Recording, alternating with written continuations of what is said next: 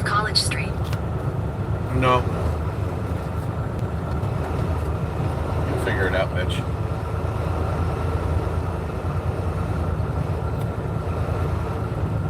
At the light, turn right onto South College Street.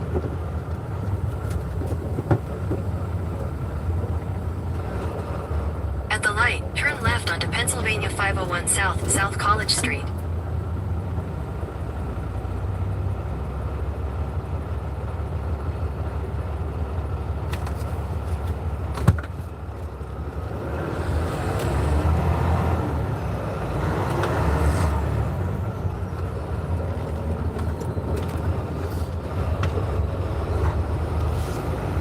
Continue on Pennsylvania 501 South for 5 miles. That bridge better be tall enough. Where's that bridge say? 13.6. That one better be tall enough. I'll go slow.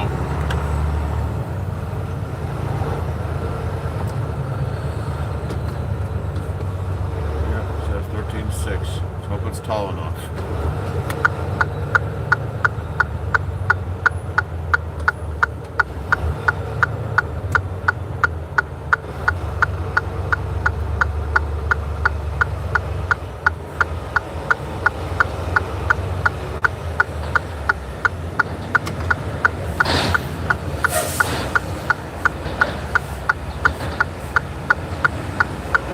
It's tall enough, but just barely. Going to the high side.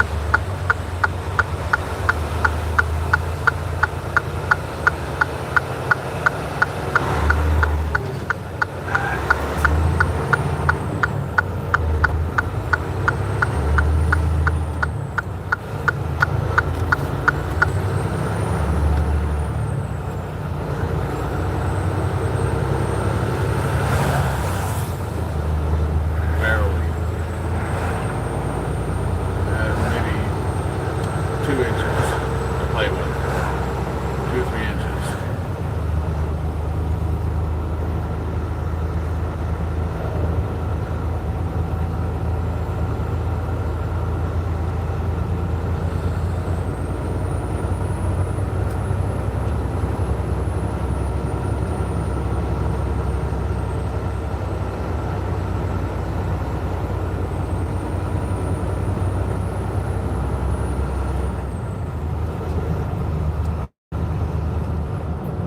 How's everyone doing? I'm doing good, Robert. Just driving through the fog. Going to my next pickup.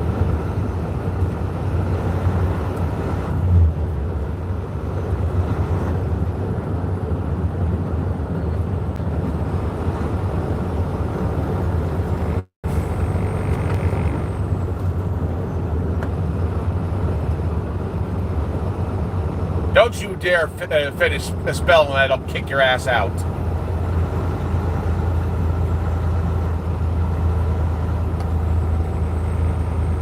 You're gone.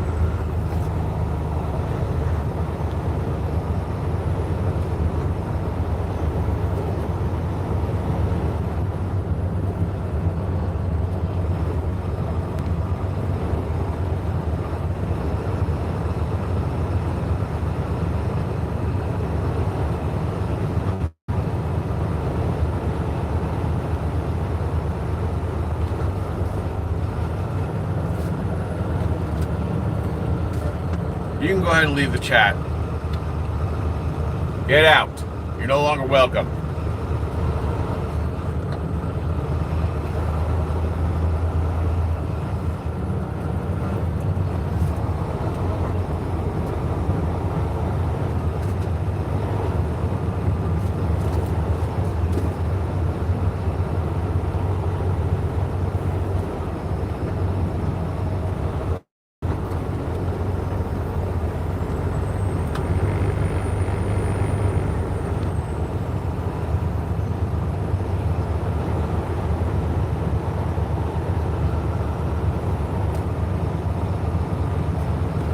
Goodbye, stupid.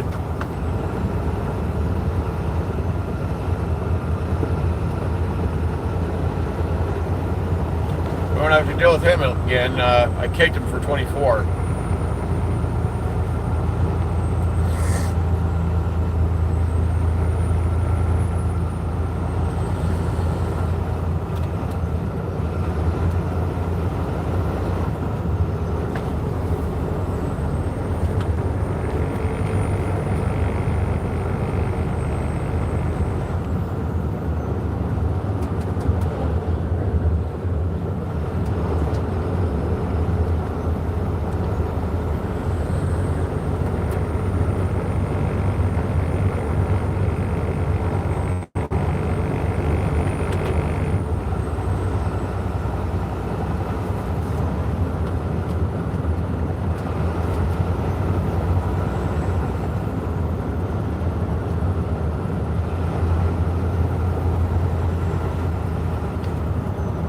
Yeah, Captain Dipshit there was kicked out of the chat room for 24 hours. He comes back, I'm kicking him again.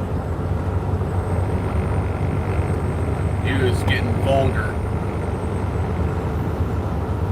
Especially spelling out the N-word. Saying stuff like free Diddy and crap like, nope, you're gone.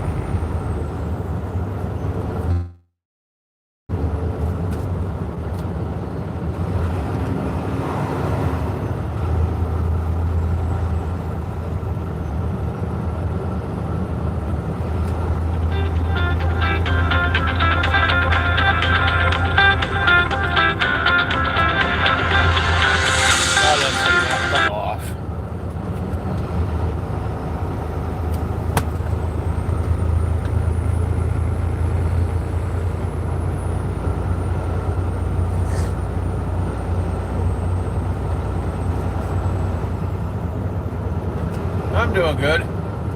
We had a troller a moment ago causing trouble, so had to give him the boot.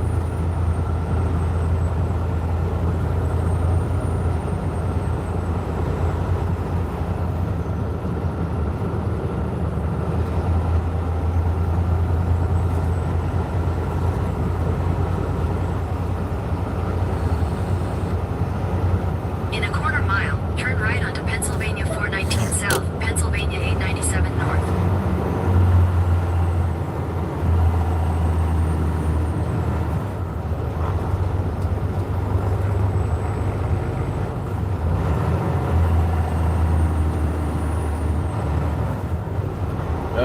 Yep, just going through a small little town, trying to get on the freeway, so I can go pick up my next dang load. Now I've got to turn here. At the light, turn right onto Pennsylvania I'm 419 cutting wide South, so I can make the Pennsylvania turn. 897 North. Then turn left onto Pennsylvania 419 South.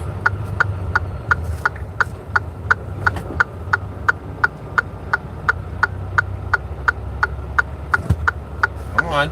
There you go.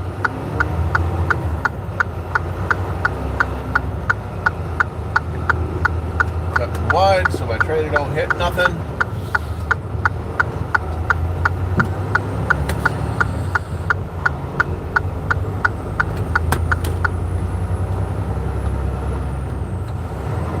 Yeah, to the idiot that was in the channel a moment ago causing trouble, let's not meet again.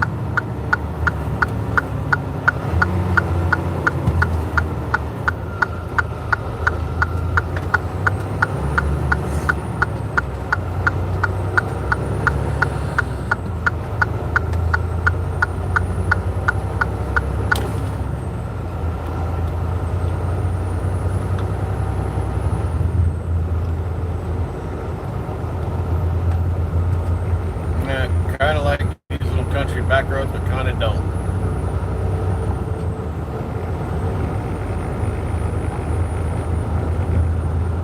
Stinking foggy as heck. 45 my ass.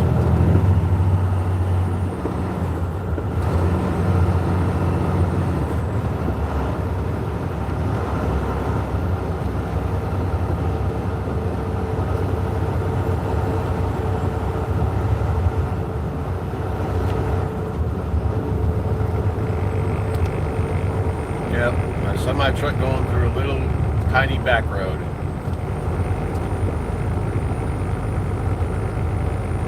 I like it because there's not very much traffic.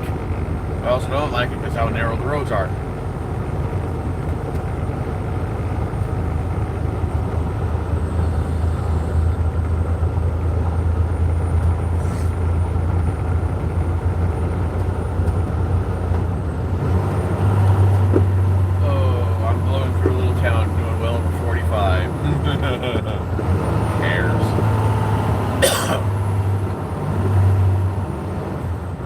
Now I'm doing 45. Now they can't say shit.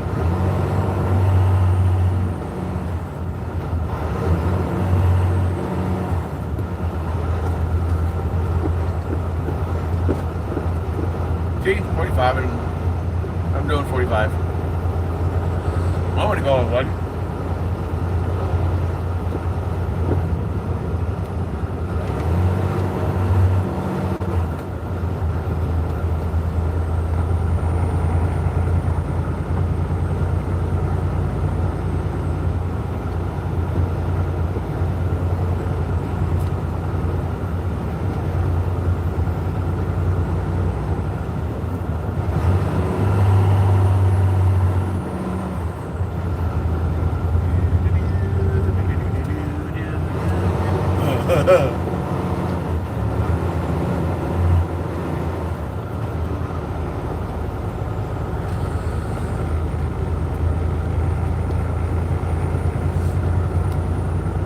Oh look, it's a tanker truck.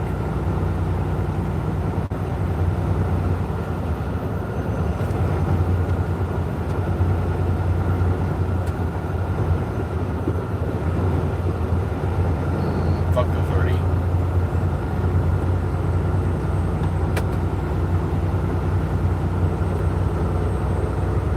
I bet you it'd be really peaceful and quiet out here. Hardly anyone around to bug you.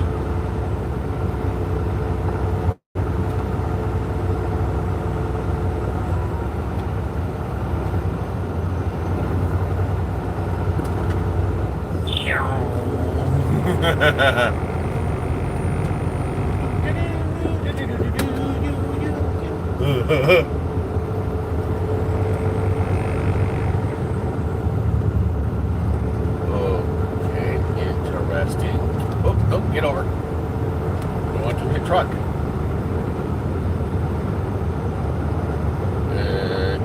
Okay. So I turned wide up ahead, 2.7 miles. Definitely not doing the speed limit. Just cruising for a bruising.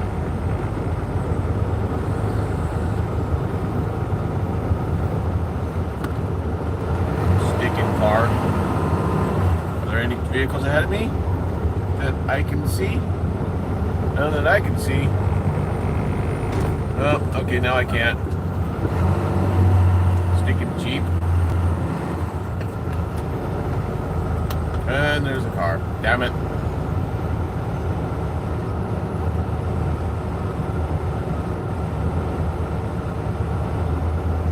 And another car and a blind hill. Yep. Much as I want to shoot around these people, I can't.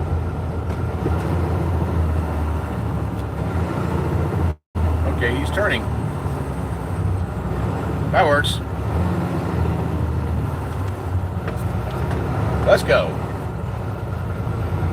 Come on, girl, let's get up to speed.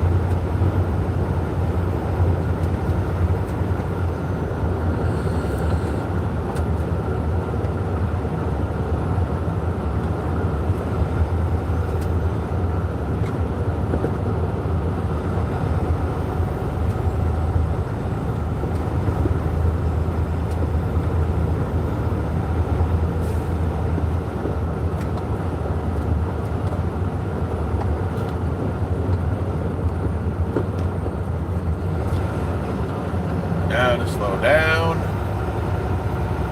My turn's coming up.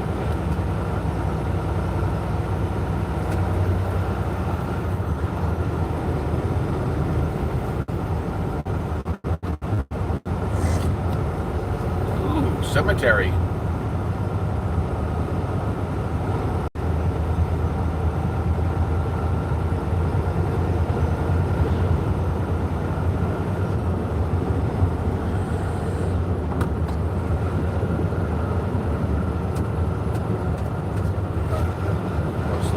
Down. Sorry about that. Sorry about that.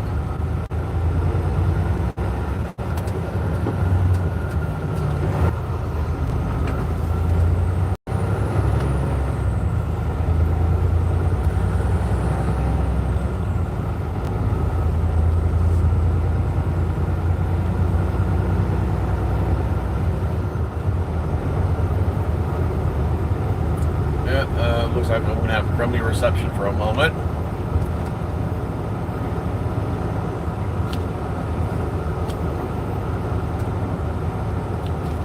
That should be really nice to live out here.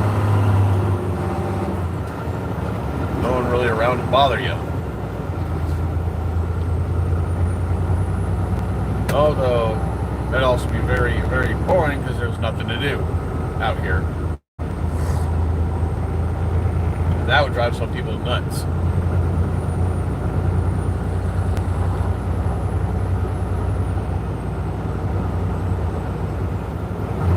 That's a nice house over there.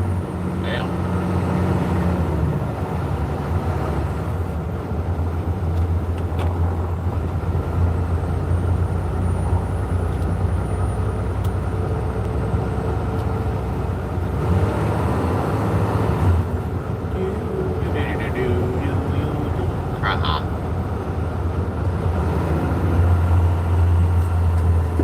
Left-hand turn up ahead.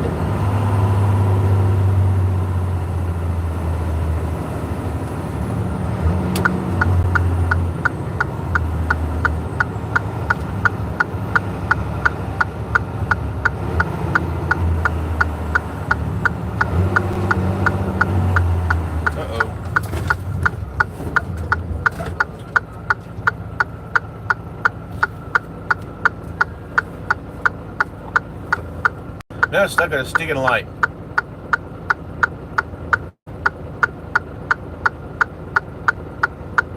And you're gonna have to listen to that tick tick for a minute.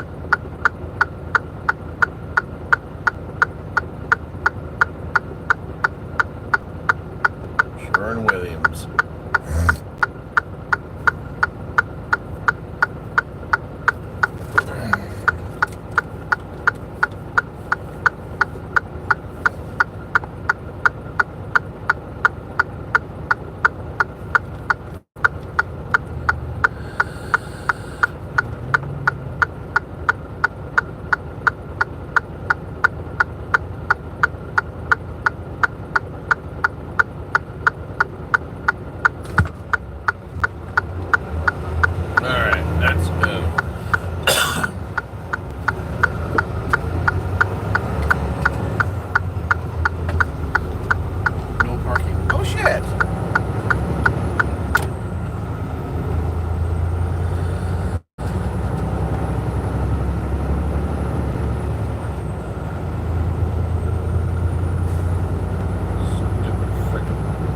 Knock it off.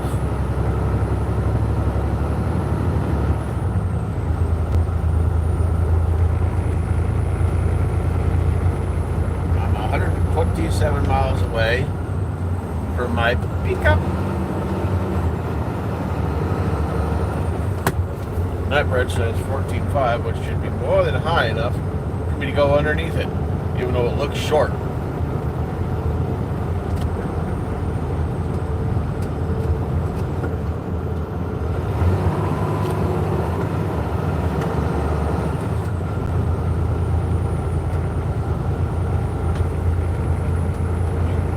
Right-hand lane, which is the slow lane.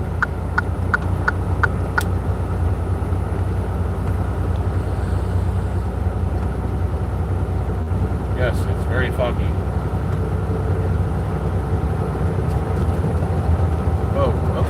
get over, according to this. Okay, so after that, okay, I'm pretty close to the freeway. This is more of a highway.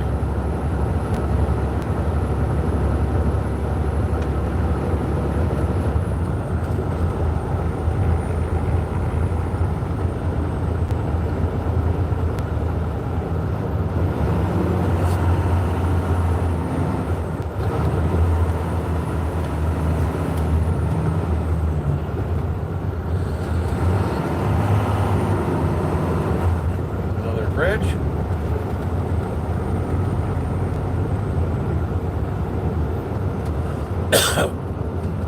Pretty close to Interstate 76, and now I'm going to head west.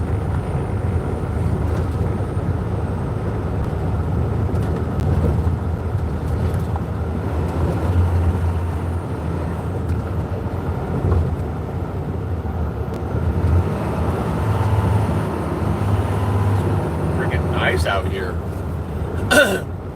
with all these fall leaves on the ground.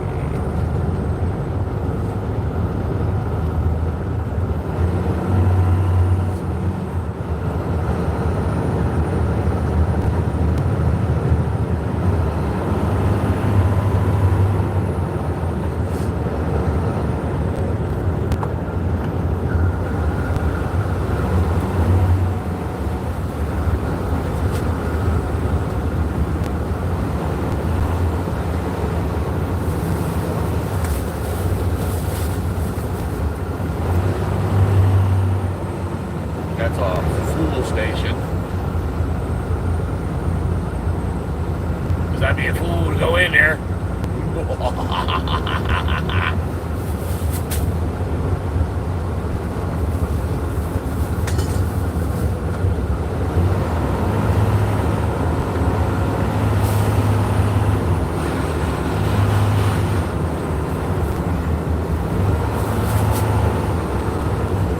Be a bloody fool.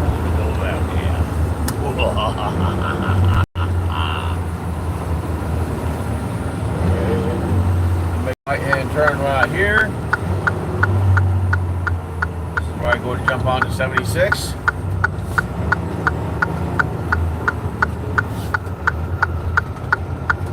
Going wide. The trailer is going to cheat.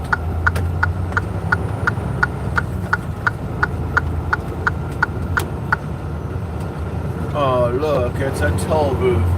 I'll take the outside one. Why? Because I can. And it's not as narrow.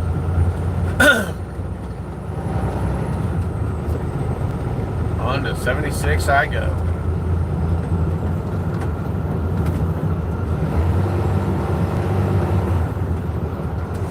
What the hell do I want? Whoever put that sign up is stupid. Why the hell would I want to make a U-turn on the highway? I guess somebody's done it before.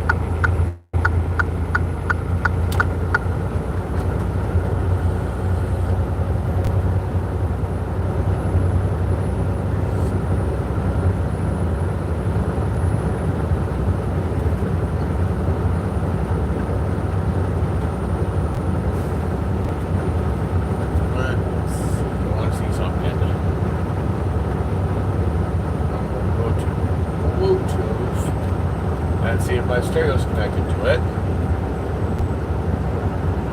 Turn on Bluetooth.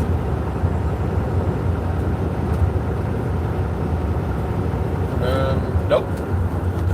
Maybe solve that real quick. I can get some stories going. Moment.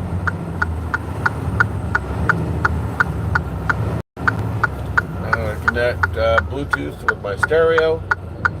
Hey, add phone. Scan. EA700. Pair. Go to YouTube. That didn't take too damn long.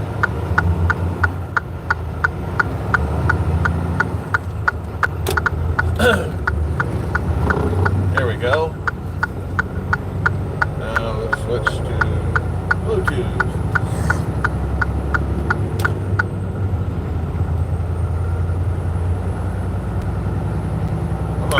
trouble with the law. In the end, I had to choose between going to jail or entering a government rehabilitation program called The Farm. The Farm, as the name implies, was a rural workplace. The owner had contacts in the upper echelons of the government and simply put struck a very convenient deal to get cheap labor, but only from troubled youths who were about to go to jail. Sounds pretty cruel, doesn't it? But looking back, I'm not so sure he benefited the most. I'd say it was kind of a win. Win, since for most of the kids, this was a much better option than going to prison. Of course, I can't speak entirely for the other guys, but at least for me, working there helped me a lot. Picking up trash on the side of the road is one thing, but spending time on something that really matters can do wonders for your life and transform your mind. And I found a part of me that definitely needed to change. I made friends on the farm that I still chat with on Facebook from time to time, even though we now live far away. But ultimately, it gave me discipline and confidence, which is amazing because I was sure my fate would be to end up in a baby jail, or children's jail for those unfamiliar with the term. The irony of it is that all the crazy things I did on the street were nothing compared to what I experienced on the farm. When you arrived, you were given a chore and a roommate. You could take care of livestock or crops or any other productive activity on the farm, and the roommate you were assigned was essentially your guide, your mentor, someone to help you adjust and keep you on track. These were people who had already been through the program and had been effectively rehabilitated, so they could offer real advice on how to do it, and that's how it worked with my guide, who was a great person. When it was my turn, I gladly accepted to be a mentor. I knew it was a challenge, as it was also a challenge to be in that situation in the beginning, but I was willing to give it my best shot before I got out of there and got my life back on track. Not everyone made it to the role of mentor, so for me it was a real honor and a great opportunity. I felt really valued and wanted to return the favor. So after about 9 months in the program, I had risen to the rank of livestock supervisor and had been given a 2-bedroom apartment to await the arrival of my apprentice.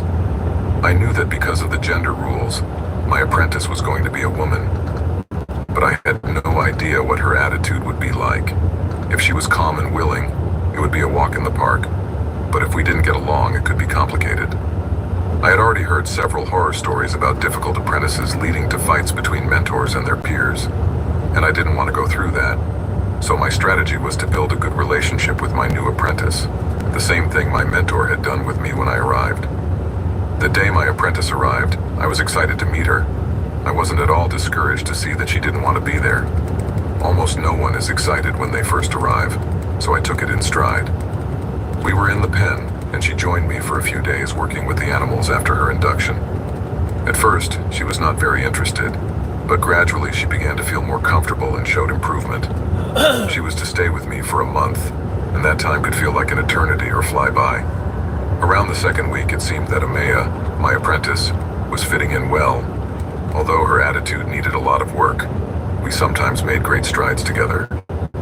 One day, however, 2 policemen arrived, and I saw that they were talking to a group leader who looked very concerned.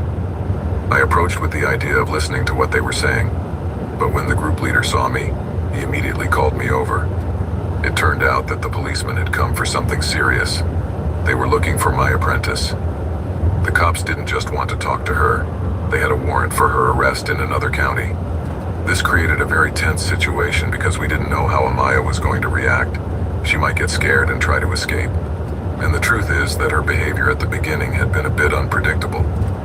While we were thinking about that, it occurred to me that it would be better if I could talk to her before the policeman arrived, so I could tell her the bad news in a gentler way and avoid her getting scared when she saw the officers. I remember when I had been in trouble with the law, the uniforms made me very nervous, and maybe in that other life I would have run too. So I knew that all that progress I had made could fall apart in seconds if I didn't act appropriately. I decided to go to the dorms. I was pretty sure Amaya was in her room, and sure enough, I found her there sitting on her bed. I told her that we needed to talk, and I don't think she even imagined that there was a warrant out for her arrest, because when I told her the news, she was devastated.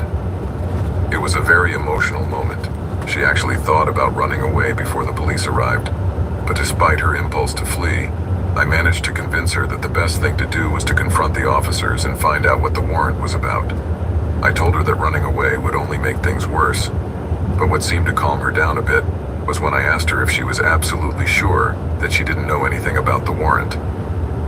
When she replied that she wasn't sure, I told her that if she really didn't remember anything unusual, meaning something serious like robbing a store or doing something violent, in the end it wouldn't be too much of a problem. Maybe it could be a missed date or a minor traffic problem. Amaya started to calm down a bit and said to me, "You're right, I don't have to be scared." I promised her that the group leaders would put in a good word for her so she could come back. So she decided to follow me to where the cops were. Amaya was only a year or two younger than me, so more than her mentor. I became her friend, and a very close bond really formed between us. That's why I really wanted to help her, and hoped that she could solve her problem with the police and return to the farm. I remember we were walking together after leaving the dorms, but when we turned the corner and the cops showed up, she suddenly turned away from me and started backing away. I saw it as a moment of doubt, but I thought we were past it. I encouraged her to keep going, but when I looked again, I noticed she was trying to do something, but before I knew it, a knife was against my throat. I was in shock for a few seconds. Feeling the coldness of the knife was one thing, but realizing it was Maya holding it was something else entirely. It took me by surprise, and I didn't know how to react as she held me with one hand and with the other, she wielded the knife, while the policemen drew their guns and approached. She started aggressively telling me to back off, so I did as she asked. But that set my mind into overdrive. "What are you doing?" I said, as I backed up with her. But she didn't answer me. I thought she was just acting impulsively out of fear, so I tried to talk some sense into her. "Amaya, think it through. This can only complicate things for you." But she only replied, "I know what I'm doing. I'm not going to jail. I'm going to get out of here." Meanwhile, the cops were yelling for her to put the knife down, but she seemed very determined. At that point, she said in my ear in a low voice that she wouldn't hurt me, and that I just needed to get out of there. I begged her to stop, that they were going to kill her, but she just yelled at me to shut up and keep walking, so I did as she said. While that whole situation was going on, a bunch of kids ran to see what was going on because they heard the yelling.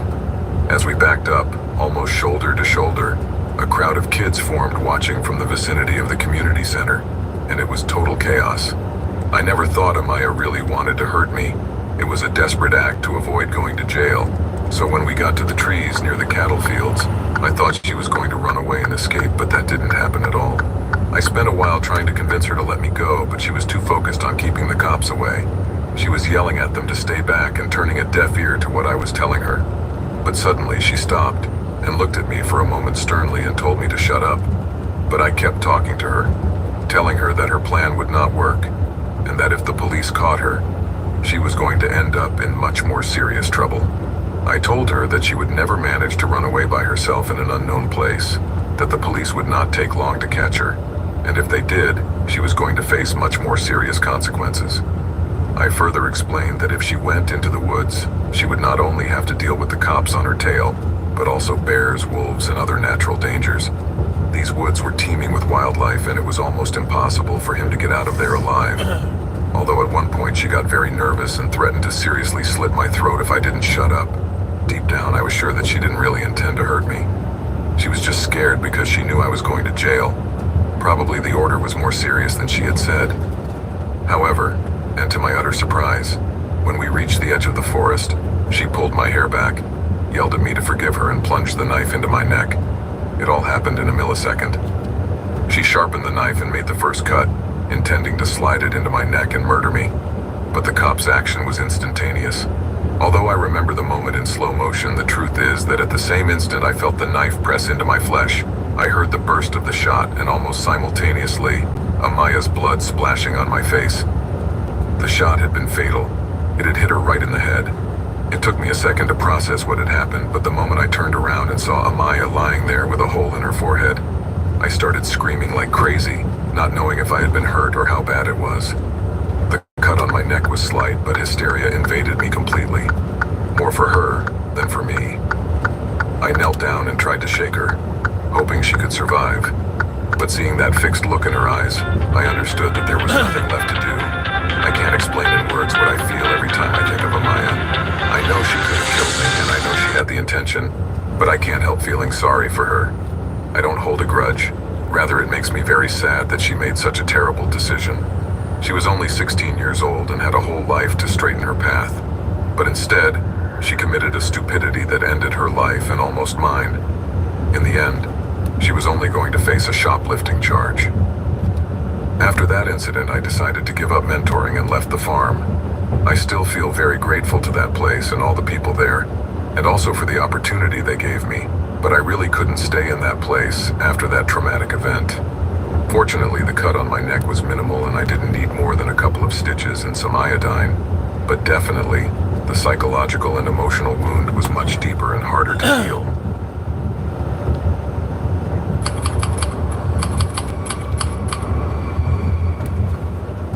It was a sunny Saturday and Alex, my best friend and roommate, and I decided to go to our trusted furniture store in the suburbs because we needed some new furniture for our living room and their things were priced very low, almost ridiculously low, which is why we had bought most of our apartment furniture there. We were excited to see what good deals we could find as we walked around the store. However, I noticed how strangely quiet it was. Even though there were lots of displays and furniture, there were hardly any customers around. It was as if we had the store all to ourselves. We didn't manage to find exactly what we wanted, so a bit disappointed, we started heading towards the exit. But at that moment, something caught my eye. A small door with no badges on it. I looked at Alex and said, "Do you want to check it out?" He shrugged and we decided to explore. So we opened the door and discovered a dimly lit staircase leading down to what appeared to be a basement. As we descended, we noticed that the air was damp and cold, which made me shiver. Alex took my arm and asked me if I was sure I wanted to go on. I said yes, because I was itching with curiosity. I wanted to see where that staircase led, so we started down. When we reached the bottom, we found ourselves in a long, narrow hallway with concrete walls. There were no windows or other doors in sight, and the only light was from flickering fluorescent bulbs hanging above us. It was strange and I was getting more and more curious, but Alex was starting to get restless and wanted to go back. As we walked along, I began to sense that something wasn't right. There was an eerie atmosphere, but I couldn't figure out exactly what it was. Now I understood why Alex was so restless. I could really feel the atmosphere getting heavy. Alex suggested that we go back immediately, but despite everything, I wanted to keep going. Now I was very intrigued, and I had to find out what secret was hidden under the tent and why that door was there. We continued a little further, and as we turned a corner, we stood completely still. In front of us was a group of men dressed in black and with their faces covered by balaclavas, and they clearly did not seem to have friendly intentions. We tried to hide, but it was too late. They had already seen us. Fear ran through my whole body and I froze. Alex was just as scared as I was, and when I met his gaze, he looked at me with accusatory eyes. I couldn't say anything, but I knew it was my fault we were in that situation. The only thing we could think to do was to raise our hands, showing that we were not a threat. At that, one of the men from that group approached us and, in a harsh voice, asked us what we were doing down there. It was absurd to say that we were lost, so we said nothing. Then the man looked us up and down and said that we had trespassed on his property, and that we could not just leave. Then he signaled one of the other men to take us to his boss, and that terrified us. I realized that the situation was much more serious than it seemed, especially after the men grabbed us roughly and dragged us down the hallway. We had no choice but to follow them, having no idea what they wanted from us, and after what seemed like an eternity, we arrived at a large metal door and were pushed inside. I couldn't believe it. The room was huge and full of stolen stuff. TVs, computers, jewelry. It looked like it was straight out of a thieves movie. In the center of the room was the boss, an older guy with a shaved head and a thick beard. He looked us up and down with a cold look, as if he was weighing what to do with us, and asked us what we were doing there. But I decided to stay silent, because I was between fear and disbelief. What was going to happen to us now that we had discovered his little secret? I didn't even want to think about the answer to that question. The boss settled back in his chair and with a mischievous expression said, "I don't think they'll be leaving anytime soon." Alex stepped forward and replied, "What do you mean? We didn't do anything wrong." Then the man let out a derisive laugh. "You're in the wrong place at the wrong time. I don't know if you've noticed, but you're in no position to demand anything." He then signaled his men to lock us in. I realized we were in big trouble. We were trapped in a criminal's lair just because we had decided to explore a mysterious door in a furniture store in a suburb of the city. That made me think that maybe the store was just a front to hide those mobsters' shady dealings in plain sight. The men led us into a small, dark, dank room. The only light came from a tall, barred window, and there was no furniture or bed, just a cold, hard concrete floor. Alex and I huddled in a corner trying to find some warmth. I couldn't believe this was happening. It seemed like a nightmare, but it was all too real. "Now what are we gonna do?" whispered Alex, very scared. I shook my head and replied, "I don't know, but we have to find a way out of here." We started checking every corner of the room, hoping to find something that could help us escape, but there was nothing. No hidden doors, no loose bricks, no nothing. We were trapped. As we stood in silence, I heard footsteps approaching. Then the door creaked open and the boss came in, accompanied by two of his henchmen. He approached us with a serious expression and said, "We need you to help us with our next hit, and if it goes wrong, well, you won't get out of here alive." We were being led down the hallway again, and the situation was getting more tense. Then we walked for what seemed like an eternity, as if we were in the bowels of a monster, until finally, we came to a huge metal door. Alex and I looked at each other. We knew we had to do something, but we had no idea how to get out of there. But suddenly, we started to hear noises behind us. Immediately, everyone became alert and drew their guns. That's when we heard them shouting from the hallway, "Police, you're surrounded. Come out with your hands up." At that moment, the guys looked at each other and all at the boss, waiting for his signal to act. He shook his head from side to side in denial, and then pointed towards the metal door. The men nodded and opened the door and rushed in there. I thought they would force us to go in with them, but instead they left us in the hallway. Alex and I wasted no time and walked out with our hands up, telling the cops that we were innocent. When we got to where they were, they looked us up and down, and we briefly told them what had happened to us. After that, a couple of officers took us outside and we stayed in custody in one of the patrol cars. What happened in there I can't describe in detail because I wasn't there to see it, but there was no shooting, no confrontation. What we do know is that that door apparently led to an exit through which the men managed to escape.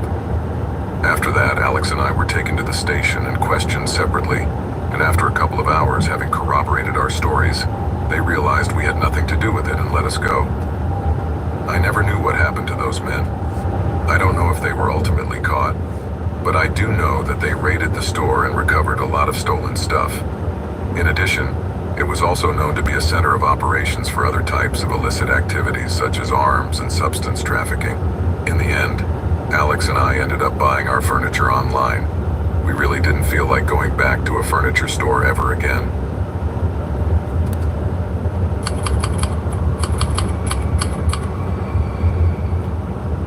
This happened at the end of the summer of 2016. To give a little context, my boyfriend Stuart and I were in our early 20s and sharing an apartment with another married couple. They were great, but unfortunately for us, Florida wasn't what they wanted. So they decided to move to San Francisco. So Stuart and I started looking for new roommates because the rent was pretty high and we didn't want to take on all the expenses. We lived in a nice area, but a little bit out of town, which made a lot of people who said they would come to see the place back out at the last minute. Finally, we were contacted by this girl named Alicia, who was Stuart's high school classmate and was interested in finding a place to live with her boyfriend, Tom. She was a sweet, kind girl and seemed like a nice person. Now I have this sort of intuition to sense people's energy when I meet them, and from the beginning I didn't feel that same good vibe with Tom. I don't consider myself a critic, but inside I knew something wasn't right with this guy. But despite my doubts, I decided not to judge and give them the benefit of the doubt, since Stuart trusted her and I had no major reason to disagree. However, it soon became apparent that Tom was a troubled guy. It had barely been a few days since they moved in, and Tom started making a lot of noise, inviting friends over to smoke weed until 4 a.m., and playing the music so loud it sounded like he was in our own room. He was quite disrespectful, especially to me, as more than once he made inappropriate advances to me. But the worst part was that Stuart did nothing about it, and on one hand I was relieved, because I knew it would be a direct conflict between them. Tom was about 23, but he acted like he was 14. We later found out that he had a police record for theft and other things. He even threatened me several times, which was scary since I was just a 20-year-old girl trying to get along with everyone. But this was just a little bit of context I wanted to give you about Tom to make it easier to understand what's coming next. It was a Tuesday night and I got home around 7:30 in the evening. As I walked up the stairs, almost reaching the 3rd floor, I saw Tom leaving the apartment in a rather strange attitude, but I didn't want to say anything because we didn't like each other, so I ignored him and went on my way. But he started yelling at me, asking me to look inside the apartment, and when I peeked my head out, I didn't see anything strange. So I asked him what he was talking about then, in an angry voice. He said that he had been robbed, and that he had just come home and discovered that. However, all the furniture was in its place, so I didn't understand what was going on. Upon entering, I noticed that my Wii U console was missing, but the rest of my consoles were there. At this point, I was becoming more and more suspicious of him, but I tried to stay calm and called Stuart to see how far away he was. Usually we would arrive at about the same time, so I decided to call. But Tom started yelling at me again. He told me he had called the police and they were on their way. With those words, I knew he had probably been in the apartment for a while and had already had time to hide all his weird stuff. It wasn't long, and the police arrived, just as Stuart was coming home as well. So one officer went upstairs with my boyfriend and Tom to check what was missing, while another stayed downstairs with me. We were chatting and I started to hear what had happened. It turns out that a lot of our stuff was missing, but Tom was only missing his PS4. So I asked the officer if I could search Tom's car and also told him that if he needed to check Stuart's car or mine, no problem. The officer said there was no need to check our cars, but he agreed to check Tom's car. When everyone came down, they asked Tom if they could search his car and asked for his ID. He said yes, but first he needed to go inside to get his ID and keys to the apartment. So Stuart and I followed him upstairs and watched him take out his wallet and keys before leaving the apartment. We didn't want to be nosy, so we decided to stay home while the police checked his car. A few minutes passed and he still wasn't back, so we started looking for him in the neighborhood, but of course he had already disappeared. How convenient. Since he agreed to have his car searched and never objected, the police went ahead and checked to see if it was unlocked. And guess what? We found all our stuff inside. There was our 3 Deciseconds console, PS4 controller, STW's laptop, several Wii U games, our tablets, and even cash. The next morning I decided I had to act. I had had enough and I was not going to tolerate any more this guy. Besides being a troublemaker and disrespectful, was a thief. So I threw all his stuff next to the dumpster and told Alicia that if she wanted to stay, it would be without him. But she decided to leave, not without first apologizing for the trouble caused. I told her that it wasn't her fault, but that I never wanted to see her boyfriend near my house again. I then called a locksmith to change our locks. I thought about getting a restraining order against Tom, but in the end I didn't go for it. I really didn't think it would be necessary because I didn't think he would dare come back after what he did. However, a few weeks later, we saw his car parked right next to our building, but we decided to pretend we didn't see it. We just watched him from our apartment, with 911 ready just in case. Fortunately, in the end, he just drove off without causing any more trouble, but I really hope I never run into Tom again.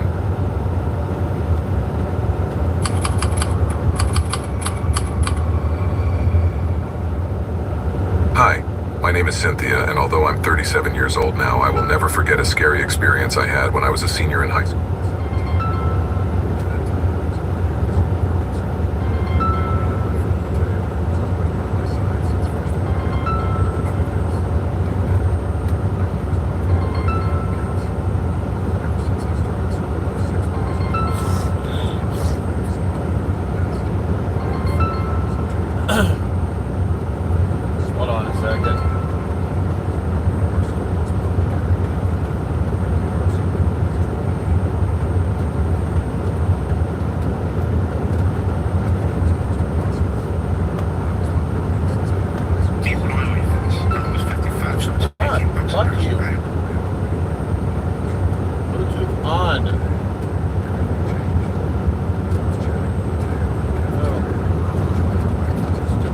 Knock it off.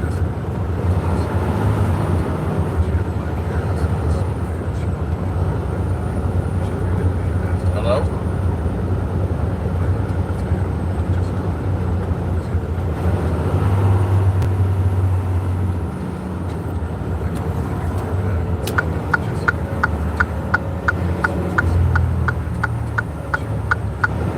Okay, I'm pulling over. I'll call.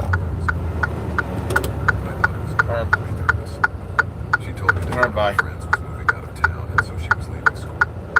Since then, it was just 6 of them.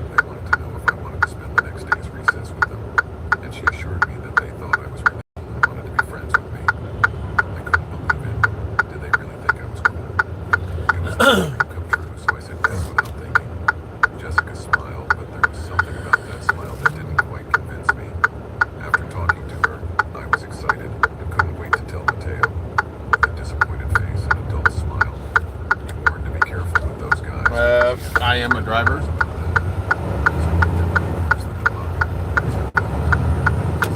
Mitus.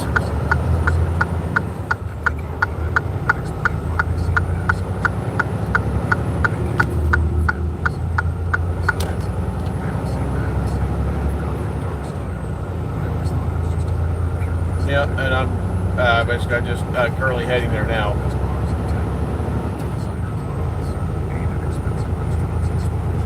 About 100.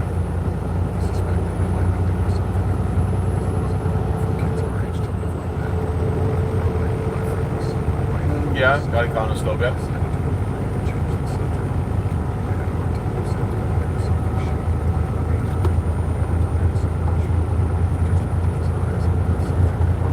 About there.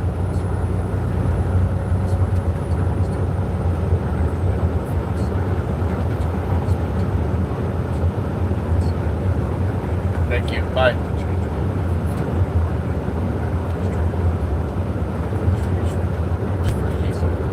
And the weird feeling I felt when I was around Jessica, I still decided to move on, thinking that maybe they were just rumors and there was nothing to worry about. However, deep down, a voice was telling me to be careful. That afternoon, after the talk with Jessica, I kept imagining what it would be like to be part of that cool group. And I couldn't help but imagine freaking called them. Being admired and envied by everyone at school. But I also had fears. I was terrified that when they realized I didn't have as much money as them, or that I wasn't as cool, they would stop talking to me. But after thinking about it, I decided I should give them a chance. I was also worried about leaving Mateo alone. It really hurt to think that my friendship with him might be affected. But deep down, I knew this was an opportunity I couldn't pass up. That night I had a hard time sleeping. The excitement of sitting with them the next day had me tossing and turning. It's so crazy how much importance we place on such silly things at that age. When I finally fell into a deep sleep, I had a weird, creepy dream. Jessica appeared dressed in black in a dark place, took my hand and with a box cutter cut her palm and then did the same to me, letting droplets of blood fall. Then she intertwined our hands and it looked like we were making a blood pact, smiling that same fake smile she had shown me before. The atmosphere was so tense that it made me uncomfortable, and when I woke up I felt very scared and confused about what I had dreamed, but I tried to think it was just because I was overthinking everything. Still, the fear was still in my chest as I got ready to go to school. I couldn't stop thinking about what I had dreamed. Could it have some weird meaning? When I arrived at school, I was nervous and excited at the same time, my heart racing. I was walking through the halls looking for the popular group, feeling a knot in my stomach. Every time I saw them, the image of Jessica popped into my mind, and that only increased my anxiety. My friend Mateo seemed strange that day. He was distant and preoccupied, as if he sensed something was wrong. I tried to talk to him, assuring him that everything was going to be okay, but I felt that something was changing between us. It was as if little by little an invisible wall was rising between me and him. But I told myself that I had to continue with my plan to get closer to the populars, trying to ignore the doubts that were filling my head. I really was obsessed with being a part of them, and now that I think about it, as an adult, it was such a sick thing. Time passed slowly, and every minute felt eternal as I waited for recess. My thoughts were in a back and forth between excitement, fear, and worry for Mateo, but I tried to calm myself and convinced myself that everything was okay. And when the time finally came, a mixture of anxiety and excitement washed over me from head to toe. As I made my way to the cafeteria, I saw the popular people at a table in the distance as if they were waiting for me. Then Jessica raised her hand and waved at me, signaling that they were there. Even though it seemed like a friendly gesture, a wave of fear ran through me. It was weird, but still, with my heart pounding, I started to approach them. With each step, the fear grew, as if something dark was warning me of the danger ahead. My legs seemed heavier and the path to them felt endless, as if I was trying to escape at the same time.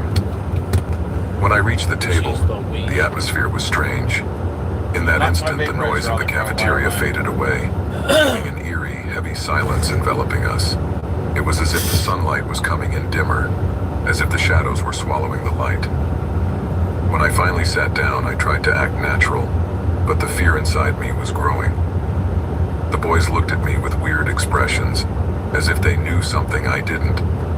and their faces looked paler and emptier than ever, as if they were missing something. Suddenly, Jessica started talking, but her voice sounded strange, like it was coming from far away, and I felt more and more anxious. As the conversation continued, I noticed that the boys spoke in a weird tone which gave me the creeps. The objects around us seemed to move strangely, as if they had a life of their own. The chairs squeaked and twisted, giving the impression of being trapped in a bad dream. The shadows on the walls seemed to lengthen, taking on strange shapes that watched me. It was too strange what I was experiencing, but I thought I was just too nervous and hallucinating things. So even though fear gripped me, I tried to go ahead and participate in the talk, but every word I said seemed to make everything darker.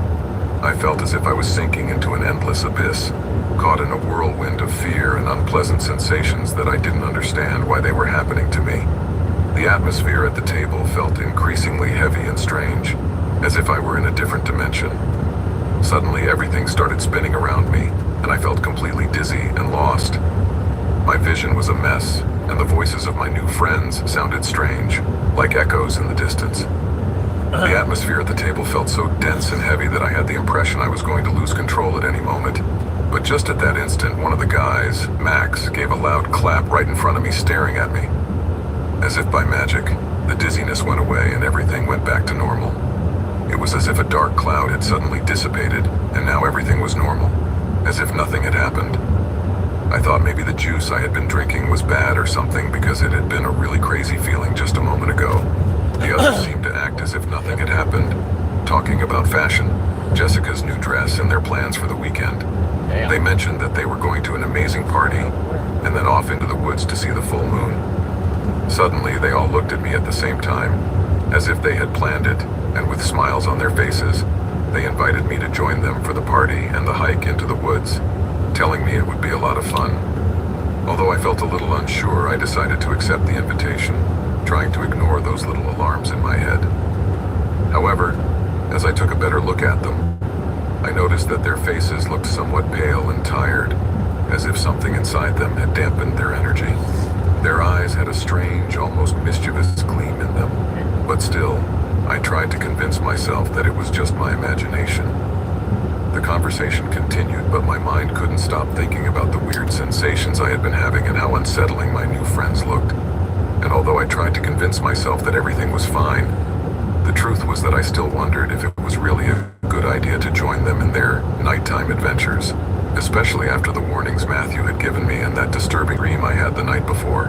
As recess drew to a close, the laughter of my friends was like a chorus of shadows, which left me with an uneasy feeling creeping into my bones.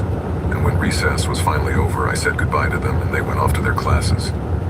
Their smiles didn't seem very sincere to me, and something about them made me uncomfortable, but come on, I knew the world of Popular was like that, frivolous but cool.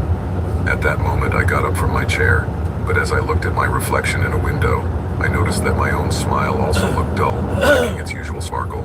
I stared at my own reflection for a moment, noticing that something in me was also changing. Not only my outfit, which was now a little more similar to their style, something a little emo.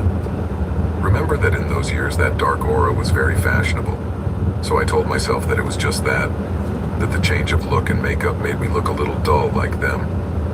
But that was great, wasn't it? I shook off those confusing thoughts and went out to find Mateo. I sat with him in the living room and told him everything that had happened at recess, how I had felt dizzy and scared for no reason, and how everything was suddenly back to normal.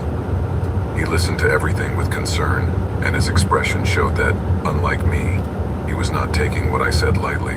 Matthew suggested that maybe someone had put something in my juice because what had happened didn't feel right. He recommended that I not go to the party on Saturday, arguing that the whole thing felt weird and that it didn't make sense for them to be looking for me with so many other girls at school. Although at one point I was annoyed by his words, deep down, I knew he was right. However, the desire to be part of that group and live the life of the popular ones was so strong that I decided to ignore all of his warnings. I convinced myself that my fears were absurd and that everything would be fine if I just relaxed and enjoyed this thing that had been my dream for years. As the week went on, I moved further and further away from Mateo and closer to the popular ones, unaware of the shadow that was looming over me. During the week, even though I would pass my group of friends in the halls and we would share laughs and jokes, there was always a strange, nagging feeling hovering in the back of my mind. The nights were getting harder and harder. It was as if my dreams decided to play a practical joke on me, and the nightmares were horrible. Jessica and the others would turn into monstrous creatures that would chase me, trying to devour my soul. What madness. On Friday night, just before the weekend when I was going to the party and into the woods with the populars, I decided to talk to Mateo again. I wanted to apologize for leaving him aside and tell him what was going on with me, wanting his support and wisdom because he was a pretty mature person for his age, unlike me. We met at a cafe near our houses, and the first thing I noticed was how tired and haggard he looked. I wondered if he had been worrying about me all this time and if the distance he had put between us had affected our friendship. Seeing him like that really filled me with guilt.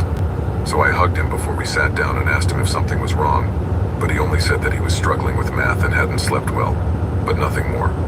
So without further ado, I shared with him my fears, the nightmares that were tormenting me, and that constant discomfort I felt every time I was with the populars. Mateo listened to me carefully, and his face reflected a lot of concern and sadness, and after an uncomfortable silence, he advised me to think carefully about what I was going to do, and that if at any moment I felt bad or in danger, I should not hesitate to get away from them and return home to go back to being the friends we were before. I nodded, thanking him for his concern and promising that I would take his advice into account. As we said our goodbyes, we each went home, but the restlessness continued to grow inside me. That night I tried to sleep early, preparing for the chaos of the weekend ahead, but sleep did not bring me the relief I had hoped for, but more nightmares that haunted me until dawn. In my dreams, I was trapped in a dark and frightening place. Everything was an uncomfortable silence and the air stank, as if I was surrounded by death. In the midst of the darkness, I could see many candles illuminating a strange altar covered with weird symbols, and as I got closer, I noticed that the altar was covered in what looked like fresh blood, which was falling in a puddle on the floor. In the center, there was a large open book, made of something that resembled human skin, and the letters appeared to be written in blood. The symbols in the book called out to me as if it wanted me to read them aloud, so I did. But as I began to recite the words, an indescribable terror came over me, and the air grew heavier and heavier. The candles began to burn with blue flames, and the shadows transformed into grotesque figures. I felt that dark and ancient beings were hiding, watching me, waiting for me to fall into their trap. At that moment, the folk appeared, dressed in black robes and masks that hid their faces. They began to chant in a strange language, holding objects covered with symbols and red spots. I realized that I was trapped in a witchcraft ritual, and my soul was about to be offered to beings from beyond. Who knows what kind of evil entities? I tried to run, but my legs did not respond, and when I wanted to scream, I could not make a sound. They continued with their ritual, and a dark energy began to build up around me, trapping me in a whirlwind of terror. I felt that darkness creeping into me, devouring my soul and leaving me empty. That night I woke up drenched in sweat, my heart pounding after the nightmare. The dark images were still fresh in my mind, but I decided not to give them any importance. I thought they were just things of my imagination and that I shouldn't worry about silly things. So, in spite of everything, I prepared for the party with my new friends, and if everything went well, maybe afterwards I would go to the forest with them. I made a promise. If anything went wrong, I would look for Mateo. At 8 p.m., I arrived at the party. The place was full of elegant people, but there was something in their looks that made me a little uneasy. But as always, I tried to ignore that feeling and just enjoy the night. I let myself go, drank more than I should have, and had a great time, relieved to think that maybe I had overdone it all because of my fears. When the clock struck 12, I told my friends I was leaving because my parents would worry. However, they insisted that I accompany them to the woods, and, under the effects of alcohol and excitement, I eventually gave in. However, when we arrived, my heart stopped. There was an altar there, exactly like the one in my nightmare.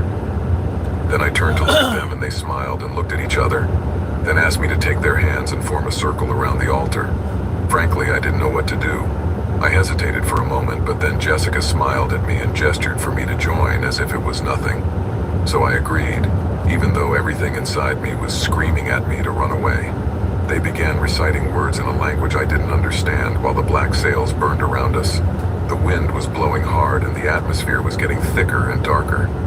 Suddenly, it dawned on me that I was in a witch's coven, just like in my dream.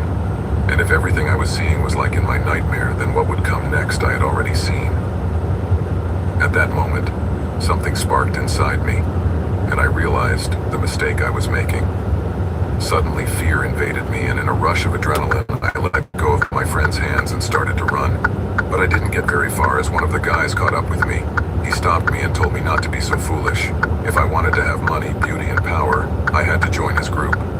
He explained to me that Satan, the true king of kings, according to him, had appeared in the dream of one of the girls and had told them that I was the chosen one. That's why they were looking for me. When I heard the word Satan, fear came over me, and that helped me to regain my clarity. I let go of their grip and immediately ran like never before towards the road. Luckily, a woman passing by in her car saw me signaling to stop and pulled over to take me home. I could barely speak, and when I finally arrived, I burst into tears. My parents hugged me, and my mom stayed with me that night to make sure I was okay. But I didn't tell them what had really happened. I just made up a story about how I drank too much and threw up in front of everything and that it embarrassed me. To them, it logically seemed like I was exaggerating, but they still comforted me. I couldn't tell them the truth. That could only make things worse. The next day, I went to see Mateo and told him everything. He took me to a spiritual guide who lived near his house, and he cleansed my energy and promised me that those witches and the evil entities that accompanied them would never come near me again, and luckily they did.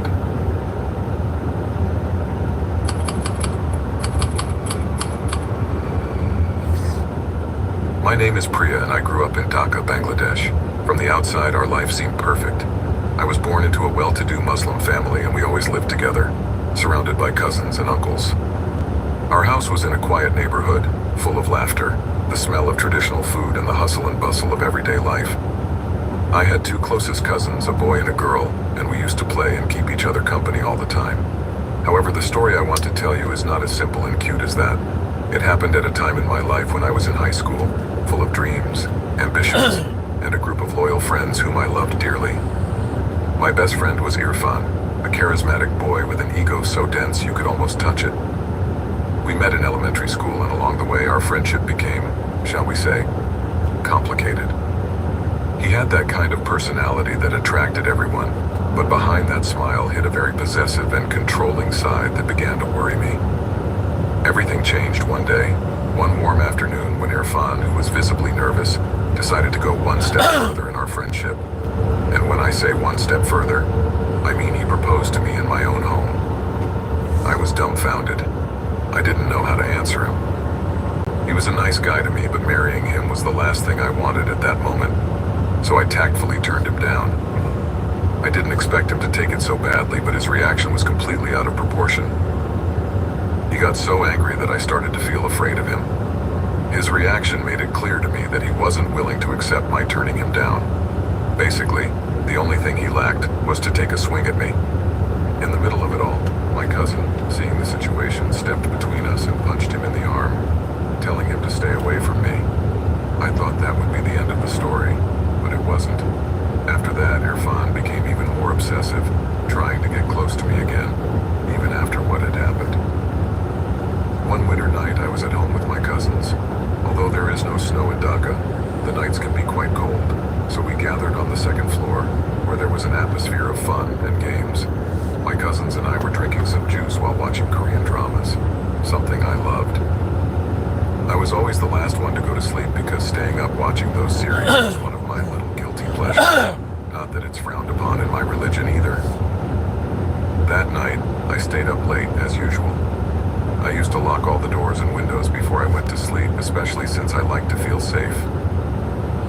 At about 3 a.m., I was awakened by a strange noise coming from my window. It was a high-pitched sound, as if someone was trying to open it. I got up slowly, trying to remember if I had left everything properly secured, and when I looked out the window, I couldn't believe it. There was Irfan, standing right outside. I knew he must be hiding from the security cameras surrounding the house, and my heart stopped for a moment when I saw him jump onto my balcony. I was in shock, and my mind filled with terror. He was not just a former friend. He was now a threat to me. In an instant, I saw him begin to cut the glass door to my balcony with a glass cutter. And in that instant, panic and adrenaline took over. I couldn't just stand there paralyzed, so I ran out of my room and locked the door. I had to do something, so I picked up my brother's gun, which I always kept locked away for safety, and held it trembling in my hands. I woke my cousin and told her to call our parents and my aunt and uncle who lived in the same building. I couldn't let Irfan into the house. I had to catch him. I knew his ego was immense, and in his mind he was not going to give up easily on me. He had already stated that he would rather be in jail than leave without fulfilling his goal. And fulfilling his goal could mean many things. While my cousin called the police, my uncle and father arrived in a matter of minutes as they had the apartment just upstairs from us. My male cousins, who were returning from a party later that night, were met with a tense scene. Irfan was at the gates of our home, and even under the pressure of the police arriving, he seemed determined to move on. But the police finally arrived and began to check out the situation. I was too scared and didn't know what would happen. Irfan didn't dare go in, but he was there, waiting, as if he thought he could intimidate us, or what do I know. At this point, I didn't know what was going on in that guy's head. It was crazy what he was doing, and any sane being, he would have just left. When my cousins arrived, they gave him warning, and finally the police caught them. But instead of facing charges, Irfan was taken to a mental health facility, as his behavior was erratic and he seemed to have serious problems. Violence and obsession are not something to be ignored, and all of us were relieved that the situation had not escalated further. After that, I heard no more from him, but a mutual friend told me a couple of years later that he had come out of rehab and moved in with his parents in Turkey. I am really glad that was the case, and I hope with all my heart that he is still doing well. But for me, that was one of the scariest episodes of my life.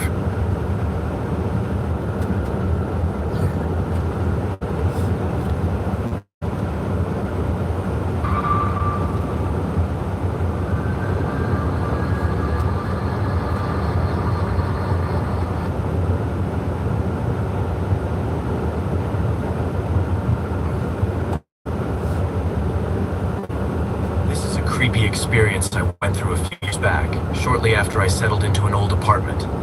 I'm still in the same town now, and whenever I pass that building, it sends shivers down my spine. I was 27 at the time, already living independently for a while. The place I rented was a modest apartment on the 4th floor of a 5-story building. The wooden floors were old and uneven, making creaky noises with nearly every step. Despite its flaws, it was a step up for me. Better than the shared house where I used to split a cramped room with a guy I barely knew. I'd even spent months couch surfing with friends before, so having a space of my own, no matter how tiny, felt like a huge upgrade. When I first moved in, the building seemed eerily empty. I didn't see anyone around, but I figured most people were likely at work since it was the middle of a weekday. After unpacking the essentials, I collapsed on the living room floor, my only comfort being the air mattress I'd picked up at Walmart because I couldn't afford a bed yet.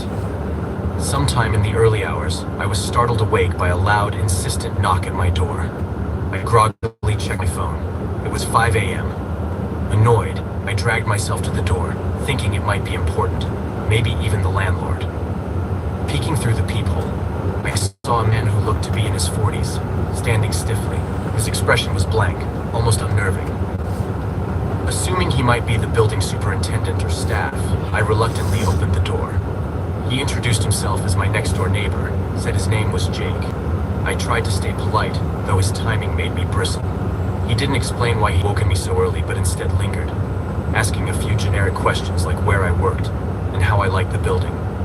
At one point, he awkwardly mentioned the weather. I didn't want to be rude, but the whole interaction felt off, and he didn't seem to get my hints to wrap things up. Finally, I mumbled something about needing sleep and shut the door mid-sentence while he was still talking. I managed to fall back asleep for a couple more hours before starting my day. That evening, after running errands and grabbing dinner with a friend, I returned to the apartment around 6 p.m. As I climbed the stairs to my floor, my heart sank when I saw Jake standing just a few feet from my door. His posture was stiff again, and he didn't appear to be doing anything, just standing there. When he noticed me approaching, he quickly turned and disappeared into his apartment without a word. The encounter left me unsettled. His strange behavior from earlier was bad enough, but now it felt like he was keeping tabs on me. Over the next few days, I met a couple of the other tenants, including a guy named Alex who seemed normal. He was around my age, and said he'd been living there for 2 years. I brought up Jake with Alex the next time we talked, asking if he knew much about him. Alex shrugged, saying Jake was odd but didn't seem dangerous. That made me feel a bit more at ease. Maybe I was overthinking the whole thing. By then, I'd managed to get my place fully set up. I'd upgraded to a queen bed, bought a small couch, and even added a table in the corner of the room. The apartment finally felt like somewhere I could actually live. One night that week, I went to bed around midnight. The day had been normal, so I had no reason to think anything weird would happen. But in the middle of the night, a loud knock on my door jolted me awake. Groggy, I looked at my phone. It was 3:15 a.m. My stomach dropped. Who else could it be but Jake? I shuffled to the door and peeked through the peephole. Sure enough, he was there, standing stiffly in front of my door like before. "Not right now, Jake," I called through the door, trying to sound firm. A part of me wanted to call the cops, but Alex's words stuck in my head. Maybe Jake just wasn't good with people. Maybe this was some misguided attempt to connect. Still, I couldn't ignore how uneasy he made me feel. He didn't respond. Instead, he just stood there for a few seconds and then started knocking again, harder and faster this time. He wasn't stopping. I stood frozen, unsure what to do. My mind raced. What if he kept this up all night? But if I called the police, would I regret it? Against all better judgment, I cracked the door open, hoping to reason with him. As soon as the latch clicked, he slammed into it. The edge of the door hit my forehead, making me stumble backward. My heart was pounding as I managed to shove him out into the hallway. The door was still slightly ajar, and his arm was wedged in. That's when I saw it, a glint of metal in his hand. My blood ran cold. He had a knife. Panic took over, and I slammed against the door with everything I had. After a few hard hits, the knife clattered to the ground, and he yanked his arm back. The second the door was closed, I locked it and called the police. My hands were shaking so badly I could barely dial. The cops showed up fast, and Jake didn't resist when they arrested him. I watched from the peephole as they led him away in handcuffs. Later, I found out he was evicted from the building. I never saw him again. Even with Jake gone, I couldn't shake the fear that had taken hold of me. I didn't feel safe in that apartment anymore, not even during the day. Within a few weeks, I started searching for a new place. Thankfully, my landlord understood and let me break the lease. The relief I felt when I handed in my keys and walked out for the last time was unlike anything I'd felt before.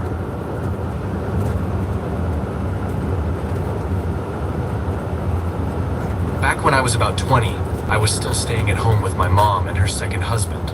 Even though I had a steady job, I stuck around to save up some cash. My stepdad, on the other hand, wanted me gone as soon as he thought I could manage on my own.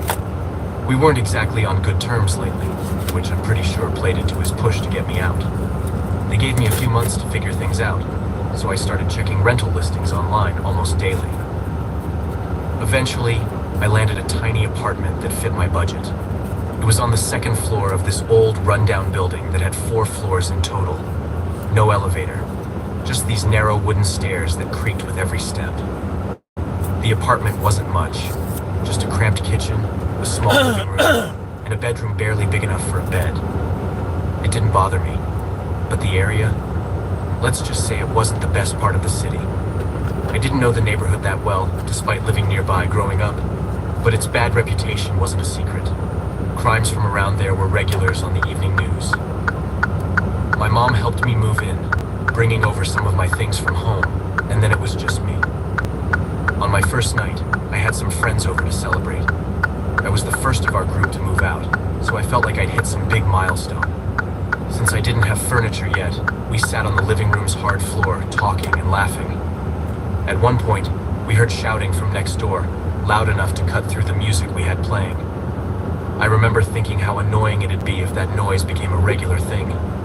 A few days later, I met the neighbor responsible for all the yelling. His name was Dave, probably in his late 40s, and he looked pretty rough. His smile revealed several missing teeth, and one of his eyes was always half closed, like he was squinting. He had this vibe that made him seem like he was barely holding things together, though I knew he wasn't homeless. He lived with a girlfriend named Maria. though I hadn't run into her yet. Through the paper-thin walls, I'd already overheard their screaming matches a few times. It wasn't just arguing, it was the kind of yelling that makes your skin crawl.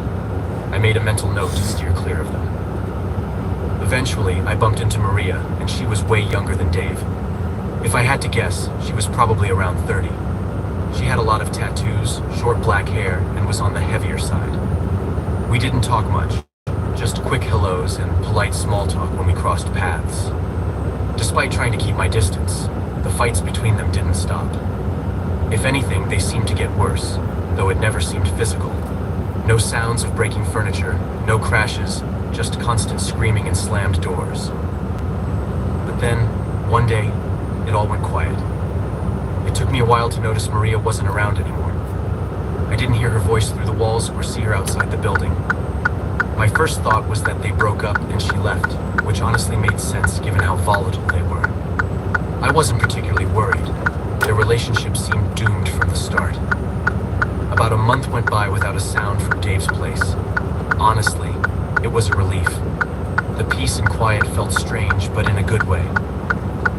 For the first time since moving in, I could actually enjoy being in my own space without dreading the noise. But one night, the silence broke. I heard yelling again, but it wasn't like before. The voice wasn't Maria's. Of that, I was certain. It sounded like Dave was arguing with someone new. I didn't want to snoop, but the paper-thin walls left me no choice. The shouting grew louder, followed by a door slamming open. Footsteps echoed down the hallway. Against my better judgment, I got up to check what was happening. Through the peephole, I saw a young woman storming out. She looked upset, her face pale.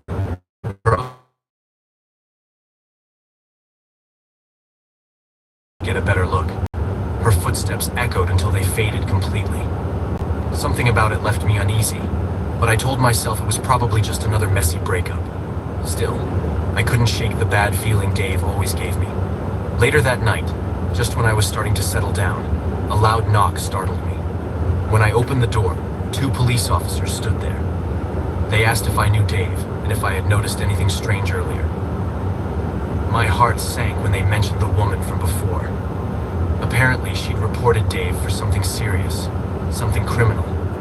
I told them what little I knew, mostly that I'd seen her leave in a hurry and looking upset. They thanked me and headed next door. A little while later, I watched through the peephole as they escorted Dave out in handcuffs. His expression was calm, almost blank, which made it even creepier. He didn't struggle, didn't argue, just walked with them like it was nothing. After that, everything went quiet again. But this time, the quiet felt heavy, like the air in the building had changed. A few days later, while grabbing my mail, I bumped into the building manager. He looked frustrated, muttering about the trouble Dave had caused for the property. When I pressed for details, he hesitated, only saying the police were investigating serious claims against him. It wasn't long before someone else moved into that apartment. Dave never came back. Eventually, I found out from the news that Dave had been charged with assaulting the woman I saw that night. Hearing that made my mind wander back to Maria. What had really been going on in that apartment before she disappeared? I never heard anything that sounded like violence, but now I wondered if I'd just missed it. It's haunted me ever since. Could I have done more? Should I have? But it's too late to change anything now. What's done is done, and all I can do is live with the questions.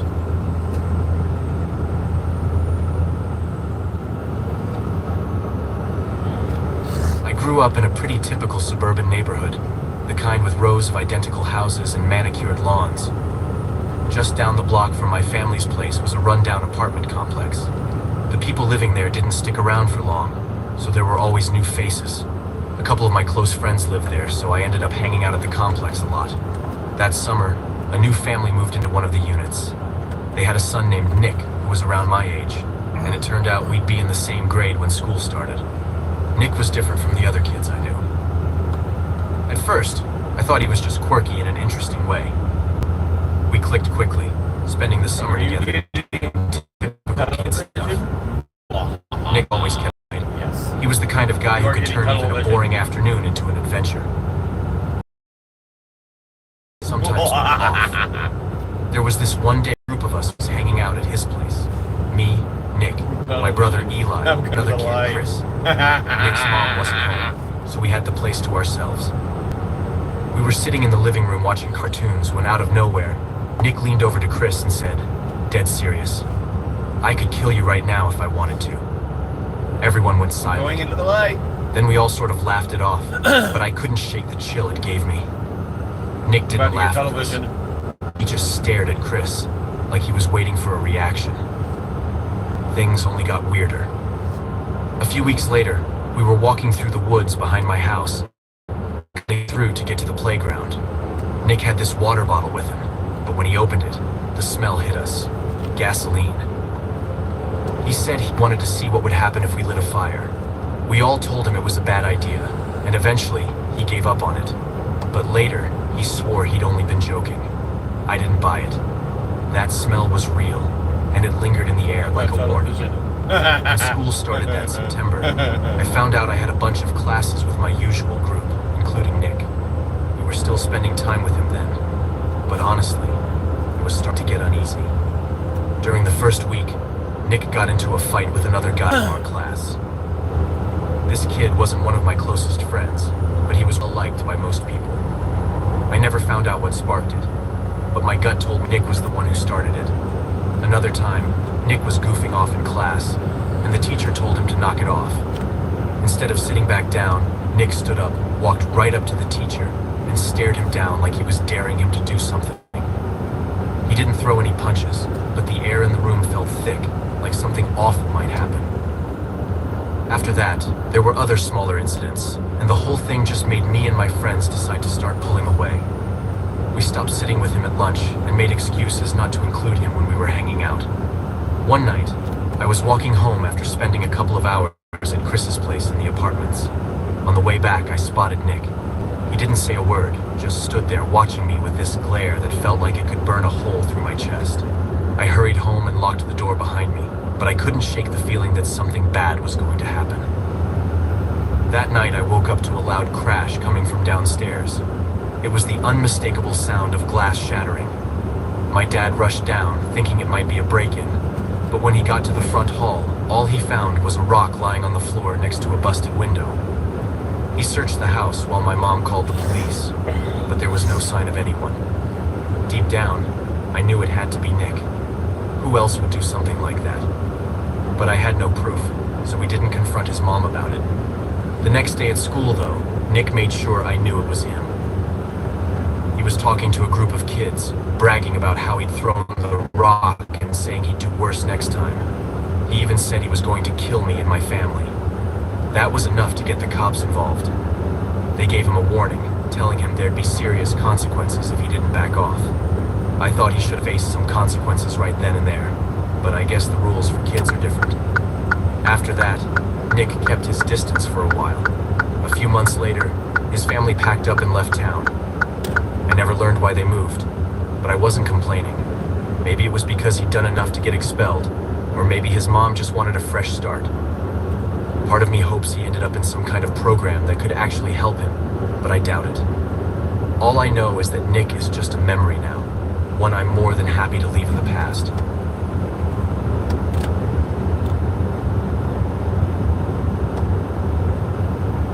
It was the summer of 2018, and I just married my high school sweetheart. We settled into a cozy duplex in a nice part of town. Things were looking up. A few months later, I discovered I was pregnant. My husband and I were overjoyed, and our families couldn't have been happier. This detail is crucial. My parents lived in a unit a block down from ours, while my grandparents stayed in the house right between. We all loved being close to each other, so it just made sense to live nearby. My husband spent weekends at a local fishing derby the town held. It ran late into the night, so I usually stayed home since I was constantly nauseous and couldn't stand the fishy smell. Evenings were my quiet time to unwind, often spent sitting outside with my mom and grandparents. That's when things began to feel off. One of our neighbors started acting really weird. He lived in the last house at the edge of the complex. Our mailboxes weren't attached to the houses. Instead, they were at the complex entrance. He would pull up his car just to sit there, facing our direction, every single evening. After grabbing his mail, he wouldn't leave. He'd just stay in his car, parked, staring in our direction for what felt like forever. Sometimes 30 minutes, sometimes over an hour. It was the way his eyes locked on us, especially mine, that made my skin crawl. His face was blank, like he wasn't even there. This became a regular thing. My family noticed too, and we began keeping an eye on him. We'd warn each other to stay alert, but the unease wouldn't go away. One night, I decided to break my routine and join my husband and dad at the Derby. The trip didn't last long though. My nausea hit hard, forcing me to head home early. My husband agreed I should rest and said he'd wait for me to feel better, but I never made it back. Instead, I tried to distract myself with some movies and waited until it was time to pick him up since I'd dropped him off earlier. On the drive back, something strange happened. We stopped at a red light when a car came speeding up behind us, closing in fast. I told my husband to look, and he saw it too. This car was practically glued to our bumper. My chest tightened as the light turned green, and I hit the gas. But when I glanced in the mirror, the car just sat there, unmoving. I nudged my husband to check, and just as I said it, the car shifted forward, its headlights suddenly flicking off. By now, it was past 2 a.m., and the empty streets made everything feel eerie. "Oh my God, look at that!" I whispered sharply. "Yeah, I see it. Just focus on driving, okay?" he muttered, trying to keep me calm. I glanced in the mirror again and saw the headlights flash back on. The car sped up, its high beams glaring into my truck, only for the lights to cut out again as it got closer. My grip on the wheel tightened as my pulse quickened. My husband stayed quiet, but I could tell he wasn't calm either. When we finally reached our townhouse complex, I pulled in, hoping the car would keep driving, but it didn't. Instead, it followed, headlights back on, trailing close behind. I pulled into our parking spot, heart pounding, while the car lingered near the entrance. My husband and I exchanged a panicked glance. "Let's not get out yet," he said softly, scanning the lot. The car inched forward, rolling slowly down the street, and that's when we got a good look at it. My stomach dropped. It was our creepy neighbor. I couldn't mistake that beat-up sedan for anything else. He parked just a few spots away, climbed out, and stood on his porch, glaring straight at us. He stayed there, unmoving, just staring at our truck like he was daring us to get out. For what felt like forever, probably just 2 or 3 minutes, he didn't budge. Then, without a word, he turned and went inside. My husband let out a long breath. "What the hell was that?" I whispered. "Who does that?" He shook his head, his face pale. "I don't know, but we're steering clear of him from now on." We headed inside, locking every door behind us. The air felt heavy with unease.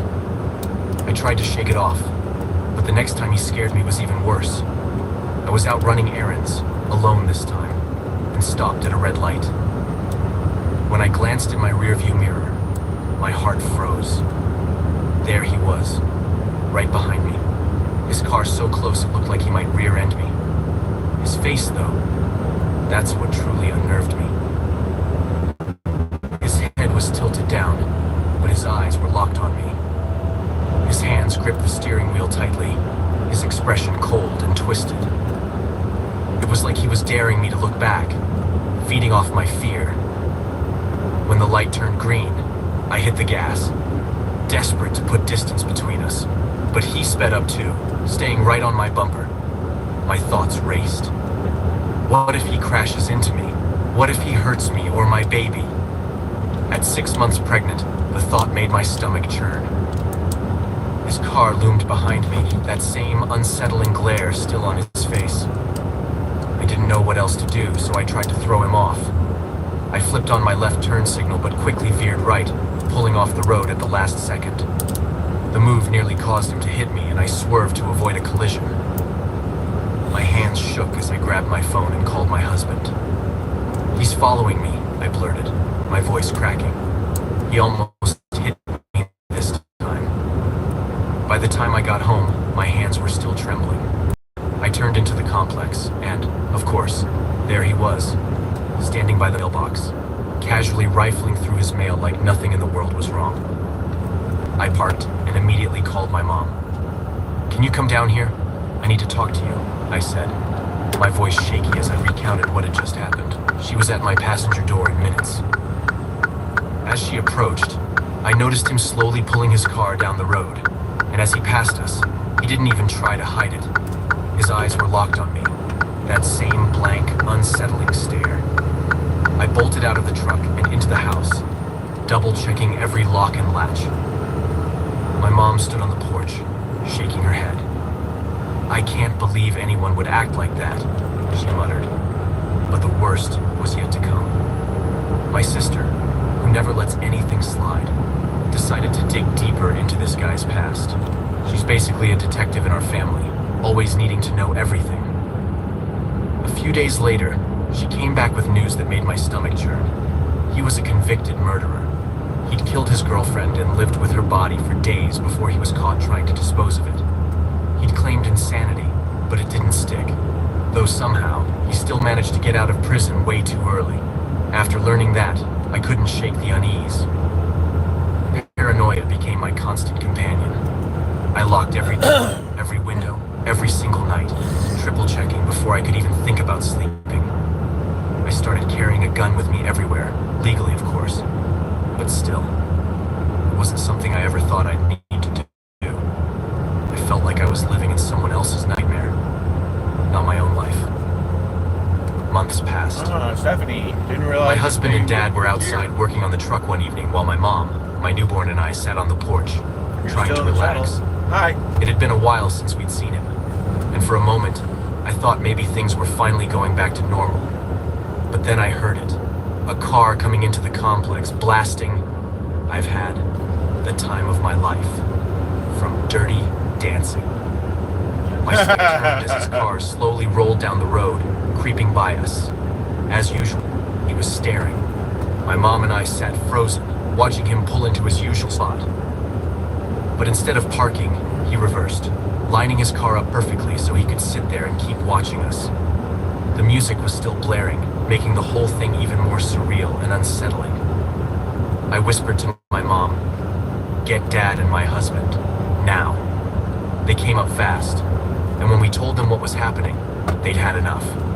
"Stay here," my dad growled, and they started walking straight toward the guy's car.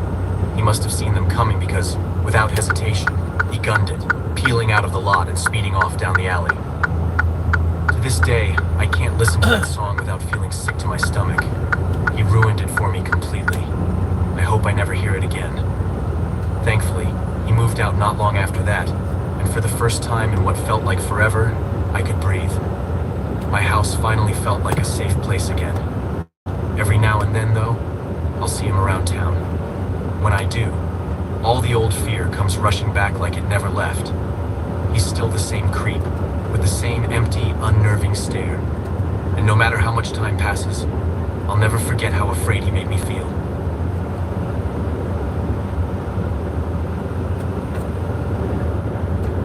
When I was around 27, my days were mostly consumed by work, and I lived in a small, historic village in the Midwest. Life didn't offer much excitement, so when my older cousin, she was in her late 30s, came to visit from Little Rock, I was thrilled. She wanted to check out the nightlife on her first evening in town, which was rare for me, so I eagerly agreed. She liked her drinks, so we decided to explore the handful of local bars my town had to offer. We found a single spot that seemed lively.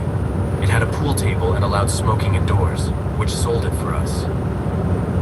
My cousin quickly wandered off to play pool with some guys, while I stayed at the bar, sipping my drink and scrolling through my phone. Not long after, I felt a tap on my shoulder. Turning around, I saw an older man, and for a second, I didn't recognize him. Seeing my confusion, he smiled and said, "Hey, it's me, Jacob's Really, I was dad." hoping that you were on. That's when it I had clicked. a troublemaker in He was here. the father of Jacob, the I guy I had had moved briefly out. dated in middle school when I was maybe 15. Jacob's dad had always seemed strict back then. I even remembered him making his son dig trenches in the yard as punishment, though I could never pinpoint why. Still, it surprised me that raising slightly when she saw I was talking to someone significantly older. Away from the side.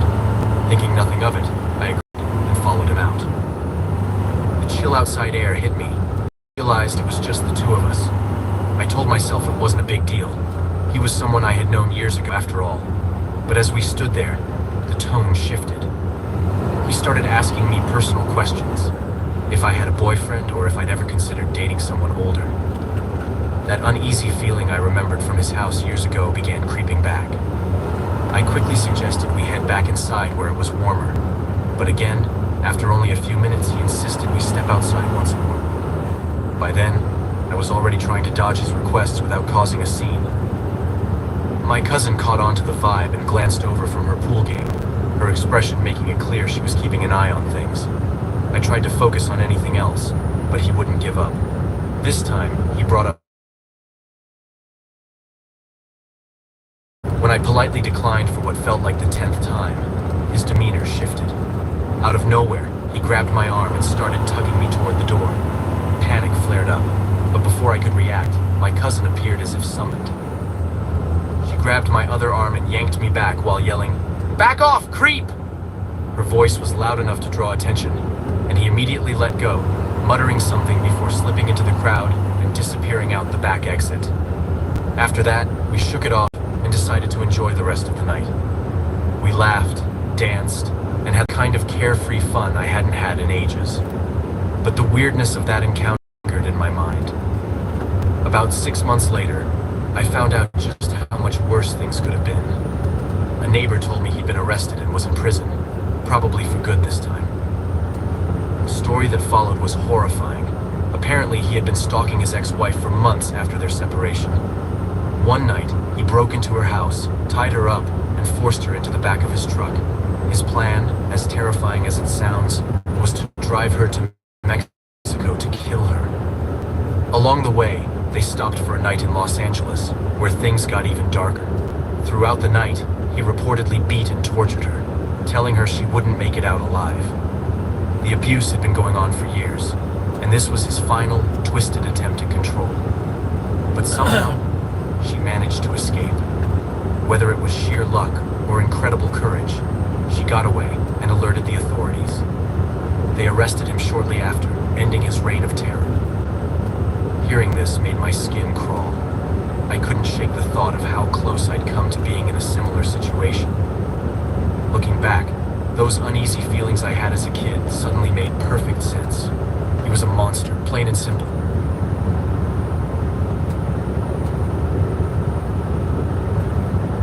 I relocated to a different city around 2 years ago for a job opportunity. The move allowed me to snag a cozy home in a decent neighborhood, not far from the downtown buzz. I was single at the time, but I figured it was a good spot to eventually settle down if the chance came. The house was 2 floors, had 3 bedrooms, and an open layout downstairs combining the living room, dining area, and kitchen. It gave off a welcoming vibe. The backyard was also surprisingly spacious, much bigger than anything I'd rented before. This was my first house, a huge milestone for me. Since I didn't have anyone with me, I asked my older sister to help with the move. I rented a small truck, and she took over driving since she's got way more patience on the road than I do. I didn't have much to bring, just the essentials from my old apartment, so the house felt pretty empty. When we arrived, we unloaded everything at the time, and she left shortly after. I spent the rest of the day arranging furniture and setting up basic stuff.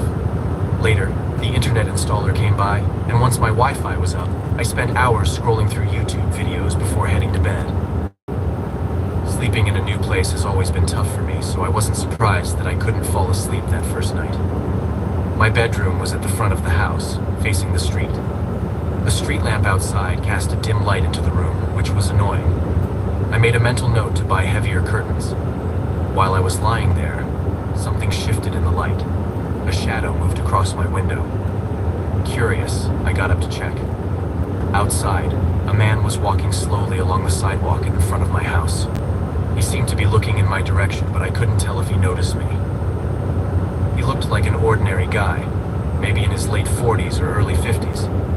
He wore a navy jacket, jeans, and glasses with thick frames. It struck me as odd because it was nearly 3 a.m., and the area didn't have much happening at night. Most places around here closed early, and the streets were usually quiet. Then again, I was new to this neighborhood and didn't know all its quirks yet.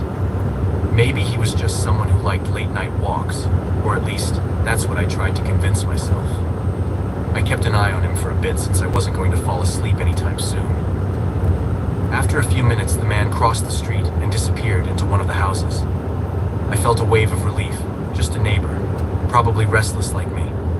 It wasn't that strange, or at least that's what I told myself to shake off the unease. Over the next week, I got to know most of the people on my street, but I didn't run into the guy from that night. From what I gathered, he didn't socialize much, which seemed to be his thing. Once, I spotted him sitting on his porch and figured I'd say hi. As I approached, he didn't even glance my way, let alone respond. He just sat there, staring at something in the distance. I tried not to take it personally. Some folks are just private, but something about him rubbed me the wrong way. The following week, I went out with some coworkers after work. We grabbed dinner at a local diner and I didn't get home until later than usual. Pulling into my driveway, I saw him again, perched on his porch.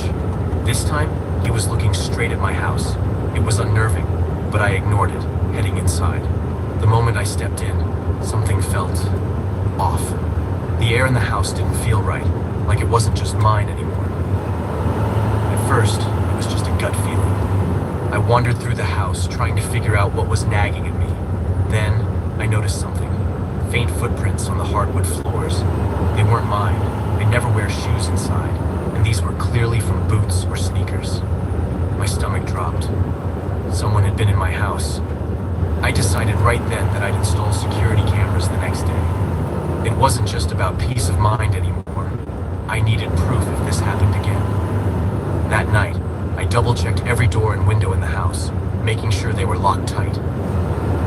Around 11 p.m., I decided to shower, hoping it would help me relax. When I got out and went to my bedroom, I glanced out the window. There he was again, my neighbor. This time, he wasn't on his porch. He was sitting in his window, staring directly at my house.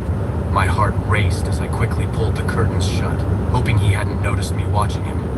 Even after I closed the curtains, I couldn't calm down. Sleep didn't come, and by 3 a.m., I was still wide awake. The faint light from the street lamp outside seeped through the edges of my new blackout curtains. It wasn't enough to brighten the room, but it was enough to keep me on edge. Just like before, a shadow moved through the light outside. My stomach sank as I leaned toward the window, pulling the curtain aside just a bit. My neighbor was walking toward my house. Step by step, he got closer until he vanished from my view entirely. My pulse quickened when I heard the faint creak of the porch steps beneath his feet. My mind raced. I didn't know whether to hide or confront him. After a few moments of frozen indecision, curiosity won out, and I crept quietly downstairs. Halfway down, a new sound reached my ears. The faint, deliberate scrape of metal on the front door. My heart pounded as the realization hit me. He was trying to get inside. Shaking, I grabbed my phone and dialed 911, barely managing to explain the situation to the operator. They assured me officers were on the way, but it felt like hours instead of minutes. I moved cautiously down the stairs, phone clutched tightly in one hand. The moment my foot touched the bottom step, the front door swung open. I froze, peeking around the corner just in time to see my neighbor step inside. His face was unreadable, almost casual, as if he wasn't doing anything wrong. We locked eyes for what felt like an eternity. He didn't speak or move, just stood there, like he'd done this 1,000 times before. I, on the other hand, could barely breathe. My hands were trembling so hard I thought I might drop the phone. Without thinking, I turned and bolted back upstairs, slamming my bedroom door shut behind me. I updated the operator, my voice breaking as I told them he was inside. They reassured me again that help was close, but it felt impossible to calm down. The sound of approaching sirens finally reached my ears. I peeked out my bedroom window and saw flashing lights illuminating the street. Relief flooded through me as officers arrived, weapons drawn. The man had moved back to the porch by then, standing there as if nothing unusual had happened, even with my front door wide open behind him. The police quickly restrained him and searched his pockets, pulling out a set of lockpicking tools. Apparently, they're disturbingly easy to buy and learn how to use. I had no idea how vulnerable my house was until that night. They led him away in cuffs, but I couldn't stop shaking. It wasn't until later that I learned he had been living in his mother's house across the street. After serving a short sentence, he wasn't allowed back there. To this day, I don't know if that was his first break-in, or if he'd slipped inside while I was asleep before. I moved out within a year, but that feeling of vulnerability still lingers, like an itch I can't scratch.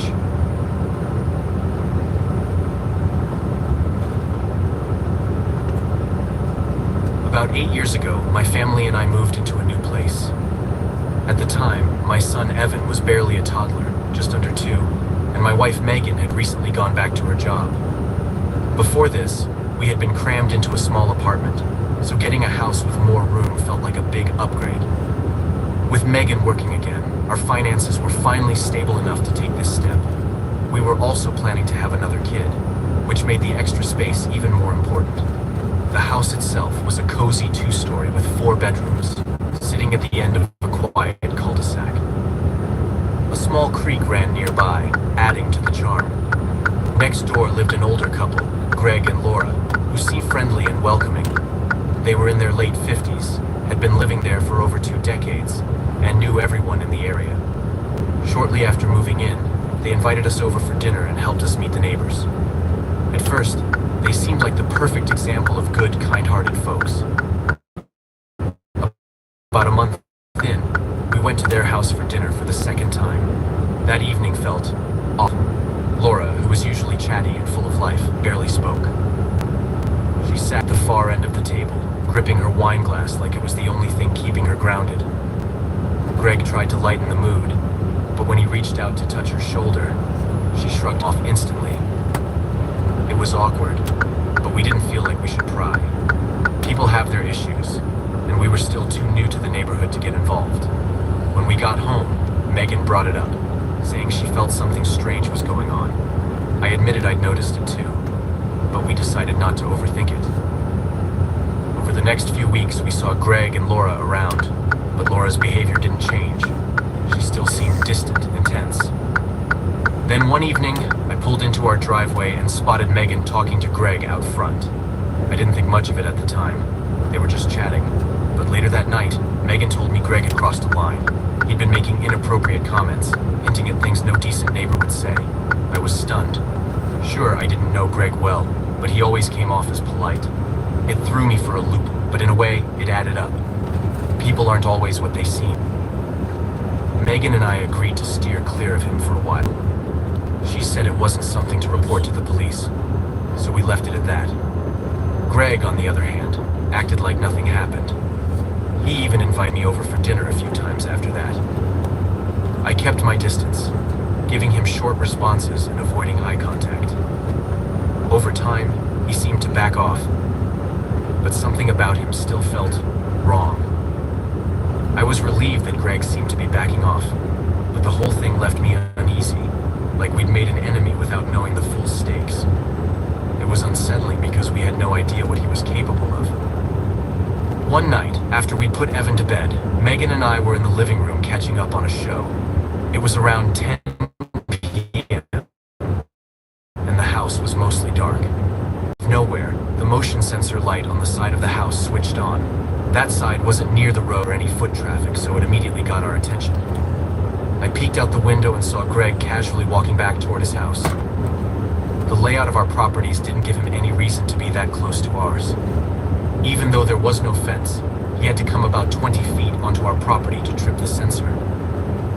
Megan and I exchanged uneasy glances. We both knew something was off, even if we couldn't prove it yet. Another time, I was out on the back porch having a cigarette. I don't smoke anymore, but back then I would sneak one every now and then, never inside the house. I had left porch lights on and went back in when I was done. Megan was making something in the kitchen, and we ended up in the living room together after that. Maybe 10 minutes passed before I noticed movement near the window. The outdoor lights were still on, which felt strange since they should have turned off by then. I didn't react right away because I didn't want to spook whoever it was, especially if it was Greg.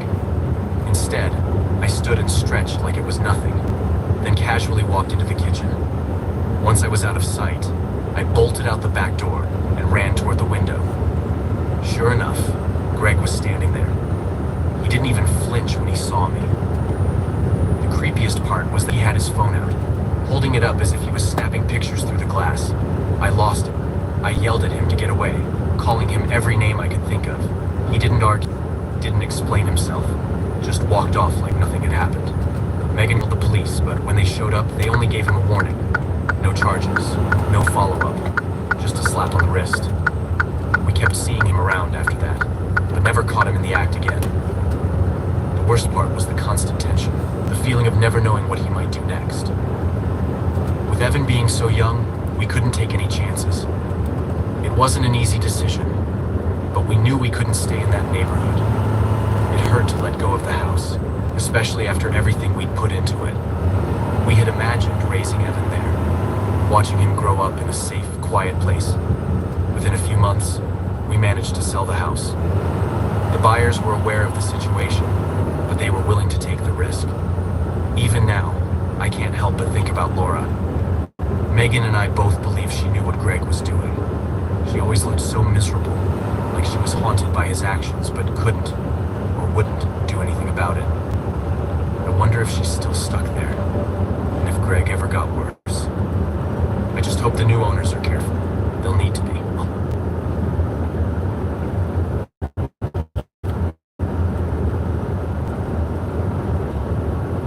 This took place in my previous apartment, where I stayed for around 5 years. I've been out of there for some time now, but my memories of that place are forever tied to the trouble I had with some of the tenants below me. That's what this is about. The building had an old-school charm to it, the kind you'd imagine in postcards. It was at least a century old, with weathered red brick walls that had clearly stood through decades of storms. My apartment was cozy but had quirks. The entire top floor was mine, but the slanted ceilings from the roof's pitch made some spaces feel cramped. Still, there were perks. Most notably, the balcony, which gave a stunning view of the city lights at night. Below me lived 3 guys, all college students, barely out of their teens. I was older, in my late 20s by then, and wasn't really into the party scene anymore. They, however, seemed to be all about it. Loud music and laughter echoed through the building a few nights every week. The worst of them was a guy I'll call Josh. From the first time we met, his smug attitude rubbed me the wrong way. I tried to keep things civil. One afternoon, I introduced myself, extending a cautious olive branch. Josh shook my hand with a weird mix of friendliness and superiority, gripping just hard enough to make it uncomfortable. After that, their parties only got rowdier. I stayed quiet about it at first, but what crossed the line was their use of my balcony. Since it was part of my unit, it really bothered me when they started climbing up the fire escape to hang out there. It wasn't theirs to use, but they treated it like their own private hangout spot. One Thursday night, I hit my breaking point. Around 2 a.m., they weren't just playing loud music, they were shouting at the top of their lungs.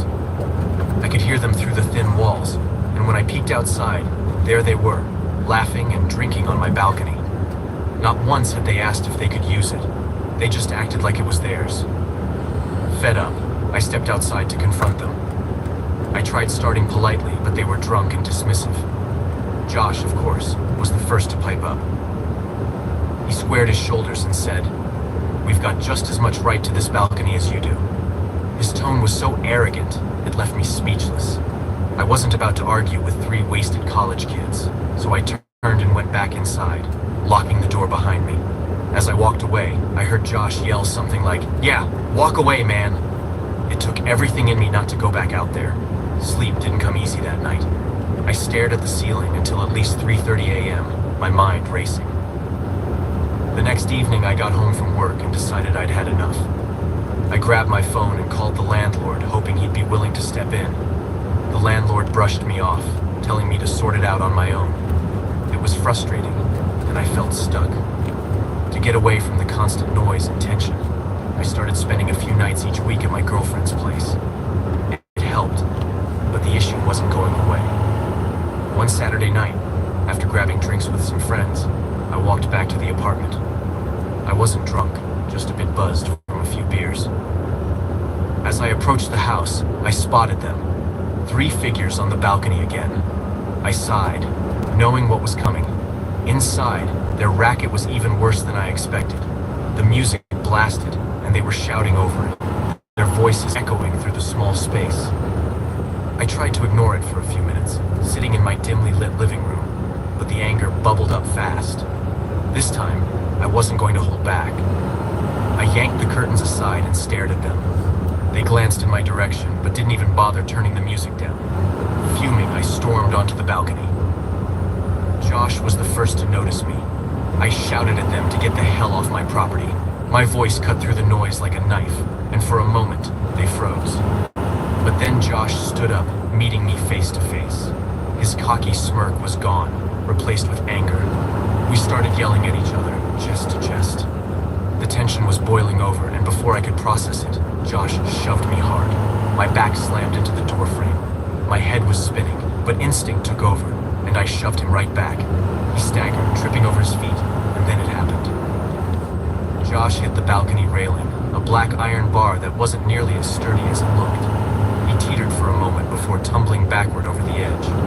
My stomach dropped as I watched him fall. From the second floor, it wasn't the kind of drop you walk away from without a scratch. The yard below was grass, but that didn't make it safe.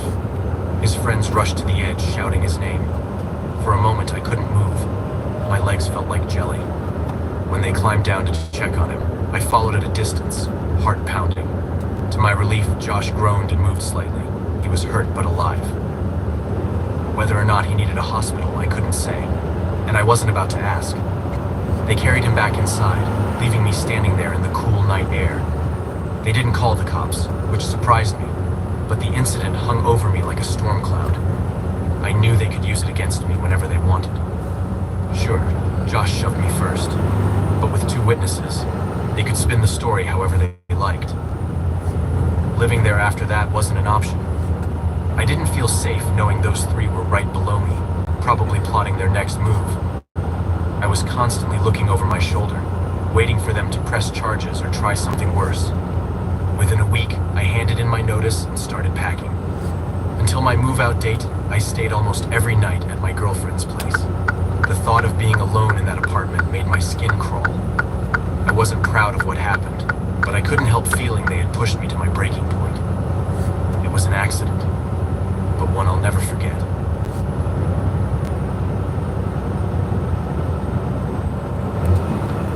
This all began during my second year in college. Before getting into the creepy part, let me set the stage with some background. We used to live next to a guy who worked for some private agency that handled government contracts. According to the neighborhood gossip, he'd found himself a bride from Haiti through some sketchy online service. He brought her to the US, married her, and even paid for her schooling. One day, though, everything changed. He got dragged out of the house by the cops. That part wasn't even the weirdest thing. It was just the start. Word eventually got around that he'd been arrested and later sent to federal prison for child pornography charges. Here's the thing. The evidence was only found on his home computer, which was connected to the same network as his work setup. Both were on a government-controlled system. If he'd been downloading anything illegal, you'd think the authorities would have caught it instantly. And here's the kicker. The files were downloaded while he wasn't even home. The only person there at those times? His wife. After he was locked up, the wife wasted no time moving her boyfriend into the house. He was also from Haiti, and honestly, kind of unsettling. The guy had this habit of sitting in the garage completely naked with the door wide open. I didn't feel safe living next to them, especially with his bizarre behavior. The strangest night came when I was lying in bed, trying to relax under my blankets while watching anime. Suddenly, shouting erupted from outside, and the neighbor's floodlights switched on. I peeled myself away from the warmth of my bed, pulled back the blinds, and peeked out the window. There they were, the wife and her boyfriend, arguing loudly on the side of the house. I just let the blinds fall shut and crawled back into bed, hoping to forget about the whole thing. The yelling didn't stop that night. They went at it again and again, their shouts cutting through the quiet every hour or so. Naturally, I couldn't help myself. I kept peeking out the window. Every time, though, it was just another shouting match, nothing more. Then, a little after 2 a.m., I heard this frantic banging on our front door. I froze for a second, unsure I should move.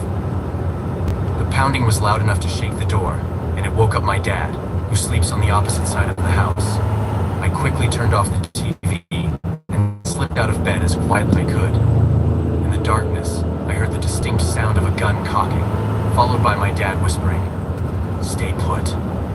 He crept toward the door, cautiously peeking through the peephole. But before he could even open it, the banging shifted to Margaret's door. By then, it was clear what was running house to house, pounding on doors and yelling for help. Her screams were chilling. "He's going to kill me." And the worst part? She was covered in blood. Every neighbor on our street must have been awake at that point, lights flickering on in windows up and down the block. I'm pretty sure everyone called the cops. They showed up about 15 minutes later, blue and red lights flashing through the night. The officers moved door to door, taking statements. When they got to ours, they seemed especially interested in my room since it was closest to the house next door. They wanted to know if I'd noticed anything unusual. I told them everything, the arguing outside, the floodlights going off multiple times. Then one of them asked if I'd seen a red car. I told him no. There was no red car. He kept pressing, asking if I was sure, trying to nudge me into saying I'd seen one. But I was adamant. I was awake the whole time, and if any car had pulled into their driveway, the motion lights would have gone off. I added that the lights were so sensitive they woke me up every time they turned on, even when I was asleep. By morning, the street was quieter, but that eerie feeling hadn't lifted. When I stepped outside, there was something new. A blood-soaked couch sitting by their curb. I couldn't bring myself to look at it for long. To this day, I have no clue what actually went down that night, and honestly, I don't think I want to.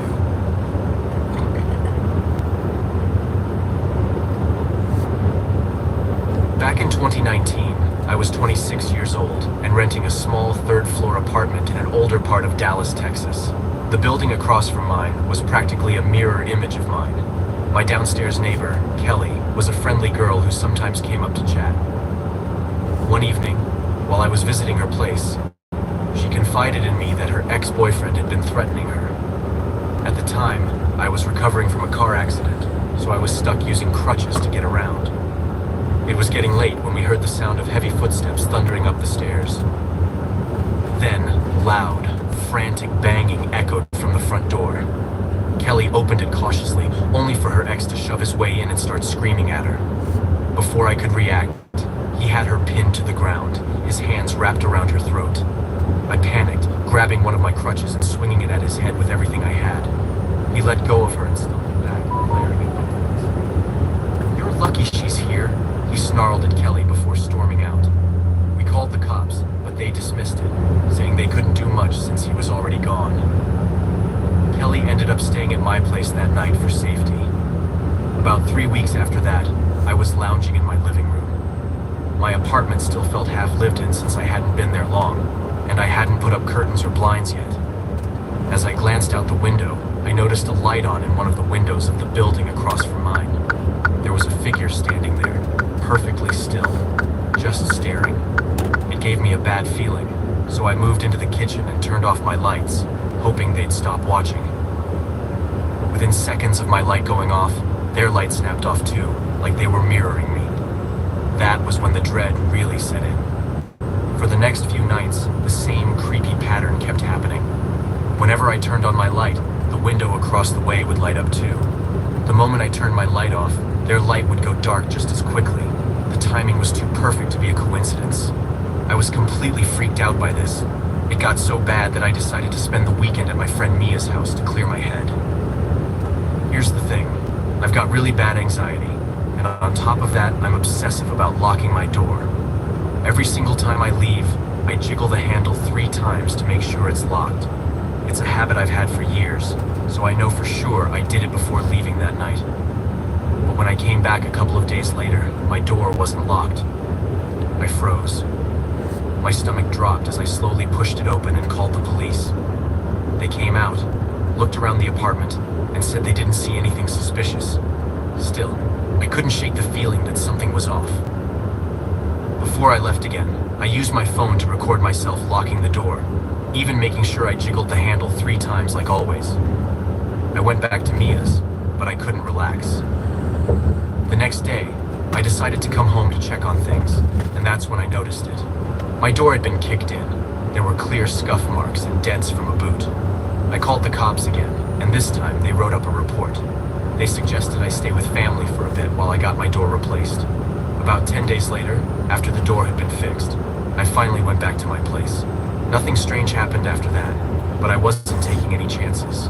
I bought blinds to cover every window and set up a Ring doorbell camera for extra security. 2 months later, I packed up and moved out. I'm almost certain it was Mia's psycho ex trying to scare me for getting involved that night, but I have no way to prove it. I'm just glad I left that apartment and never looked back.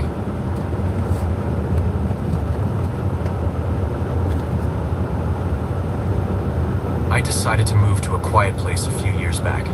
The spot I chose was out in the countryside, where old farms dotted the area. There was talk of the place growing more developed in the years to come. That was part of the appeal. Along with the calm, I figured the land might become valuable later on. For now, though, it was mostly empty fields. My closest neighbor, Sam, lived about 100 yards down the street. I owned a 10-acre plot that stretched right to Sam's land, but neither of us really used the space. My field was dry and worn out from being ignored for years. His looked pretty much the same. When I first moved in, I went over to introduce myself to Sam. He was around 60, retired, and had run a moving truck company. Even now, the business stored some vehicles in a big garage next to his house. So, every now and then, someone would swing by to pick up or drop off a truck. It didn't bother me much. Sam was a good guy, and it wasn't like there was much noise. The arrangement worked out fine. One night, I was driving back home late when I noticed a car parked outside Sam's place. It was about 1 a.m., which seemed like a strange time for visitors, but I figured it wasn't any of my business. Once I got home, I went straight to bed and forgot about it. The next morning, the car was gone when I passed by his house. Later that day, when I got back from work, I saw someone on Sam's land who I didn't recognize.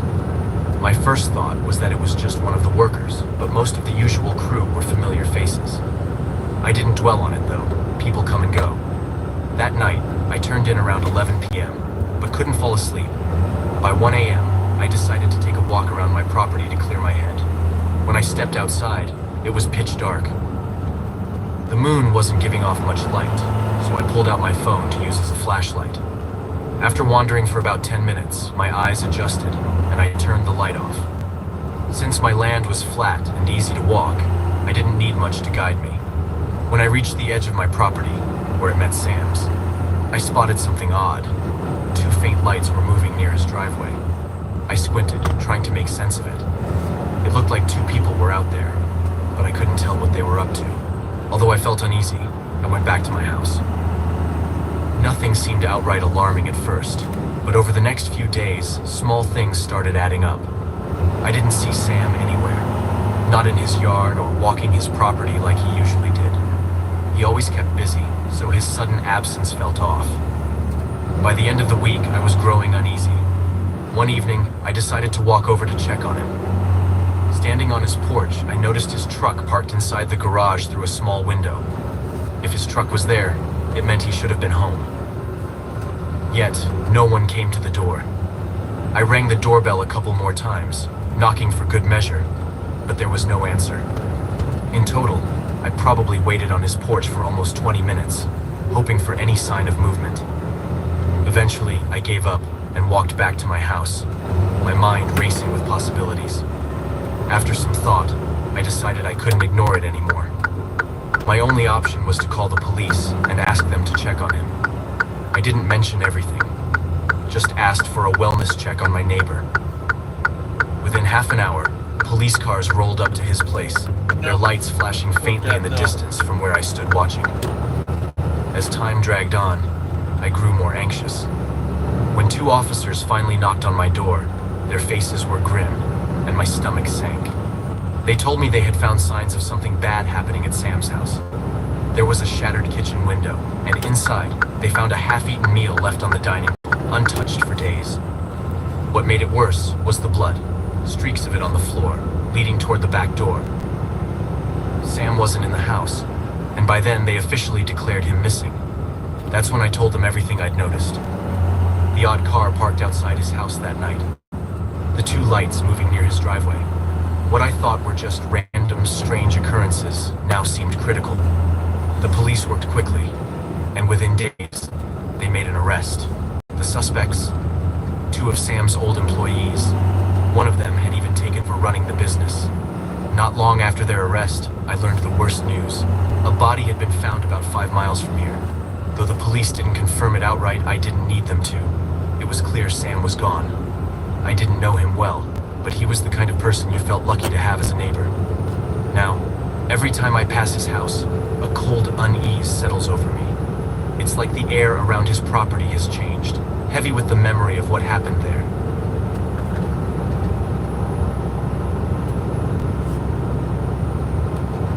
When my wife and I first got married, we stayed with her parents for a while. It was a practical choice, free babysitting and all, but not ideal for newlyweds wanting a bit of independence. We decided to look for a place nearby so we wouldn't lose that childcare perk. Almost to my One afternoon, she stumbled across an online listing for a basement apartment that was just within our budget. I'm not a fan of basements, but the price and size, 2 bedrooms, 2 baths, made me reconsider. The place was part of a relatively new house, almost and my wife seemed sold on it from the moment we walked in. Supposed to be picking up something. Supposed to be. The landlord weighing, gave us a tour, 8,000 pounds, explaining that the main think, floor give or had 2 take. guys renting it, while a young family occupied the top floor. None of them were around, so we couldn't meet them during the visit. I saw the excitement on my wife's face and knew we'd be moving in. I made an offer right there, and a week later, we'd packed up and moved into our new home. It all felt like it happened in a blink. For a new building, though, the walls didn't do much to muffle sound. We quickly got used to the constant footsteps of the upstairs family. It wasn't unbearable, but it did remind us we weren't alone. A week or so after moving in, I met the guys upstairs for the first Turning time. right here. I was pulling into the driveway after work when I noticed them on the porch, almost there. smoking and holding beers. One of them called out to me as I stepped out of the car, something casual like, "Hey man." I walked over to introduce myself. They were Chad and Lewis, probably a few years younger than me, and seemed friendly enough. After chatting for a couple of minutes, I excused myself and went back downstairs. We didn't interact much after that, and I couldn't tell if they were close friends or just roommates. Something about the apartment started to feel off not long after. Late one night, just as I was getting ready to sleep, the quiet of our basement apartment was broken by shouting from upstairs. It sounded heated, like a full-blown argument. At first, I thought it might die down, but then I heard something shatter. It sounded like glass, and then a loud, heavy thud. It didn't take much imagination to guess what caused that noise. My wife and our son were visibly shaken. The tension was so thick it felt like it seeped through the walls. The yelling and crashing went on for nearly 10 minutes, and I was about to dial 911 when I noticed red and blue lights flashing outside. Peeking through the small kitchen window, I spotted a police car pulling into the driveway. My wife grabbed our son and went to the bedroom while I stayed to watch. I didn't dare step outside, but I could see the officers leading someone away. It was one of the guys from upstairs. Chad or Lewis, I couldn't tell in the dark. It didn't take a genius to figure out there had been a fight and someone had called the cops. As I stood there, I realized this wasn't just some noisy neighbor issue. It was a much bigger problem. Still, I wasn't ready to pack up and leave just yet. The next afternoon, while taking out the trash, I ran into Lewis near the side of the house. He looked a little worse for wear, his left arm wrapped in a fresh bandage. I tried to keep the conversation casual, but he jumped straight into an explanation. He told me Chad had come.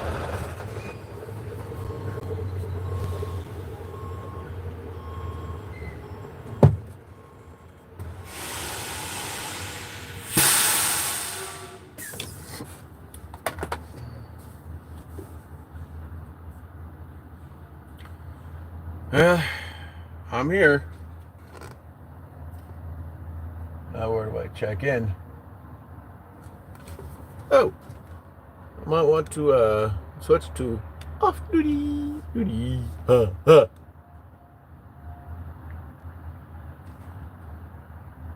breaky break.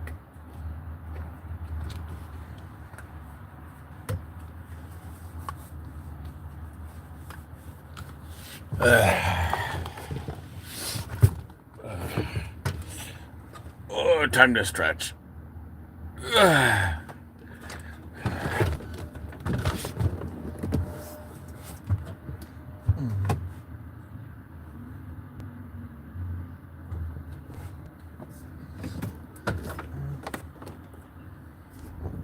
Okay.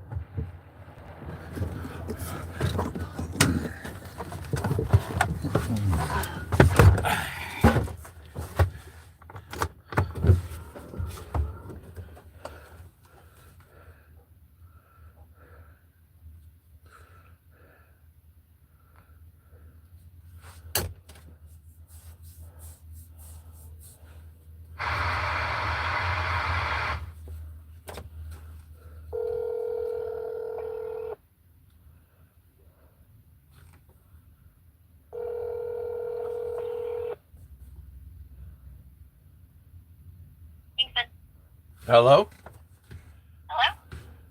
Hello? We spoke earlier. You guys told me to call you as soon as I get to the shipper. Alright, what load are you on for us? Give me a sec. Yeah. It's You the can tell me where you're picking up and where you're delivering to? I think it's Captive Air or something like that. Okay. And then it's going to I guess it's called the Feast in Ohio. Right, and what's your carrier's name? Mitus. Got you right here. Yep. So I'm Perfect. here, just sitting here waiting. Alright, and this is Tyler, correct? Yeah. Perfect. I will mark you as on site. Thank you so much for giving us a call. Thanks. Bye. Bye.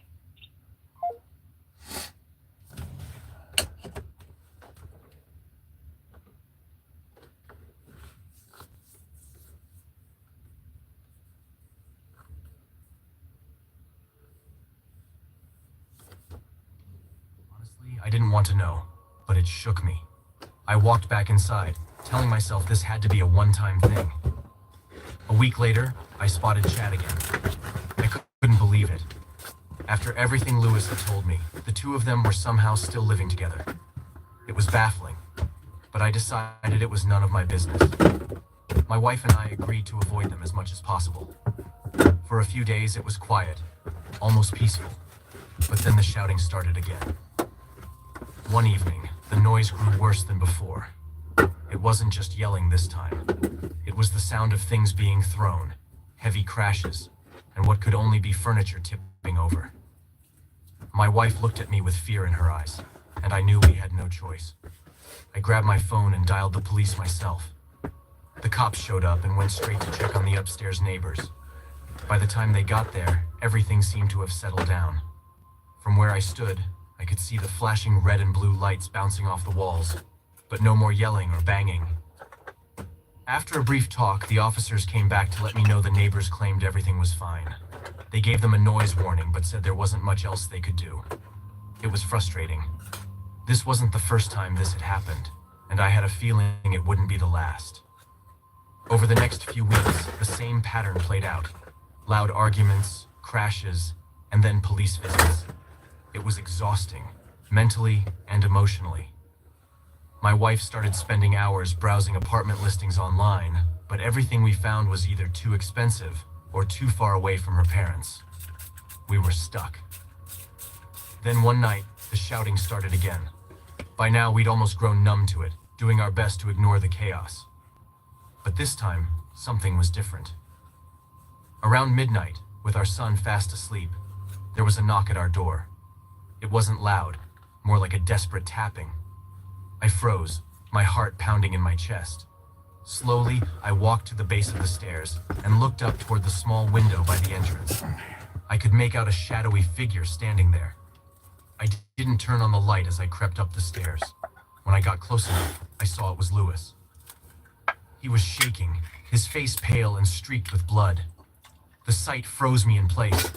My first instinct was to turn and run back downstairs, call the cops again.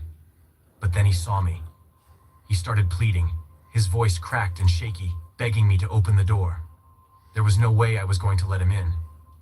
I backed away, bolted down the stairs, and grabbed my phone. The police showed up quickly and arrested Chad once more. But, just like before, he was back within a few days, as if nothing had happened. That was the final straw. My wife and I agreed we couldn't live like this anymore. The next morning, I reached out to our landlord. I explained everything, the fights, the police visits, and now Lewis showing up covered in blood. She listened, her face shifting from concerned to alarmed. While she admitted she knew about some of the incidents, she had no idea things had gotten this bad. Thankfully, she agreed to let us break our lease without a penalty. The following days were a whirlwind of apartment hunting. We finally found a small but decent place in a quieter area, far from the chaos. Signing the lease and packing up felt like shedding a heavy weight. As we loaded the last of our belongings into the car, I couldn't stop thinking about Chad and Lewis. I didn't know how things had spiraled so badly, but I was just glad we'd gotten out before it could escalate any further.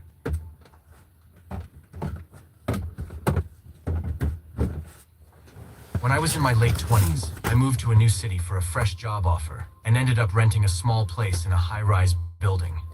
It was one of those 30-story complexes where you could live feet away from someone, but still have no idea who they were. Honestly, I wasn't much different.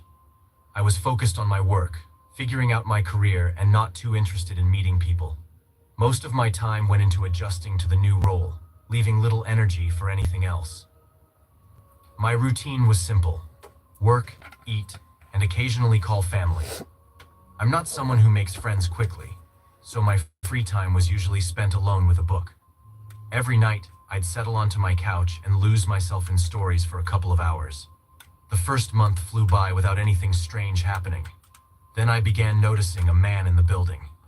He was older than me, looked worn out like life had been rough on him, and was just everywhere. For the sake of this story, let's call him Roy, though I never actually learned his real name. Roy had this strange habit of lingering in the hallways. At first, I assumed he didn't live here. Maybe just someone who slipped in. But after overhearing a conversation in the lobby, I realized he did have a place in the building, just not on my floor. There was something about him that unsettled me.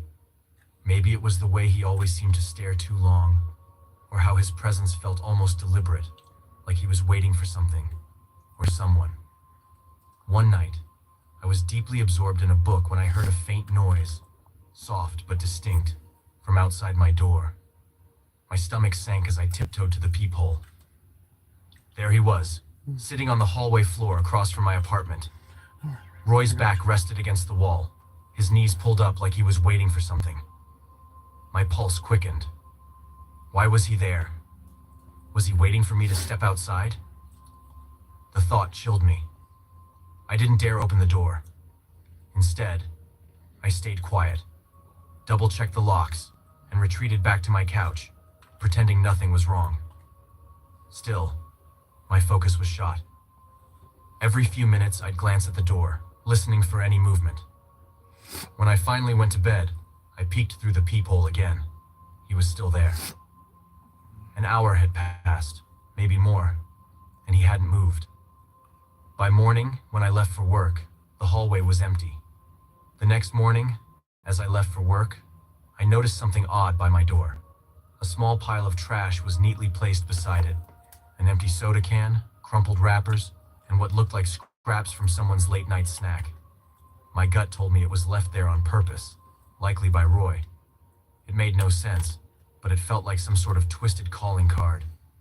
For the next few days, Roy was his usual unsettling self, lurking in the hallways or hanging near the stairwell. Then, something happened that shook me. It was close to 11 at night, and I had just turned on the shower, ready to wind down for bed. Over the sound of running water, I heard it. A sharp rattle at my front door. My blood froze. Someone was messing with the doorknob, testing it. I shut the water off and crept to the door, trying to stay quiet. Peeking through the peephole, I didn't see anyone at first, but a moment later, Roy came into view, casually strolling down the hallway with an empty garbage bag in his hand. My heart was pounding as I watched him disappear around the corner. Was he trying to break in? The thought made me nauseous. The whole ordeal pushed me to finally talk to my neighbors. I needed to know if anyone else had dealt with Roy's strange behavior. I knocked on a few doors and ended up speaking with a couple down the hall, Sarah and Tom, and an older woman named Mrs. Jane who lived on the floor below. As we swapped stories, a disturbing pattern emerged. Sarah and Tom mentioned finding Roy in the laundry room late at night. He wasn't using the machines, just standing there, staring at the spinning dryers like he was hypnotized. Mrs. Jane recounted how Roy had once followed her to the mailroom, muttering under his breath the whole way. She couldn't make out what he was saying, but the way he kept glancing at her had left her shaken. None of us felt safe, and we all agreed something needed to be done. Weeks later, Roy vanished. At first, I thought maybe he'd moved out, but then I bumped into Tom in the lobby. He told me the truth. Roy had been arrested and evicted from the building. Apparently, he'd tried to break into an apartment a couple of floors below mine. When the tenant managed to slam the door shut, Roy lost it and kicked the door clean off its hinges. Thankfully, no one was hurt, but the cops came, and that was the last anyone saw of him. Even though he was gone, the whole thing left me rattled. Knowing that Roy had the strength to kick down one of those heavy doors made me think about all those nights he'd sat outside mine.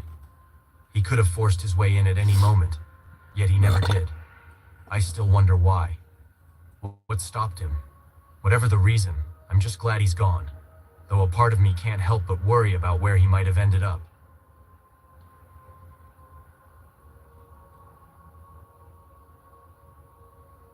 When I was working on my master's degree, I moved from my hometown to a place almost 6 hours away. The university was in a sketchy area, but I decided to find an apartment nearby to save money and avoid taking out more loans. The building I picked was an old house that had been renovated, with 3 floors and a big 2-story addition in the back. My unit was in the middle section on the ground floor, and I had a parking spot at the back of the property. At first, I mostly kept to myself, but I eventually met my neighbors. The couple next door seemed friendly enough, a married pair, no kids, maybe 10 or 15 years older than me. I found out from the maintenance guy that the husband's dad owned the property. The husband had been in a terrible car crash, which left him with some cognitive challenges. His wife was very chatty and seemed to take charge in their relationship. They both seemed way too eager to get to know me. At first, I thought they were just lonely, but over time, it felt like they wanted something more from me. Their vibe was off. They made it a habit to hang out near their door or leave it open with just the screen shut so they could catch me coming or going. Every time, they'd stop me for a chat, which could last anywhere from a few minutes to half an hour before they realized I wanted to leave. Without fail, they always ended the conversation by inviting me over for dinner or drinks, and I always politely said no. Their kindness felt strange, especially since I could hear them screaming at each other almost every night, sometimes for hours. I endured this for nearly a year before my lease was up that February. I was relieved to finally move out and leave the whole bizarre situation behind. As I was hauling a few boxes to my car during the move, I heard the husband's voice behind me. "Hey, where are you going?" he called out, making me stop in my tracks. I turned halfway, still walking backward, and replied, "Oh, I'm moving out this week." His expression froze for a second, his wide eyes locking on mine.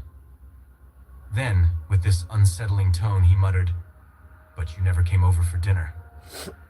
I hesitated, fumbling for a polite response. Yeah, I'm sorry we never got to do that," I mumbled, trying to keep things casual. He didn't say anything else, just stood there in the driveway, staring at me like I'd done something awful. I turned away, loaded the box into my trunk, and got in my car. When I drove past him on my way out, he was still standing there, watching me with that blank, almost eerie look. A couple of days later, most of my stuff was gone, but I still had the essentials at the apartment for the final stretch. That night, a brutal cold front hit, with temperatures plunging way below zero. As the sun went down, my apartment suddenly went dark. No lights, no heat, nothing. I didn't have access to the electrical panel, and the building super wasn't answering his phone. With no other choice, I called the electric company to report the outage, packed an overnight bag, and headed to my girlfriend's parents' house to wait it out. The next morning, determined to get the last of my things, I arrived back at the building. A utility truck was parked out front, and one of the workers flagged me down as I approached my door. "Hey, are you the one who reported the outage?" he asked with a grin. When I said yes, he laughed a little and said, "Well, someone really didn't want you here." Confused, I asked him what he meant. He explained, "The outage was just in your unit. Normally, if a circuit trips, the switch goes to the middle position. But yours? Someone flipped it all the way off manually. That wasn't an accident." My stomach dropped as I asked him where the switch was located. "In the basement storage area," he said. "Only the super or the building owner should have access to it." That's when it hit me. My neighbor had done this. He deliberately cut the power to my unit on the coldest night of the year. I didn't even bother confronting him. I just wanted to get out of there as fast as I could. I packed up the rest of my things, shoved them into my car, and left without looking back. As I drove away, I didn't check to see if he or his wife were watching me. I didn't want to know.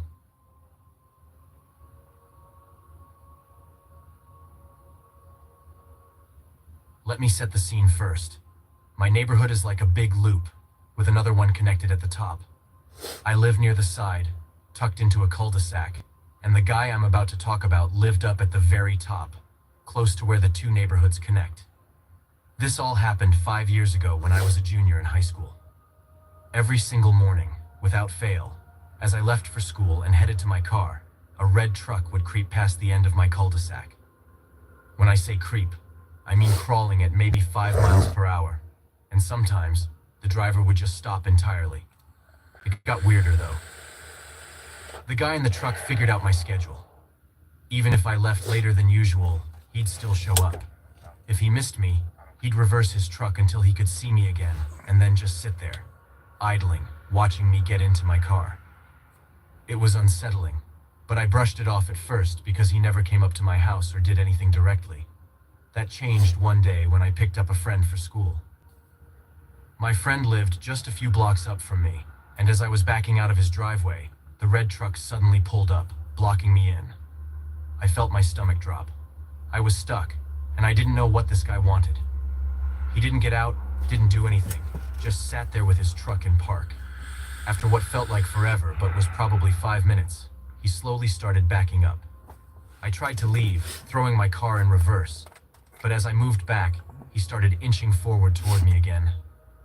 I had no choice but to reverse all the way back to my house. My tires slid near the ditch at one point because the road was so narrow. When I finally got the chance, I floored it, sped around him, and got out of there. Things like this kept happening for the rest of the year. At first, I only told my friend who was with me that day. It wasn't until much later that I finally broke down and told my parents. They didn't waste any time. My dad knew one of the local cops, and they got in touch. The cop handled it. Now that creepy guy isn't allowed anywhere near my street. He has to take a different route into and out of the neighborhood. I know it's not the scariest story for some people, but for me, it felt like a nightmare that wouldn't end.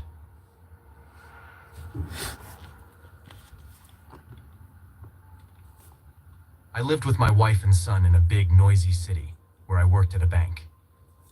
Ever since my son was born, I'd wanted to move somewhere quieter, but my job kept us tied down. For years, I tried to get a transfer, but nothing ever came up. Then, when my son Nathan turned 12, everything changed in a flash. One day, I got the news, and within 2 months, we were packing up our lives. Nathan wasn't thrilled at first, like most kids wouldn't be, but he got over it. The transfer came with a better title and a raise, so we didn't have to worry about money for the move. We left our small apartment behind and settled into a cozy, one-story house in the suburbs. It had 3 bedrooms, a 2-car garage, and a basement big enough to turn into Nathan's hangout spot. The timing worked out well, too. Summer break had just started, so Nathan didn't have to miss school. It gave him time to get used to the new place before classes started. The neighborhood was peaceful, filled mostly with older folks, but there was one family nearby with a boy around Nathan's age. I first noticed him playing basketball alone in his driveway one day when Nathan and I were driving by. It was clear Nathan saw him too. The kid looked lonely, and I figured they could become friends. A few days later, I went over to introduce myself to their family. They were welcoming and invited me in for a chat. I texted my wife to join us, but she couldn't make it. As we talked, they brought me a drink and seemed genuinely happy about another family moving in. When I mentioned that Nathan might want to meet their son, they were all for it.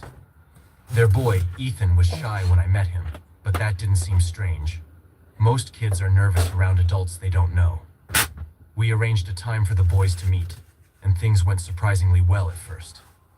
Nathan, who's always been outgoing, started hanging out with Ethan regularly. They played video games in the basement and rode bikes around the neighborhood. I was relieved to see Nathan settling in so quickly, and I hoped it might help Ethan come out of his shell. Everything seemed normal, but something about Ethan's quietness lingered in my mind. It wasn't just shyness. It felt heavier, like he carried some kind of invisible weight. I brushed it off as overthinking. Kids can be awkward, especially at first. But then little things started to feel off. At first, everything seemed fine, like we were adjusting to our new life without a hitch. But a few weeks later, Nathan started avoiding Ethan. He didn't make a big deal out of it, just said he didn't feel like hanging out anymore. I asked if something had happened between them, but Nathan just shrugged and said he didn't want to talk about it. I didn't push him. Sometimes kids just need their space. Maybe they had a small argument, or were just growing apart. I figured if it was anything serious, Nathan would come to me. Ethan still stopped by now and then, but Nathan usually had some excuse not to hang out. He'd say he had homework or wanted to finish a game on his own. It felt like a phase, nothing unusual. I kept focusing on work, settling into my new role at the bank. As far as I could tell, life was normal, even boring at times. That changed one afternoon when I got home and found graffiti scrawled on the side of our house. It wasn't anything big, just a mess of random lines and symbols. But it was ugly, and it didn't sit right with me. This neighborhood was supposed to be safe, and there hadn't been any trouble in the 5 months we'd been here. I couldn't help but wonder if Ethan had done it. The thought crossed my mind more than once, but I didn't want to make accusations without proof. I cleaned it up the next day, figuring it was a one-off thing. But a few days later, I found deep scratches around the back door's lock. It looked like someone had tried to force their way in. I checked with Nathan, but he said he hadn't noticed anything strange. That's when I started getting nervous. I decided to take precautions and installed a security camera outside. Maybe it was just paranoia, but I didn't want to take any chances. A few nights later, I was scrolling through the camera feed on my phone and froze when I saw someone creeping through our backyard. The image was grainy, and they stayed far from the house, but it was clearly a younger boy, about Nathan and Ethan's age. My stomach twisted. The way the kid moved, his height, the build, it looked a lot like Ethan. I brought the footage to Ethan's parents the next day. They were polite but firm, saying it couldn't be their son. I couldn't really blame them. No parent wants to believe their kid is sneaking around causing trouble. Without solid proof, I let it drop. Calling the cops felt pointless when I couldn't even say for sure who it was. That night, I was sitting in the living room with my wife, going over the situation. We were trying to figure out what to do next when Nathan walked in. His face was pale, and he looked more nervous than I'd ever seen him. Nathan sat down on the couch, his hands gripping his knees tightly, and said he needed to tell us why he had stopped hanging out with Ethan. What he shared chilled me to the core. He said that one time, while they were exploring the woods near our neighborhood, Ethan led him to a dead raccoon. Nathan described how Ethan picked it up with his bare hands and used it like a puppet, laughing the whole time. Nathan said he felt sick and ran home. That wasn't the worst of it, though.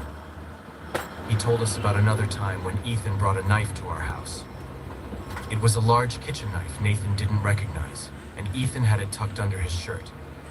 At one point, Ethan pressed the blade to Nathan's neck and said he wanted to know what it felt like. That was the moment their friendship ended. Nathan said he stopped hanging out with Ethan after that, but he never told us because Ethan threatened to kill him if he did. Hearing all this, my stomach turned. I'd thought Ethan was just a quiet, awkward kid, but now it was clear there was something seriously wrong.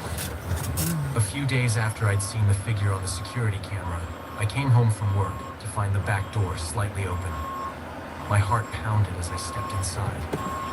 The air in the house felt wrong. Too still, too quiet. Then I saw them. Ethan was standing in the living room, holding one of our smaller kitchen knives. He was only a few feet away from Nathan. Nathan looked terrified but unharmed, his back pressed against the wall. I didn't even think. I moved closer and told Ethan to put the knife down. The second he saw me, something in his expression shifted. He looked scared, but then he started laughing, a high, unsettling sound. It wasn't genuine laughter. It was more like he was trying to make the whole thing seem like a joke. Like if he could convince us it was all a game, he'd get away with it. I didn't take my eyes off him as I called the police and his parents. My voice stayed calm, but my hands were shaking. Ethan didn't try to run. He just stood there staring at me, the knife now on the floor at his feet. When his parents arrived, they were horrified, but I could see it in their eyes. They'd known something wasn't right with him. Maybe they'd been ignoring it, hoping it would go away. After that night, they finally started taking things seriously. But for me, it was too late. We stayed in that house for another 6 months, mostly because it took time to find a new place. Nathan begged us to move, and honestly, I didn't need much convincing. Every day we stayed felt like a risk I wasn't willing to take. That kid had it out for Nathan, and I couldn't live with myself if something worse had happened.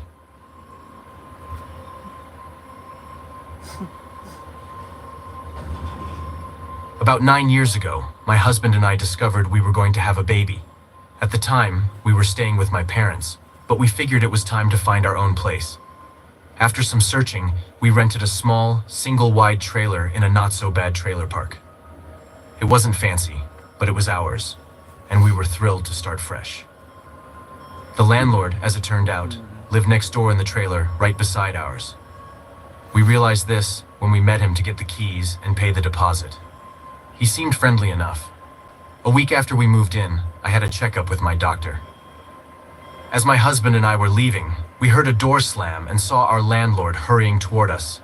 He asked if everything was okay and wanted to know how we were settling in. We told him we liked the place, and then he started asking where we were going and how long we'd be out. His nosy questions gave me an uneasy feeling. On the drive to the appointment, I couldn't shake a nagging sense of dread. When we got back later that day, the door to our trailer was unlocked, which immediately struck me as odd. I always double-check locks because I'm obsessive about security. When I mentioned this to my husband, he brushed it off, saying I probably forgot due to pregnancy brain. His dismissiveness annoyed me, but I dropped it. That night, while he was at work, he worked night shifts from 11 p.m. to 7 a.m. I stayed home alone. Around 3 a.m., I heard loud banging on the back door. My heart raced as I got up to check, and sure enough, it was our landlord standing there. I opened the door a crack and asked if something was wrong. Smiling too wide, he said, "Just wanted to let you know if you ever need anything while your husband's working, I'm here." I nodded politely, said thanks, and shut the door quickly, locking it. But he didn't leave right away. He just stood there for a moment, grinning, which made my skin crawl. After he finally walked away, I called my husband and told him how strange the landlord had been acting. He advised me to keep everything locked and not to answer the door if it happened again. I promised to do that and eventually fell asleep, though unease lingered. 2 nights later, around 2 a.m., I was alone again when our dog went absolutely wild, barking like I'd never heard before. This wasn't normal for him. I peeked out the window to see what was causing all the commotion, and there he was. Our landlord, standing in the backyard, just a few feet from the house. My chest tightened, and I panicked. I quickly checked all the doors and windows, making sure everything was locked. I didn't sleep a wink, sitting awake until my husband came home in the morning. When I told him what had happened, he was furious, and confronted the landlord right away. The landlord denied doing anything wrong, but he was visibly upset about being questioned. For about a month after that, we didn't see or hear anything strange, and I started to let my guard down a bit. But then Christmas rolled around, and my husband had to leave town for work for a couple of days. I was nervous about being alone, but I tried to stay calm. On the second day, I decided to visit my parents and spend the day there. Before I left, I triple-checked every door and window, making sure everything was locked tight. When I got back home around 10 p.m., my stomach dropped as soon as I saw the front door. It was wide open. Slowly, I stepped inside, terrified of what I might find. At first, everything seemed normal, but when I went into the bedroom, it was clear someone had been there. My closet was rummaged through, and my dresser drawers, just mine, not my husband's, were pulled open. My clothes had been gone through, and everything felt violated. Panicking, I didn't call the police. Instead, I jumped in my car and drove straight back to my parents' house, where I stayed the night. The next day, when my husband got back, I told him everything. He marched straight to the landlord's place to confront him. As expected, the landlord denied everything and acted insulted that we'd accuse him. My husband and I were fed up and wanted to move immediately, but money was tight. We couldn't just pack up and leave without a plan. That's when we came up with an idea: hidden cameras. We bought a few small cameras and set them up around the trailer, making sure they were well hidden. Then, to test our theory, we spent the night at a friend's house. The next day, we rushed home to check the footage. What we saw still haunts me to this day. There he was, our landlord, walking into our home like he owned the place. He didn't just snoop around either. He went straight to my dresser, pulled out my clothes, and started trying them on. It didn't stop there. He put on my underwear and bras, then sat down with some of my photos, masturbating right there in our home. I was disgusted and horrified.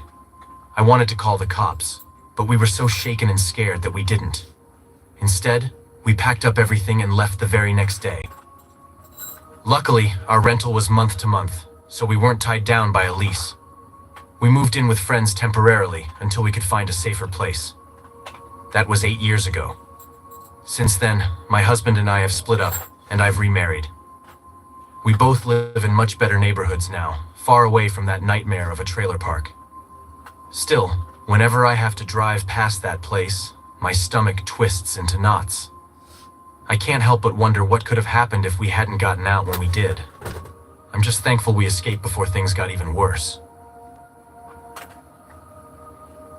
Hey everyone, thanks for sticking around if you're still here. If you're new or haven't done so yet, make sure to hit that like button, subscribe, and turn on notifications so you don't miss any future creepy stories. And if you've got a creepy neighbor story of your own, don't be shy. Send it to my email. I hope this episode gave you the chills, and you're now a little more cautious about who lives next door. Stay safe, keep your eyes open, and remember, sometimes the scariest things are closer than we think. See you in the next episode. Cheers.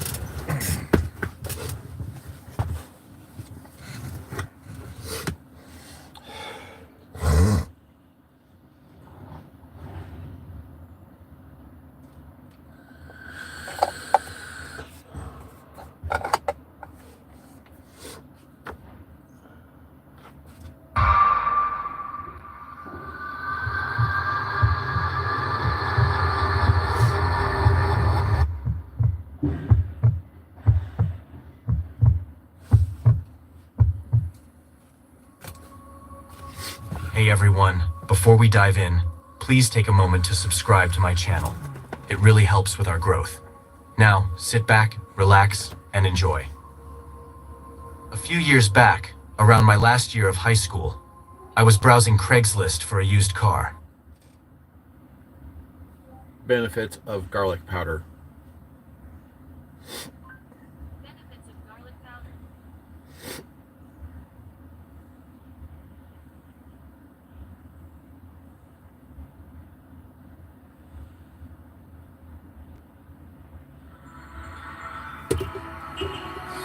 The health benefits of garlic powder and how to make this yourself at home. 1. Garlic has been used for thousands of years as a natural remedy.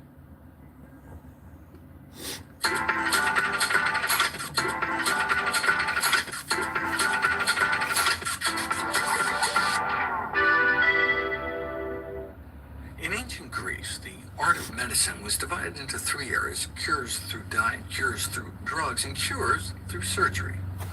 Garlic, Hippocrates wrote, was one such medicinal food, but that was to treat a non-existent entity called displacement of the womb, so ancient wisdom can only go so far.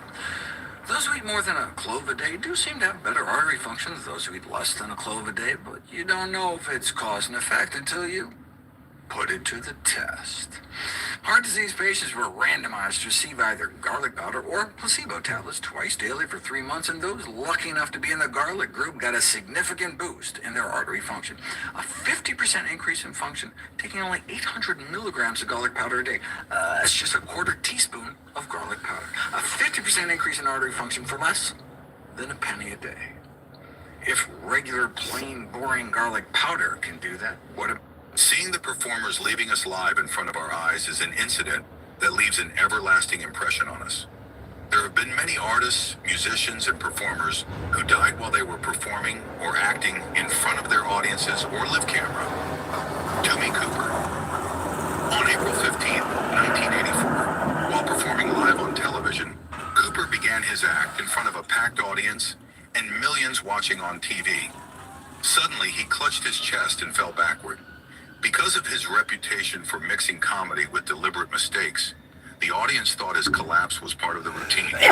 They laughed and applauded, assuming Cooper was playing his usual role as the bumbling magician. However, behind the scenes, it quickly became clear that Cooper was in grave trouble. The show's host, Jimmy Tarbuck, and other performers scrambled to attend to him, yet the cameras remained on the stage for a few more moments.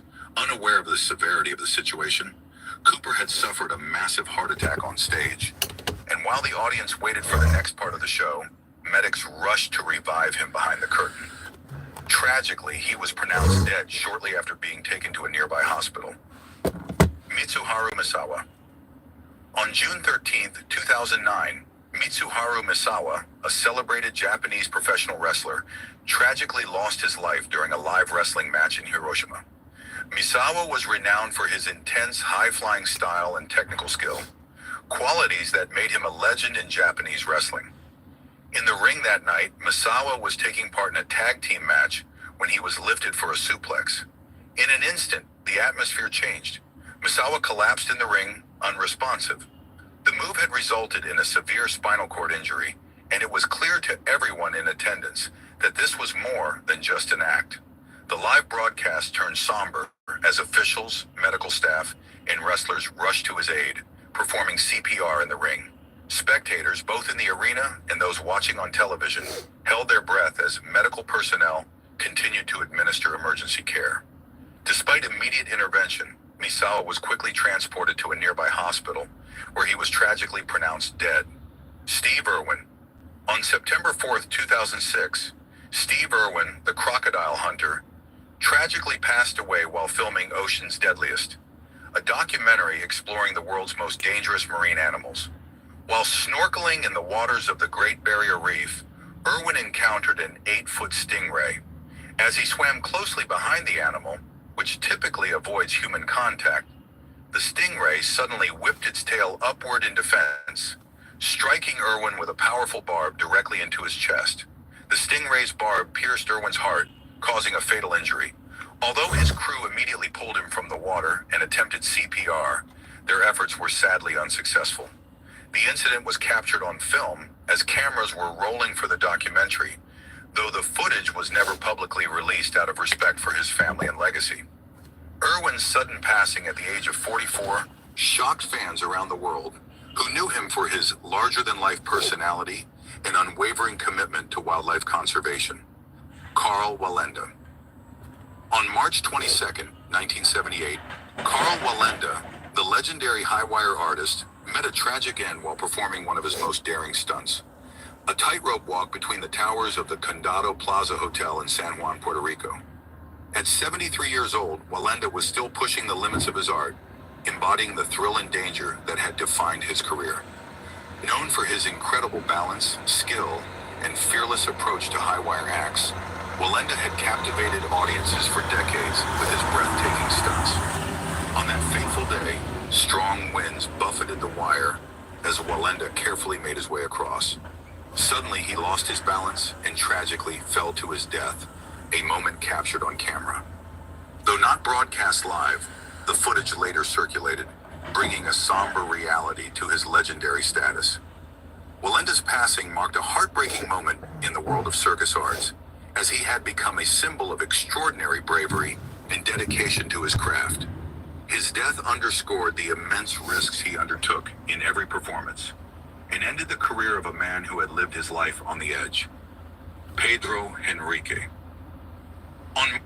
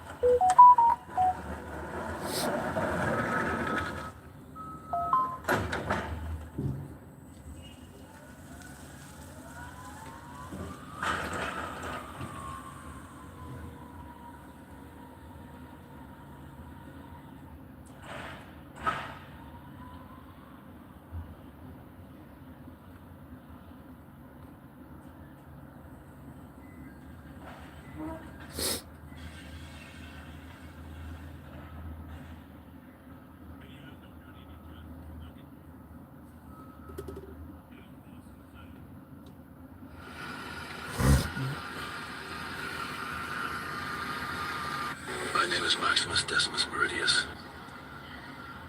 My name, yeah. I can't jump off. You gotta get to it.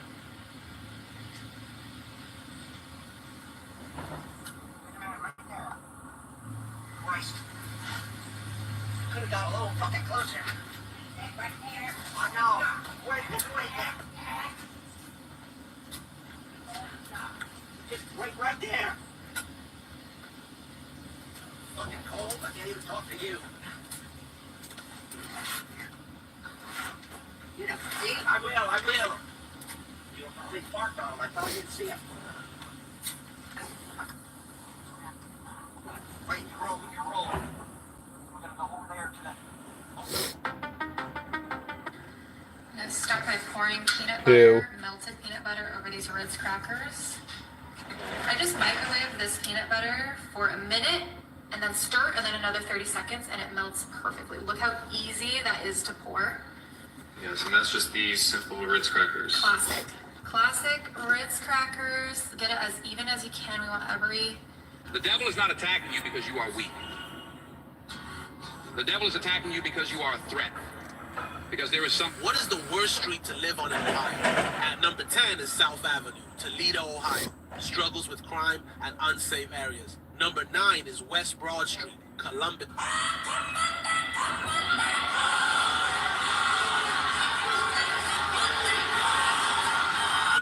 Screen, they're waterproof, and you have Find My earphones built into it, and they're over the ear. So these are going to be the X30s touchscreen. You're talking to me?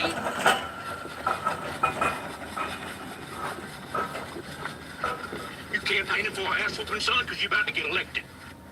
You talking to me?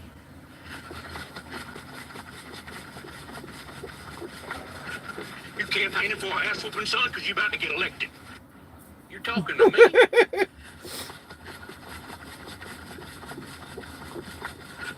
You campaigning for an ass whooping, son, because you're about to get elected. You talking to me?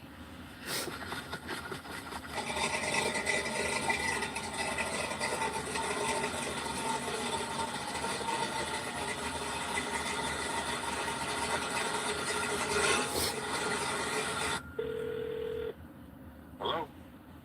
Hello. This is an automated call from Toyota. We're calling about your 2012 Toyota Tundra. We noticed your car warranty is expiring soon. Would you like to extend it? Please say Yes or no. No. okay, got it. You said Yes. No, I said no. okay, got it. You will see the charge on your Visa ending in the No, numbers. I said no. 3656. No, no, no. Do not charge my card. I'm sorry. Operator. I'm sorry. Hello, help, zero, hello. No, do not charge my card. I'm sorry. I said no. Okay, got it. The total amount for the extended warranty is $1,468.42. No, it's not charge anything. I'm sorry. On my card. No. I'm sorry. This is bullcrap. Put someone on the phone right now. I'm sorry. I'm having trouble understanding you. I said operator or assistant or whatever. Okay. Somebody. Okay, got it. It sounds like you're also interested in purchasing. A new car. No, I said I'm sorry. I'm having trouble understanding you. operator. Would you like to speak to an operator? Yes. Okay, got it. Press 0 for the operator. Let me talk to someone. You pressed. The number 4. I pressed 0. If you'd like to speak with customer service, please press 0. I already did that.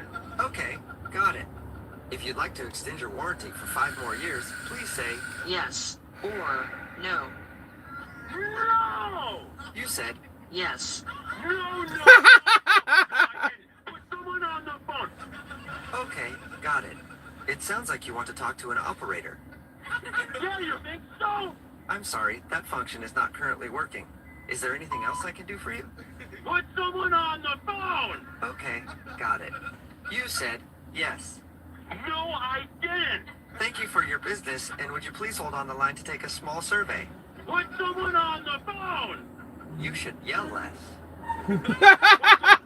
That's right. You've been yelling this entire conversation. It's quite loud. What is this? And now you're arguing with... A computer system. You're stupid. You're stupid. No. You are stupid. What is this? This is a... Prank phone call. What's up? If you enjoyed it, please press 1. If you didn't like it. Tough. But I should also tell you that's a prank phone call. It's a joke. What? Your brother told me how pissed you'd be if you had to put more money into your car, and he wanted me to prank you.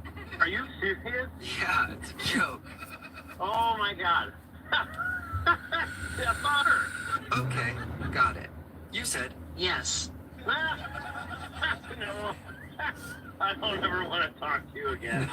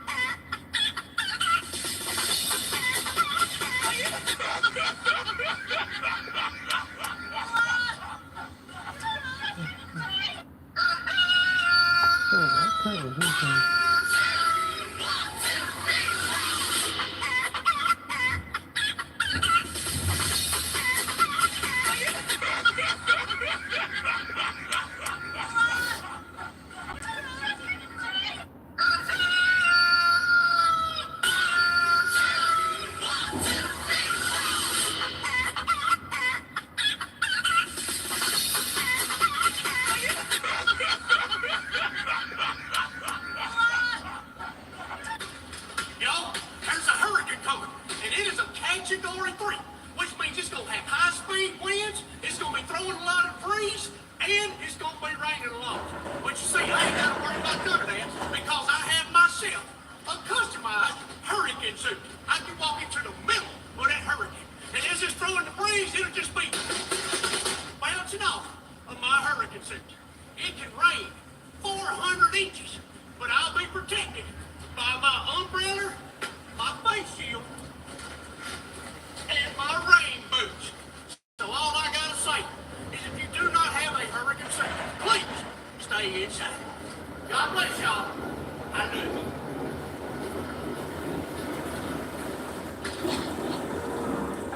No way.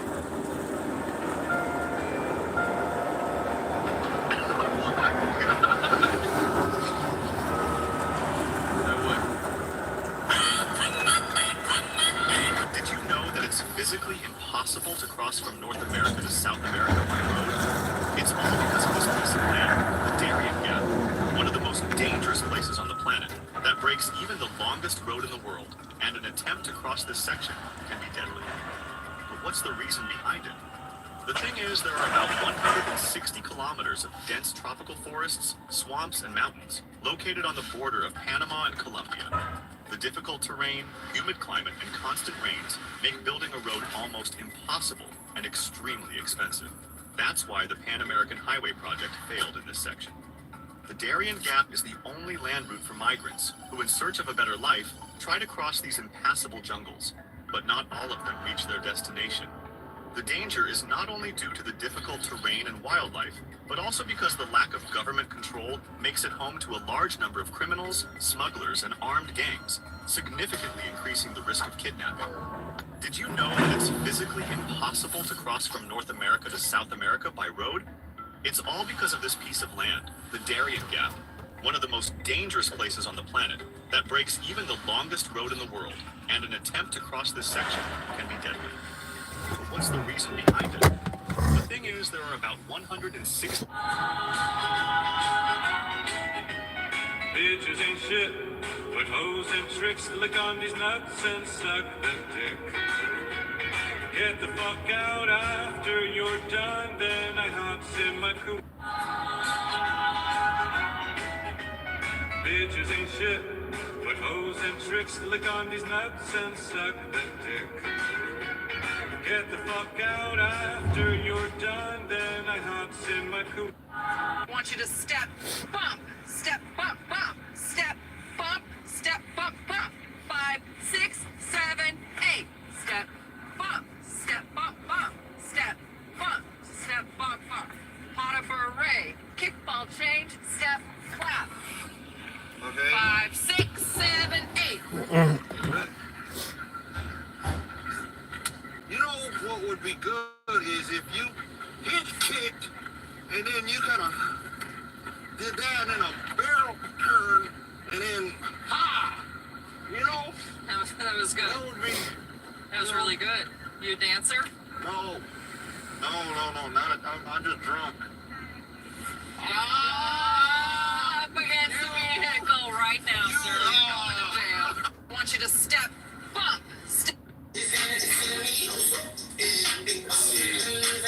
Hopefully this battery's charged.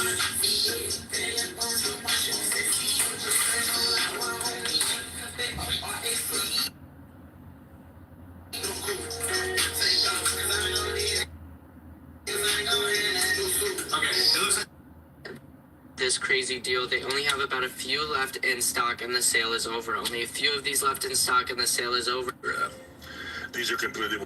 Able to use gig work apps like Uber Driver if you guys want to make a couple extra bucks, you want to get some work done behind the wheel. You guys have Lyft Bluetooth in your Dodge Charger. I don't know if you do, but if you do, you'll have 3 different... Right now.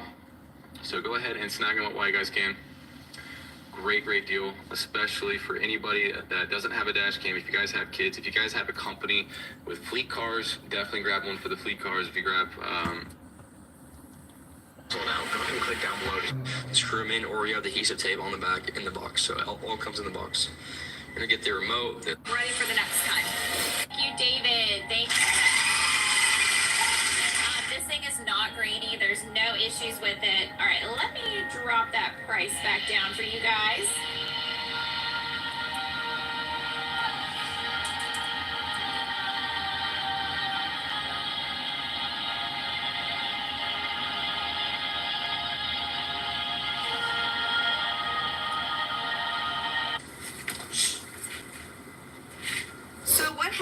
guys. Everybody's picking them up for their kids, for their. If I'm not, feel free to correct me. And another order just came in. Let's go, my Cart and check out. You can treat it like a bank. Free toy for us moms. You know, if you need help, I am here to. Okay, I need the one for the 10 years old. Yes, okay, that is the one down at the bottom of what it is pinned. So if you just click that and then you can get checked out, you will be good. We're gonna go quick. And then all of the right here. It's like Timmy. I'm gonna give you a follow back. Just go ahead and set notifications to follow me, and then whenever I go live too.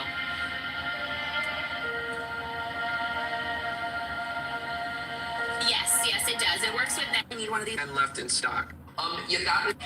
And want to take out money? And on that full charge, just to show you the power of this thing, it'll jumpstart up to 30 batteries. Up to Shit! Damn it! When he hit that gas pedal, let me tell you what, he didn't get tipped. Fiend. What are they playing, Fiend? No. And lock yours in. These are coming at a massive discount, guys. A massive deal, guys. This is what it looks like, and you. We can press the button to switch between the portrait molesting mode or rebalance it. Yes, you know, this product is called L9 Pro. Yeah, L9 Pro. Yeah, it's the stabilizer. Tracking is this camera. The whole set is called L9 Pro Tracking. Yeah, it can memorize it and search for it everywhere on different shopping platforms. Yeah,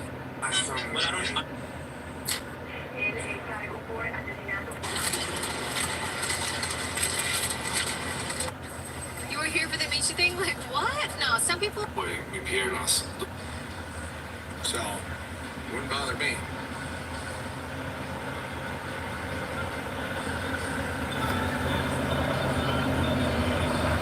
I ain't moving, fuck you. I'm supposed to sit right here.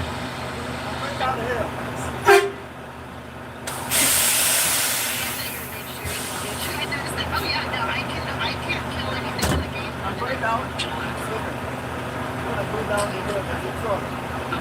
No, I was told to stay right here.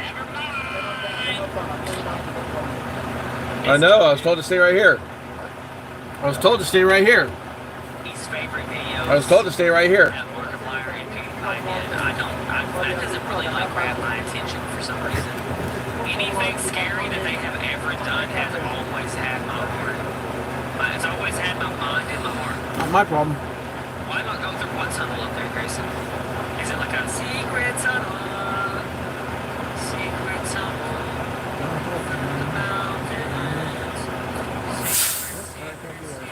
Secret tunnel. That tunnel? Please don't. Because I can't. This is like, this is another way to get back.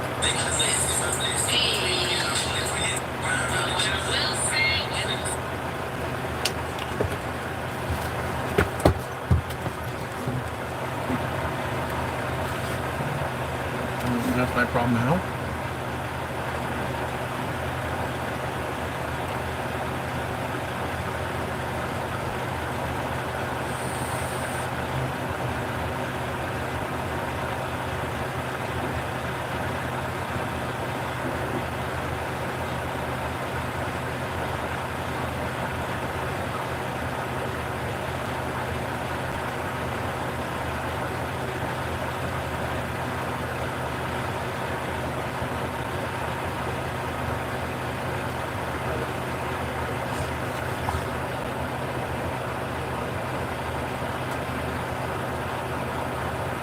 I'm pretty sure you can get past.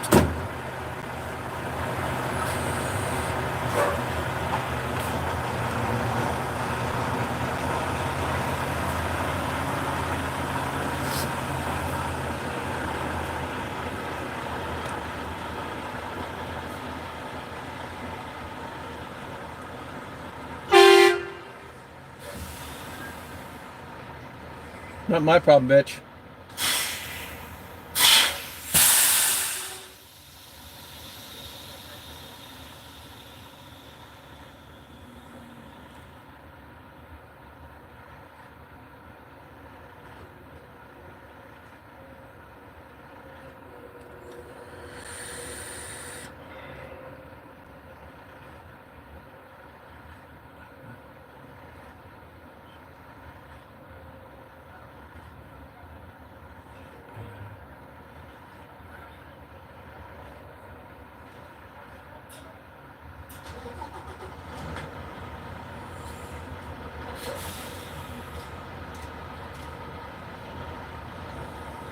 Not my problem.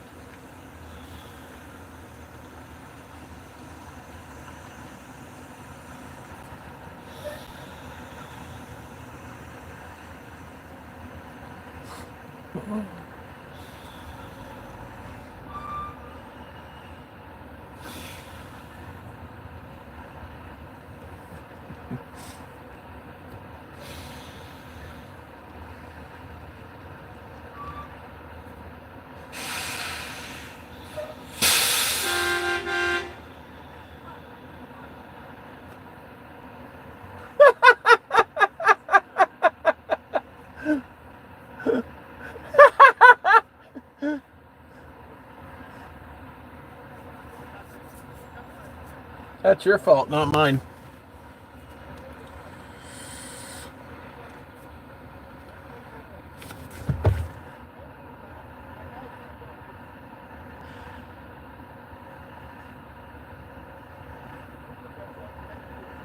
No, fuck you.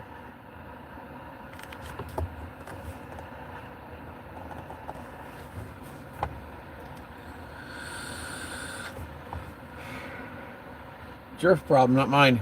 Bye, bitch. I'm not in your way, stupid.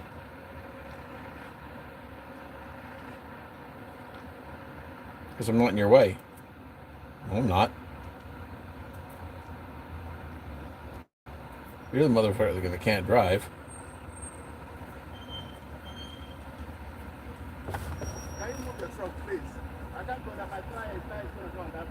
It's not my fault. You should have swung the trailer this way further. Huh? Not my fault. You should have swung the trailer further this way. Listen, Linda. You should have moved the trailer over further this way, and you would have had plenty of room to clear. Just moving forward. Is that so hard? You could have backed up, moved the trailer that way, and then swung around. You can't move forward. Just for you to move forward so you can come forward. That's all. I'm not telling you to get out of here. Just to go over there.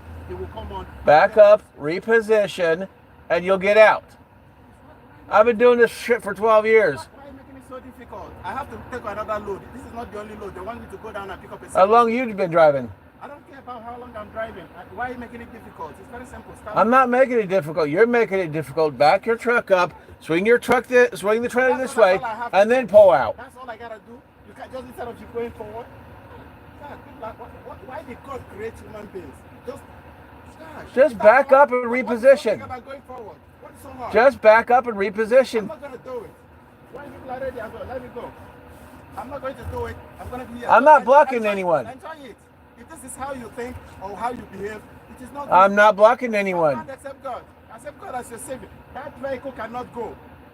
Back up and reposition. It's not that hard. All right, then I guess you can sit there. I'll block you. If I have to, I'll block you and all of us will stay here. And then I'll see what you can do. If I go back here, I'm going to block you and all of us will stay here. It's not wickedness. Move. You can stay on the road. It's not that hard. Back up, reposition, and you can leave. You're stupid.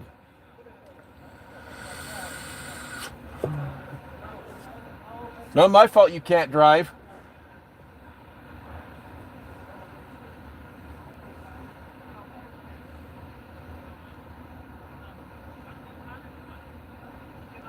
It's not my fault he can't drive.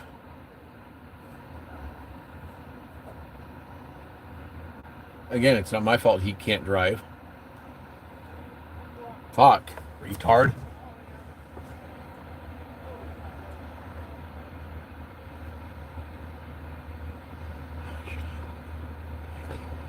Why should I? It's not my fault. You can't.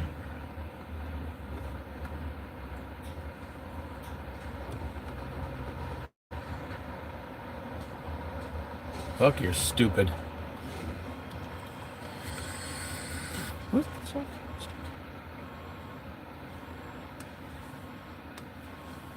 Some people have no brains, I swear to God.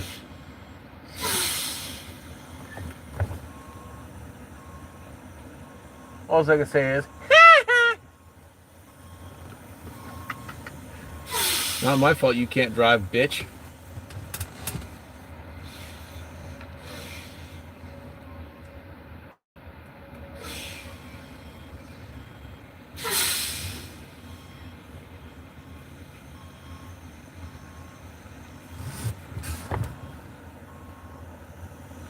Oh my god.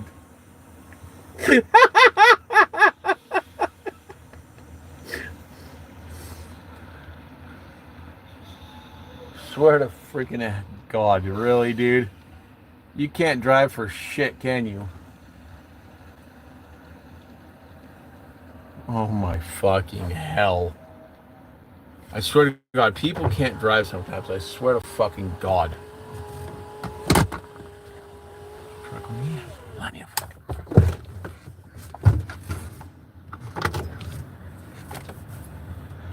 Some people just don't have a fucking brain devoted to thinking. I swear to fucking God.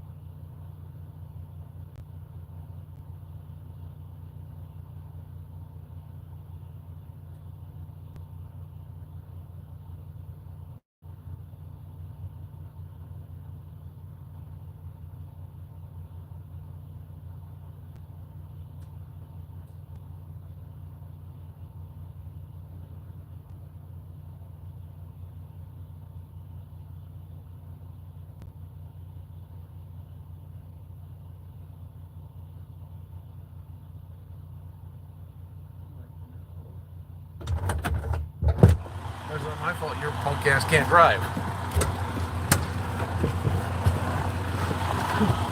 Some driver got pissed off at me because where I was sitting. And the shipper told me to basically stay there.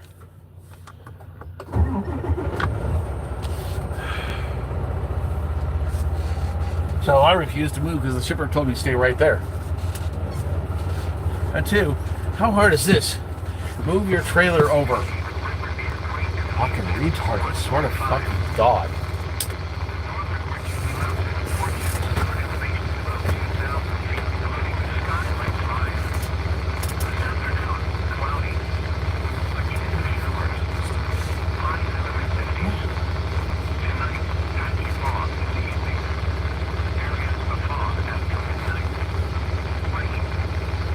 Some people just can't fucking drive, I swear to God.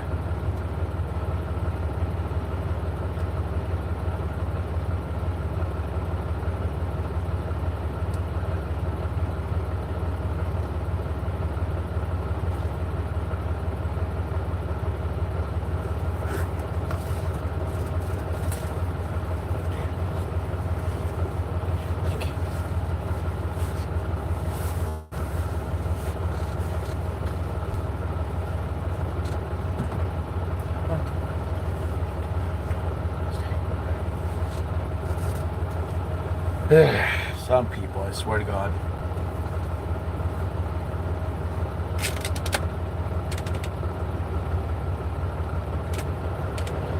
Some people just have no fucking brains.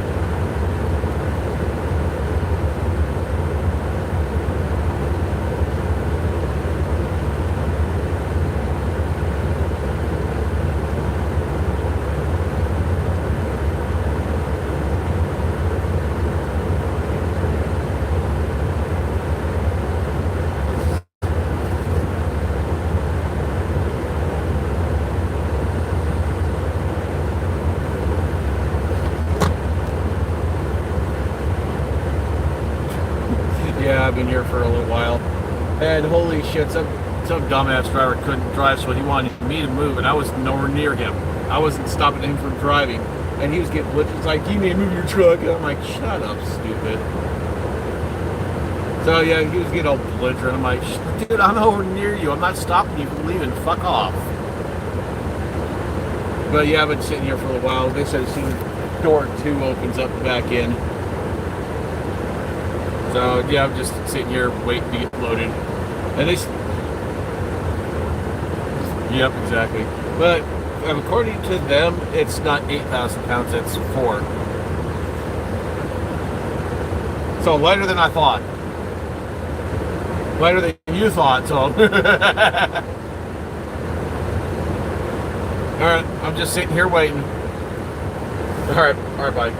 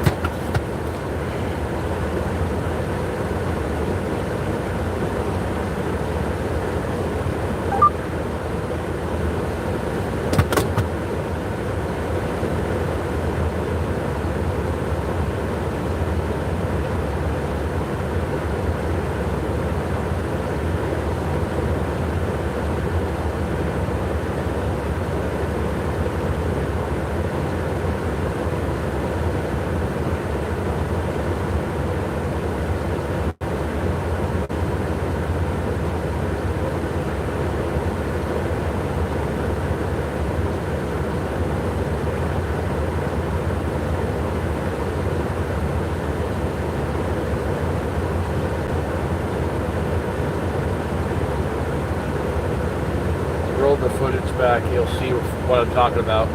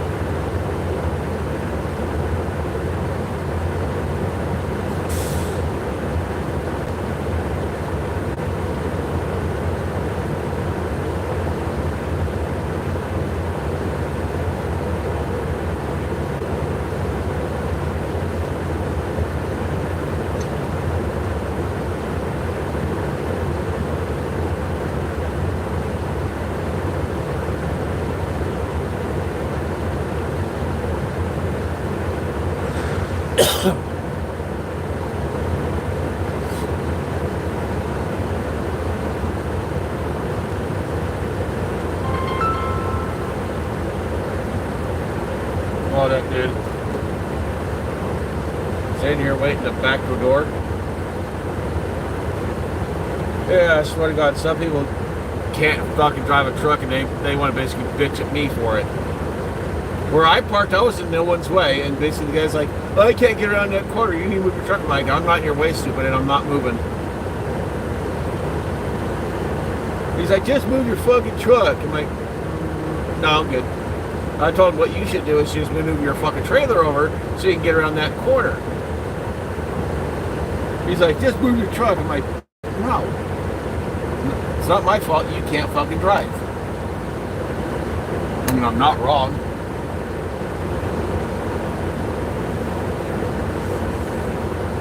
But sure, they want to put the blame on fucking everyone else because they can't drive. And yes, he was Indian. And he can't fucking drive. Not my fault.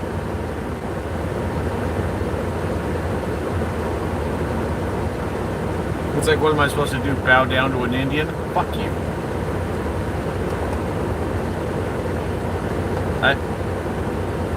No, he was Indian. Seriously, not my fault he can't fucking drive.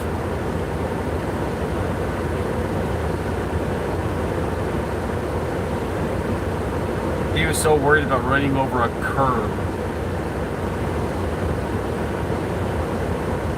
Dude, I would have just crawled over the curb and not given a shit. You don't have to go at it full force, just basically get your tires up against it and basically roll up over the curb. It's not that fucking hard. As long as you don't start rolling into the grass or whatever, you're fine. Just crawl up over that curb. It's not going to hurt the fucking trailer.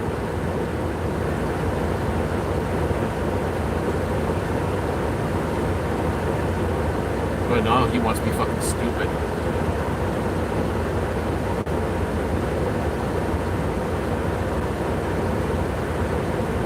I told him how he could correct it, but no.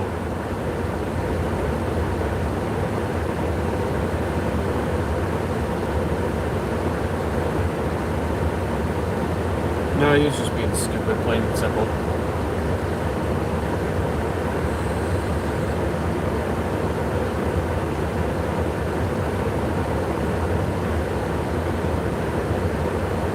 I swear to God, some people. What you doing in Windover? Do what? Oh, grease trap? Oh, I thought you said grease trap at first. I'm like, oh no, he said grease trap.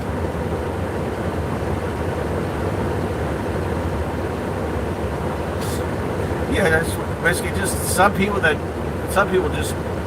it's just funny as hell when some people just can't fucking drive. Or as it goes, things that make you go, right?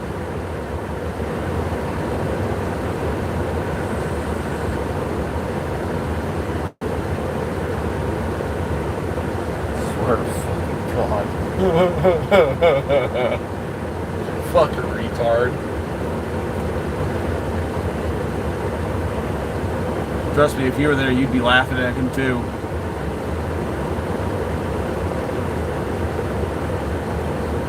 Fuck, dude. You can try, but it won't stick. Oh, he called me the N-word. No, I didn't. It's all on. I caught all on video. No, I didn't. Because I'm live streaming right now, and it's also on my main dash cam, so any racial words never left my mouth, and it won't. So, nice try, dipshit.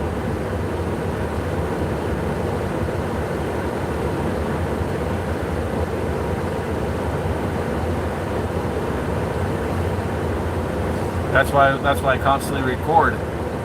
So if somebody does a whole he said, she said bullshit, I say bullshit because it's on camera. So nice try, dipshit.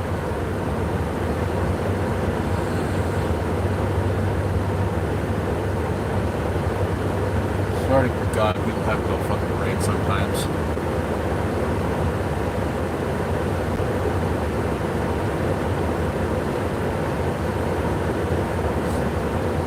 trust me, if you were on the phone listening to this shit, you would have been laughing.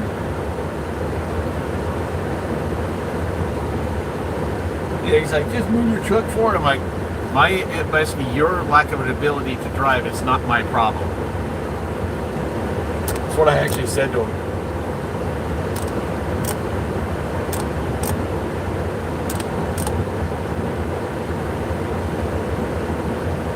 No, I told him I've been driving for like 12 years or so. I'm like, and your lack of an ability to drive a truck is not my problem.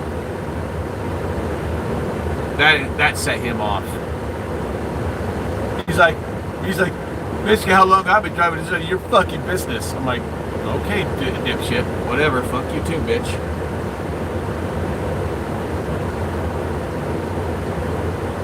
It's called Get a Clue, retard. I was about to let him basically, get me to do shit. I'm controlling this truck, not his ass.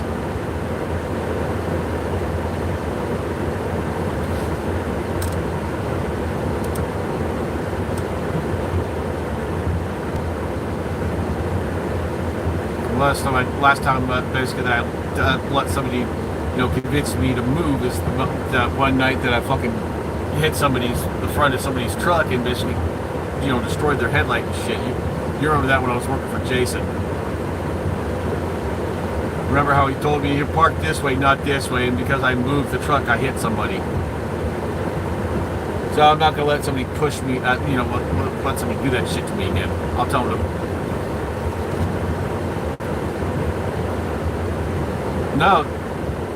No, the guy that I hit, I did the whole face palm shit. He's like, yeah, no. He's like, he didn't do that on purpose. And the guy that basically told me to move, all of a sudden, he's gone. He just fucking up and leaves. He's like, I'm not in this one.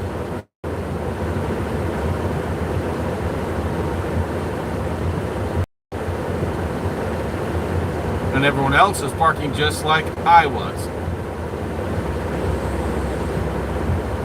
What I should have done, it was told him to suck a dick and roll up my window.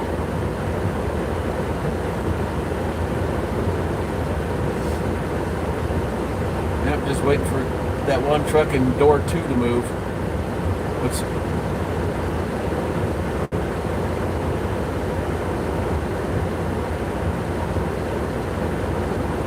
your motorhome, not his.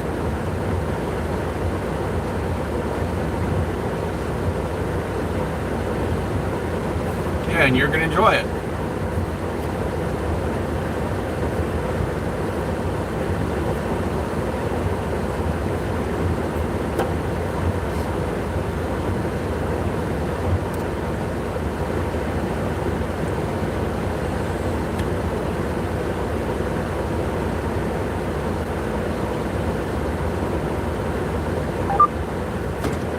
Yep.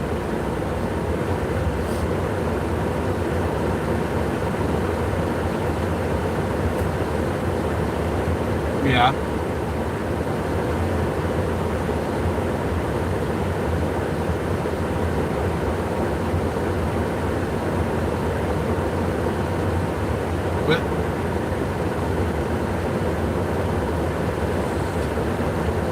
Yep.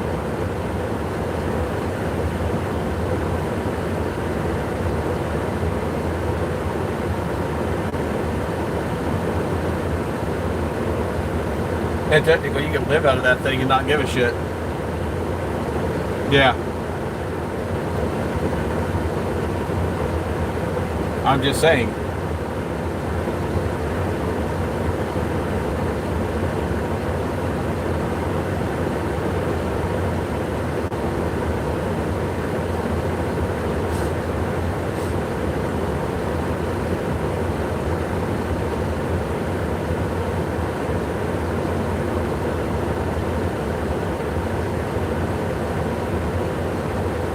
Yep.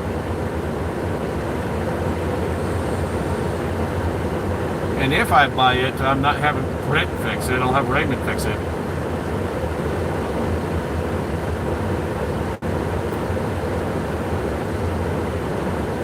No, he knows a lot. He knows a lot about RVs. said, and most likely you'll say, okay, that's minor, that can easily be fixed, and here's what it'll cost. And now that truck's moving out finally. About damn time.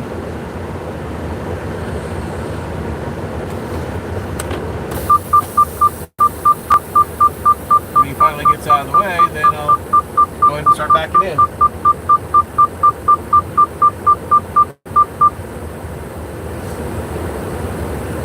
Yep, he's going to get out and move, basically close the doors.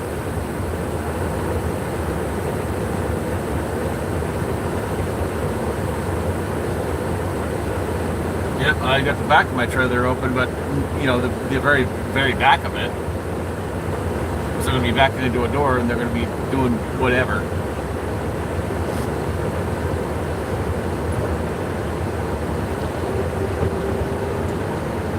And I can't move my truck until that truck gets out of the way because I don't want to fucking hit him.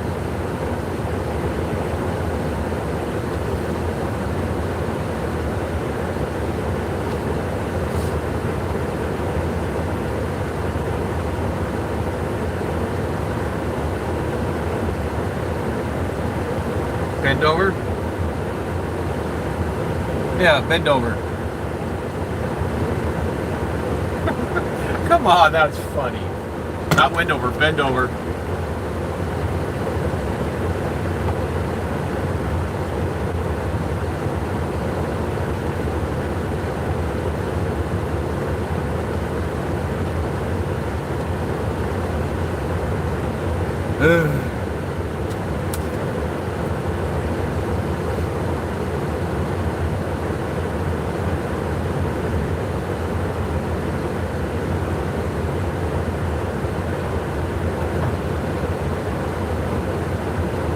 Nuts. Your doors are closed. Move your truck. Come on.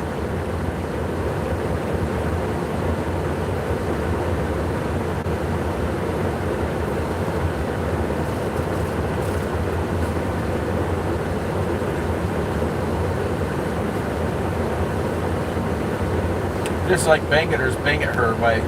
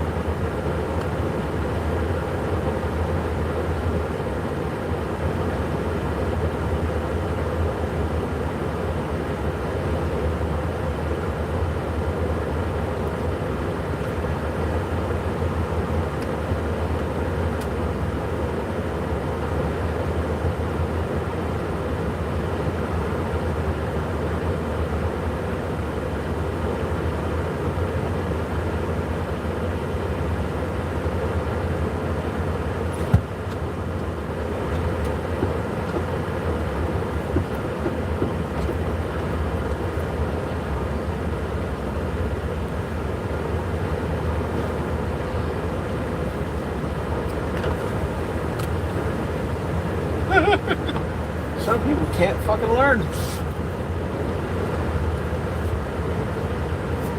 I was told back to door 3, you can back your ass up now, dude. Or door 2, not door 3. You can back up there, stupid. Yeah. Fucking learn.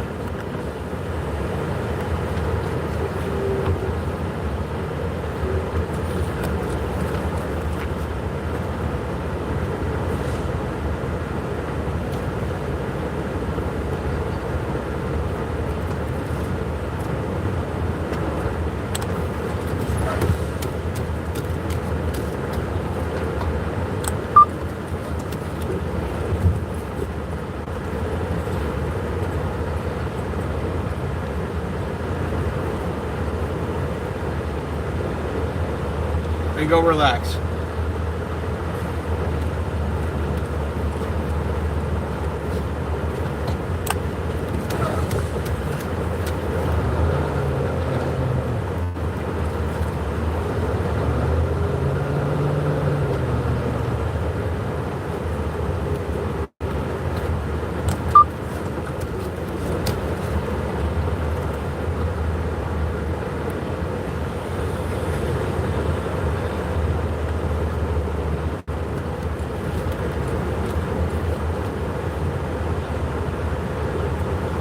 I don't know. You're asking the wrong hombre.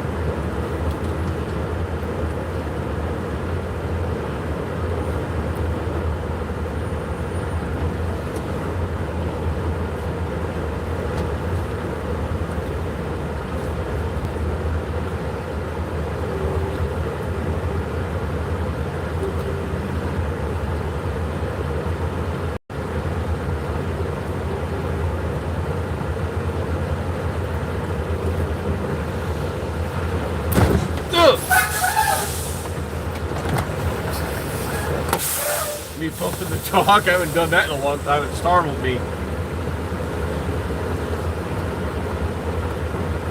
Not joking. I haven't done that in a very long time. I'm not used to bumping docks because it's been that damn long. Yeah.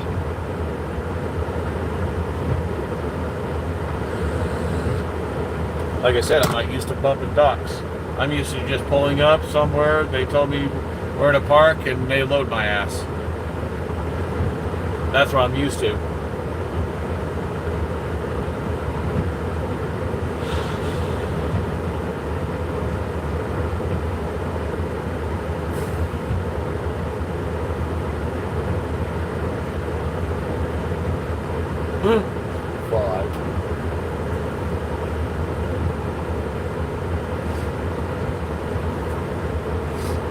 A bumping we will go, a bumping we will go, hi ho de there yo, a bumping we will go. No.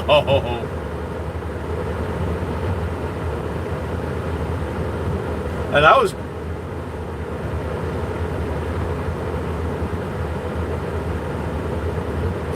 dude, that happened like a while ago.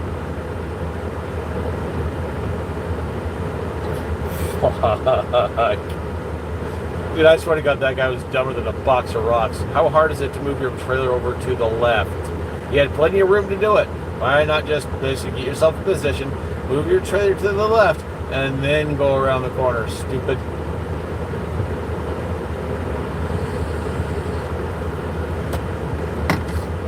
I'm still a rookie. What are you talking about?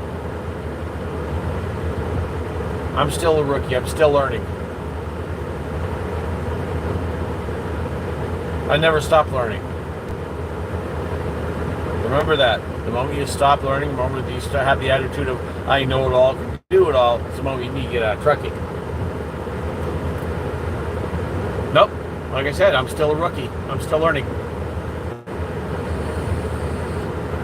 Even though, yes, I've been doing this for a while. You had to what? I'm good. I know, and I'm good. I don't like the McRib. No. You gotta realize the truck stops sell those things too. So I'm good. If I want a McRib, I'll just go to one of the truck stops that have them. If I want one.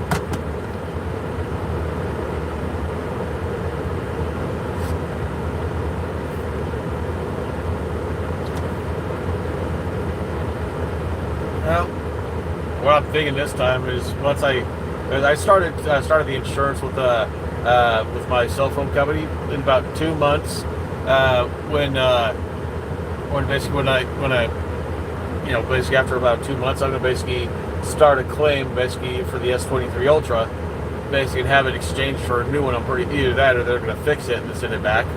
As soon as I do that, that one becomes my live dash cam, and then this A15, whatever it is, I'm gonna basically put it out of service,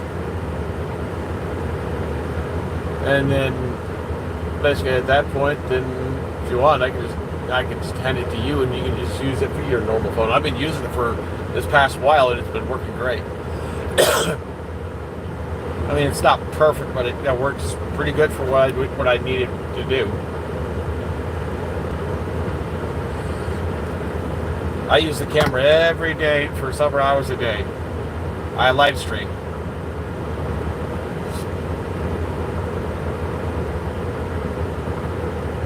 So, yeah, camera works just fine.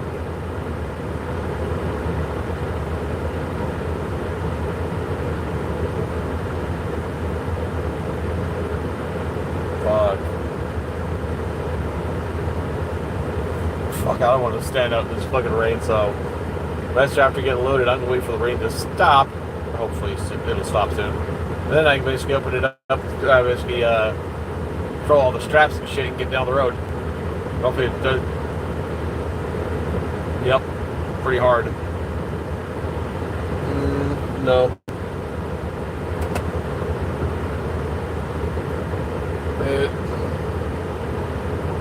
Hold on. Go to my GPS.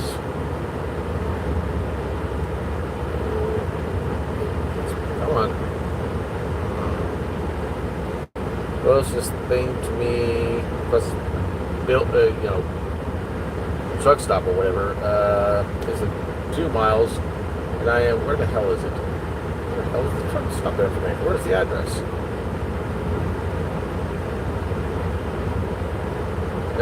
Bedford, PA.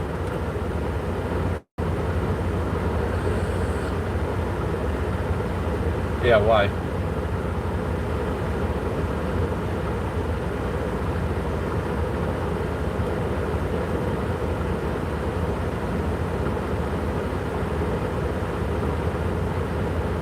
Sure you can.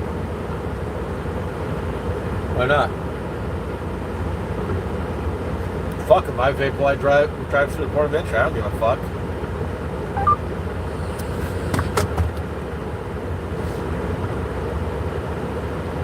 Even if I was smoking cigarettes, I'd be smoking through the port of entry. I wouldn't give a fuck.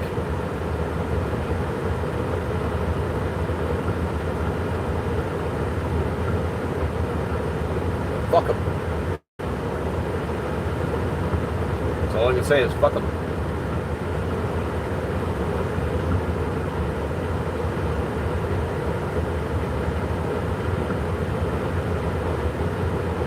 Lucky you, I guess. But you get the bypass.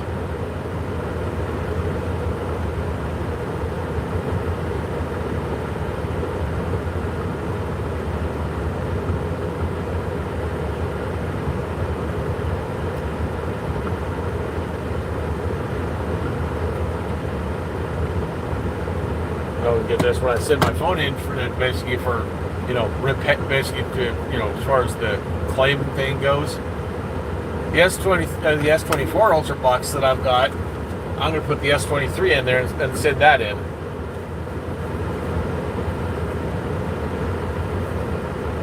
So basically, it won't be in a big old box or whatever. It'll be in I'll put it in the S24 Ultra's box, and then put it in an envelope and send it in.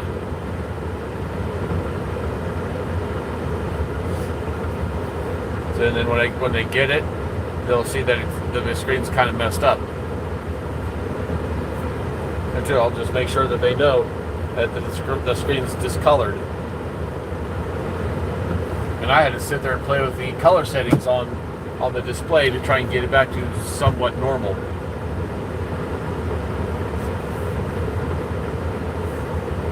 So it's back to normal somewhat. But yeah, bad screen.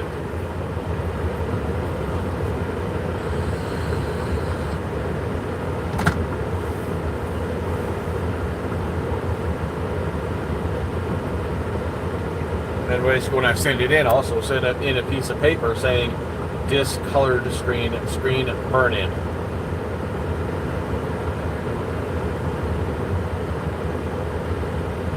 And they'll see that I'm right. Yeah, discolored screen and there's this screen burn in.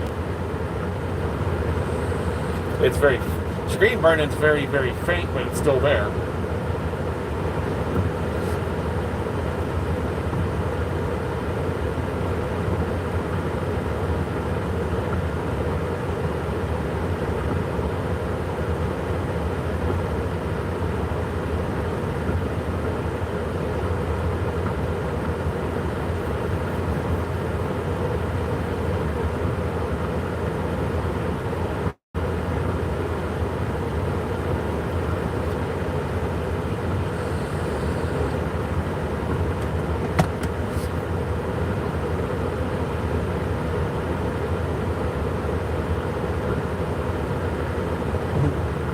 And if they say, yeah, if they say basically discolored screen's not good enough, it'll be like, okay, I can solve this problem real fucking quick. Put it on the ground and stomp on it. Be like, okay, here's a new claim. Screen's broken. They can't dispute that. Do I want to do that? No. But if it means getting a new screen, I'll break the screen and send it back in and say it needs a new screen. And while you're at it, put a new battery in it. I know you would too, right? Problem solved. Break the screen, send it in. They're forced to change it.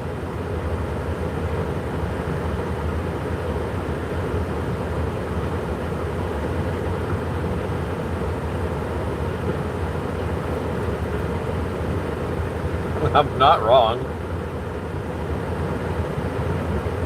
Like I said, do I want to break this? Like I said, do I want to break this phone? No, because you know how careful I am with phones.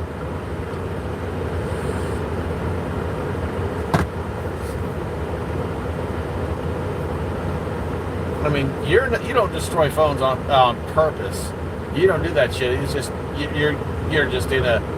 You just have to do jobs and stuff like that where basically periodically you'll drop the phone or whatever and it'll break.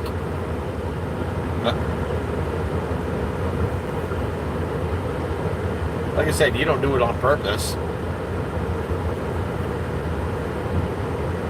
Usually my phones will stay in the truck unless I'm going in the building. Then the phone goes in my pocket and then I go in the building. I don't have my phone out basically while I'm walking. Unless I need to pay for something, then I'll pull it out, transfer some money from savings to checking, and then it goes right back in my pocket. Then once I get in the truck, it goes on to the dash. I've broken phones before, and it's not fun. It's a headache.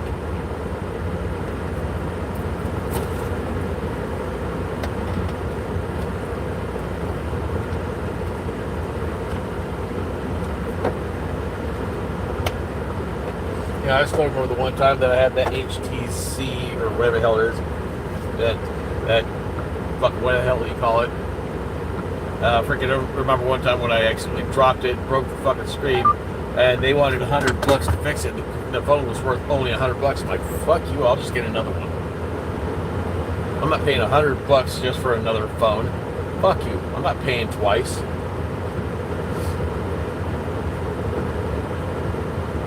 I don't like it. Tough shit. The S23 Ultra is still worth about $900. So, yeah, I'll send it in for repairs.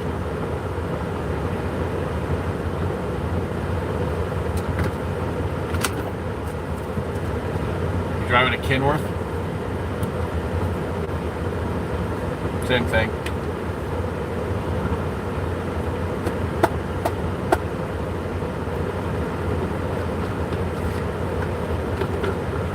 Same thing.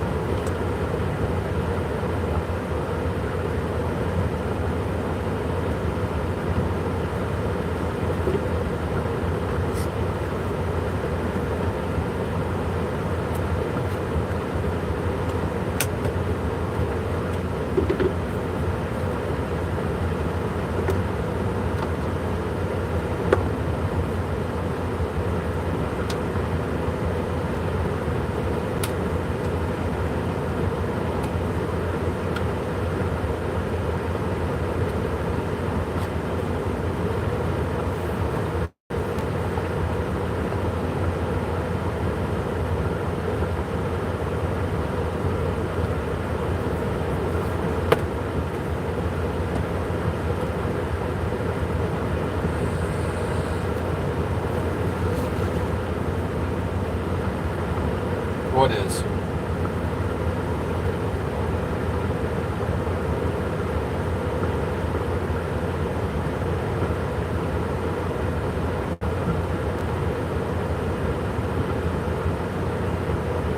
I thought you said you were in Nevada.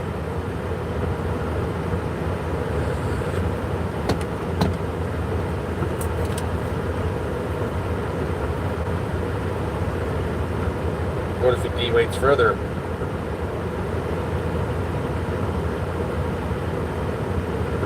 But if it dewaits further, if it dewaits, dewaits to where you go slower than that, you're getting towed.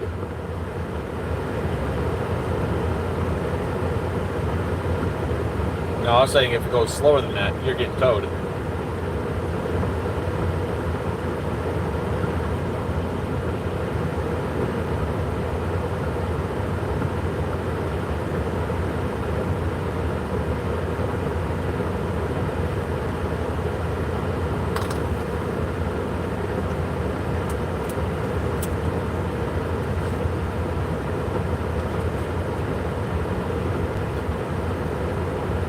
Yeah.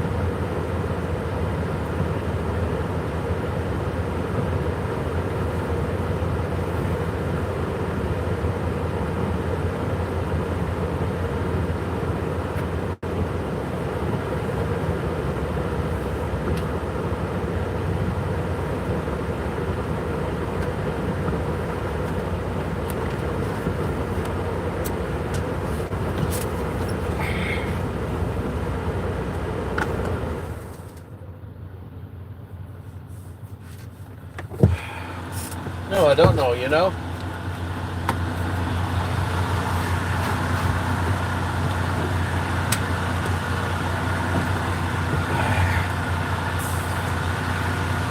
Oh, yeah.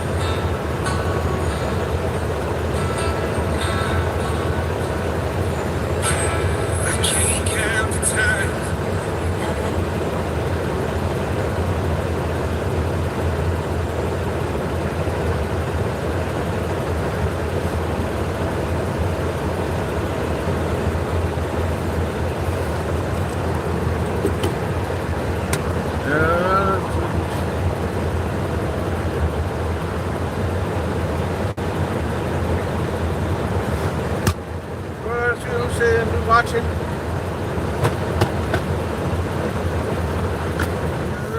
Rose or nothing. If you didn't know, you crazy about you.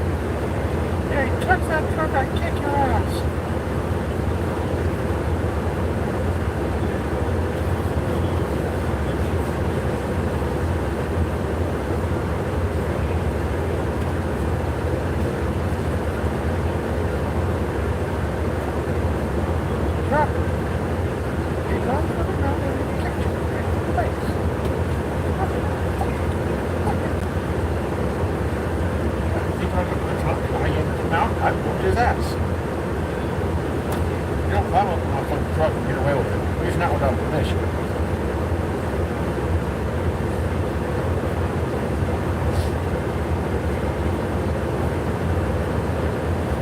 Okay, I'm good and ready.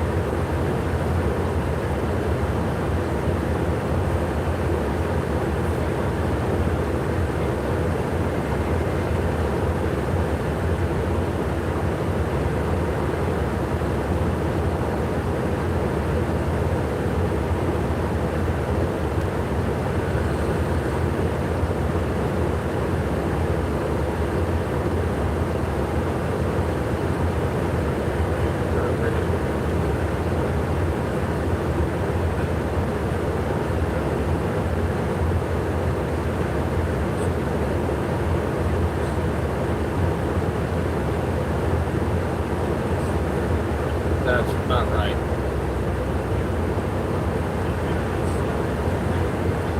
Okay, there's a break.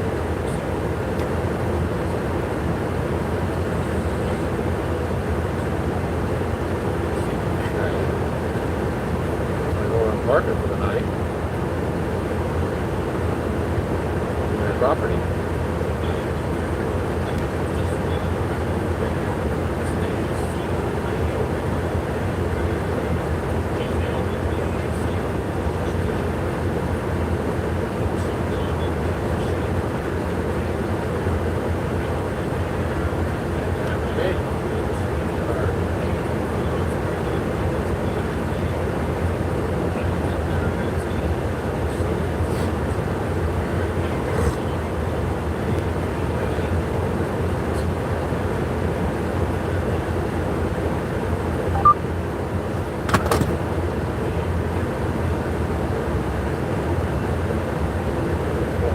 Get there.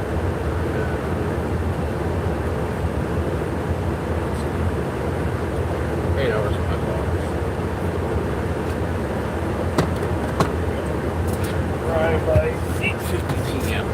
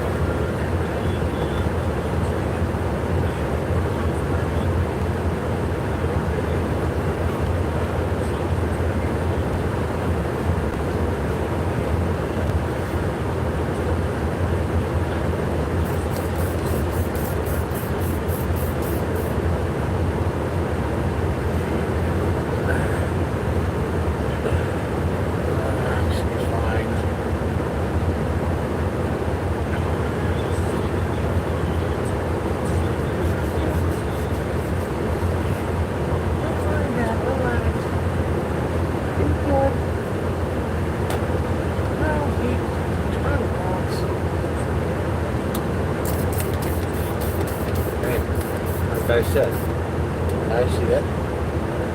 She's family. I will not hurt her in any way. She's family. Me and your dad are really, really good, close personal friends. And the way I see it, me and him being close personal friends, I would use family. That means using protection, automatic protection.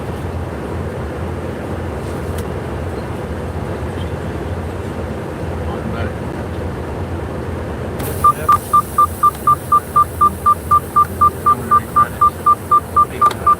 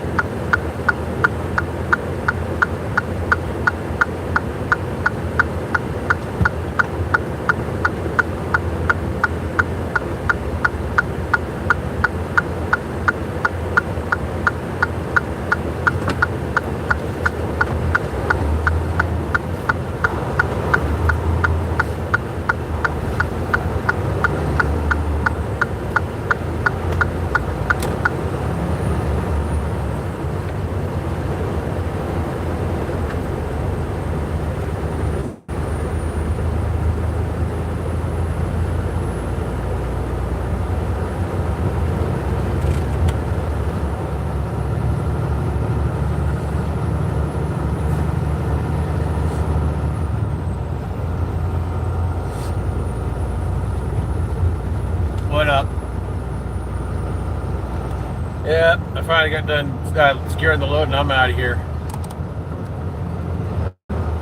Alright, talk to you tomorrow. Alright, bye.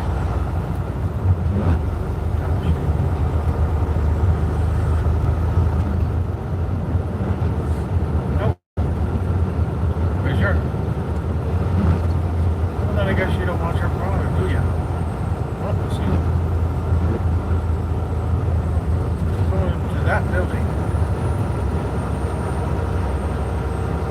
Yes, it is. So that's why I don't leave. No, next time. Next time, don't be rude to somebody.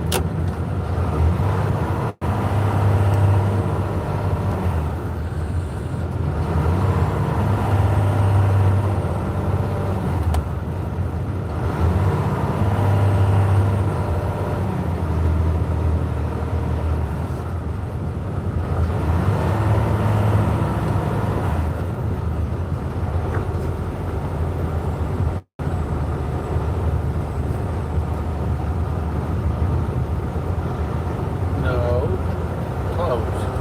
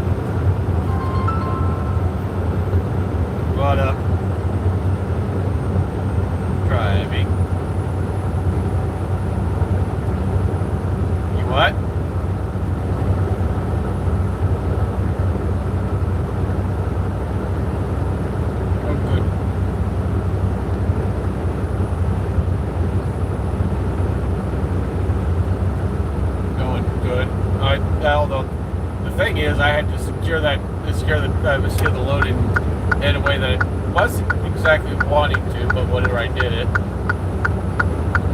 I couldn't get the front of the Conestoga to move backwards because it got pinched, you know, whatever.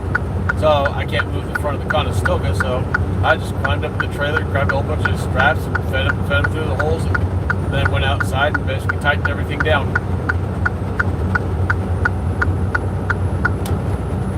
And where I was parked, basically I didn't want to sit there rolling forward and basically secure it. I'm like, yeah, screw this. I'm just going to leave it closed and secure it that way. Pain in the butt, but I did it.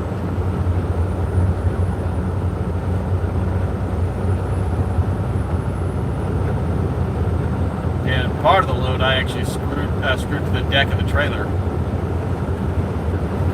I didn't strap it or nothing. I just basically screwed part of the load to the deck.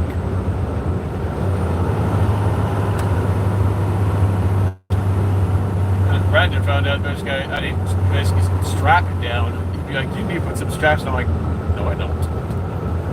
Screws will work just fine to hold it down. Right?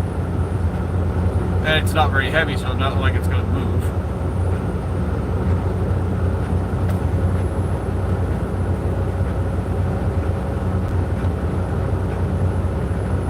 Bunch of metal something going to a certain building, I guess.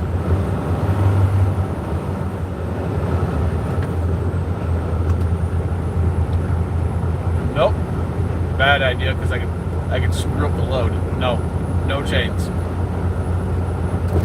It's kind of delicate. I think they're like AC units or some shit like that. So using chains is out of the question. I didn't want to damage the load. So no chains. And basically what's in the trailer, even though light as fuck, it's expensive as fuck too, so I did not want to damage the load.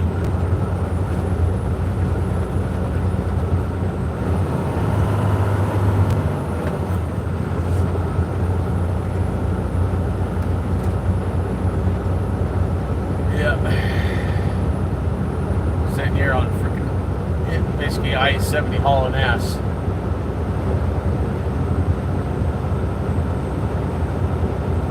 You know? I mean, fucking raining, but or at least it was raining. But no big deal. It's like 53 degrees outside, so it's not like I have to worry about ice. The road may be a little slick because it's wet, but it's not icy, so therefore it's not that slick.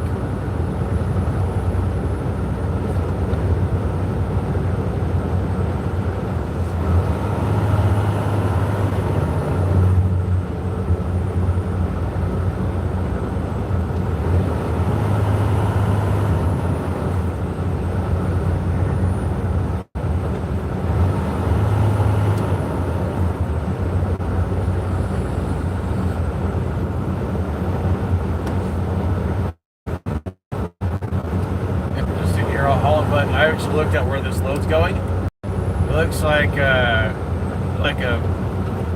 little condo type of deal for like different type of businesses, like Reeves is basically in Salt Lake, right? That's where I used to live. Yeah, kind of like that, but I could park on the property, but in back.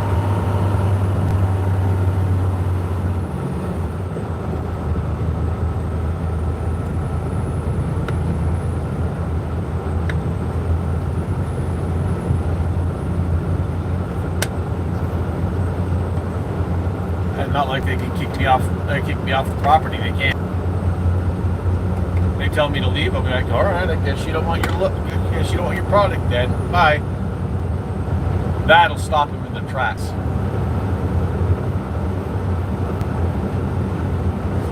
Yeah, about 222 miles away. So if all else fails, I know where I'm parking. I'm going to get as close as I can and then find some place to shut down and then get the rest of the way in. Or, if I can't do that, if there's no parking and shit, fuck it. I'll just go all the way in.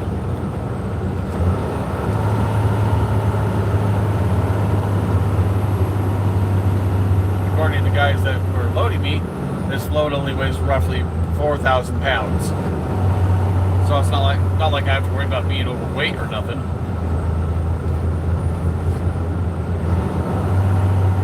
And I definitely don't have to scale the truck either.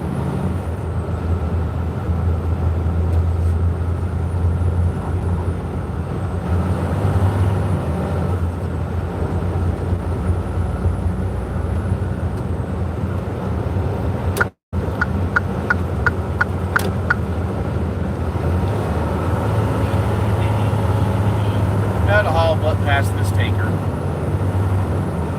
Now I'm hauling butt past a tanker. Belly dump style tanker.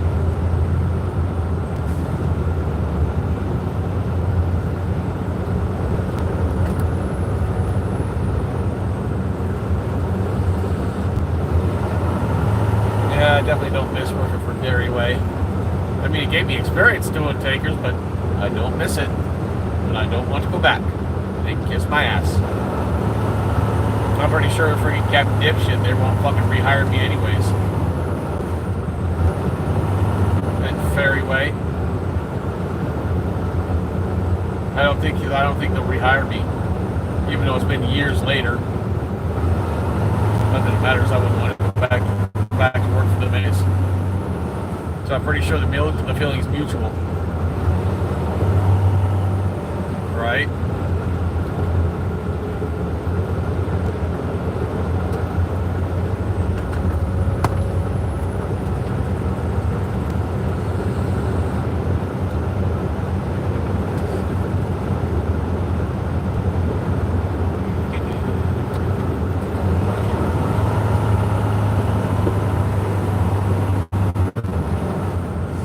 Alright, Captain Dip, get off my ass. You don't need to be riding my ass. Fucking retard.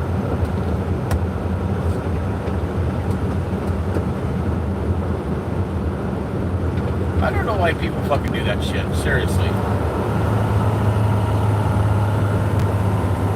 And he's a truck driver. And you'd think he would know better. Get off my ass, retard.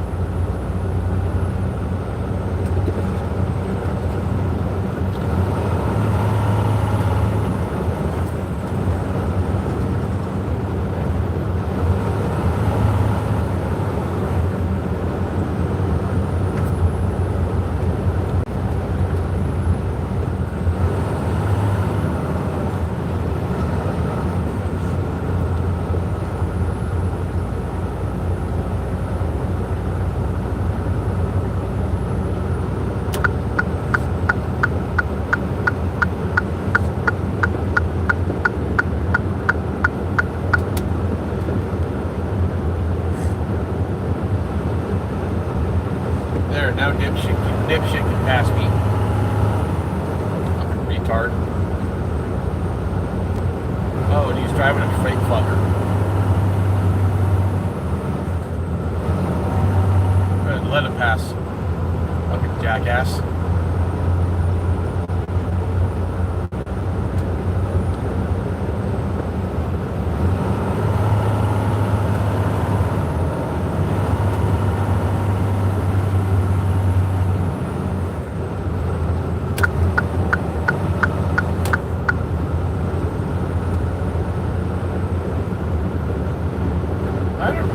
Why fucking people do that shit, really? They sit there and ride other people's asses. I don't get that.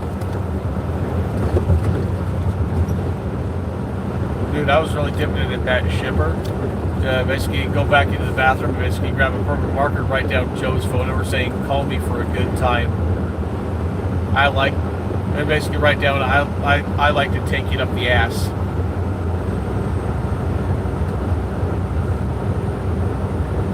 Oh, I can't. Not at that shipper. I've already left.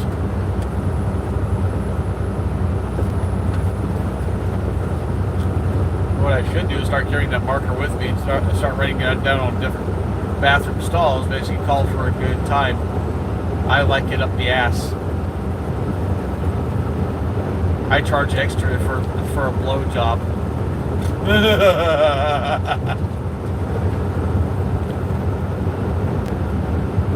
I see how many fucking phone calls he gets, and then all of a sudden he's forced to change his phone number.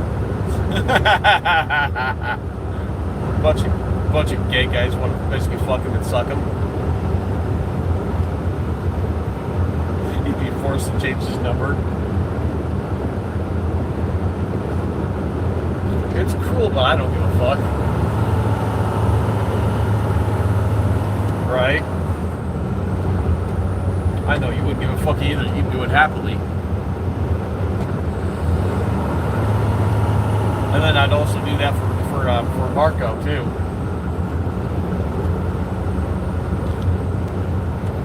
They'd both be forced to change their number. And then when I look it up online, basically they'll have to post their phone number. It's not repost their new phone number at some point. They'll write that number down and start posting it all basically at different bathroom stall walls, and they'd be forced to change the number again.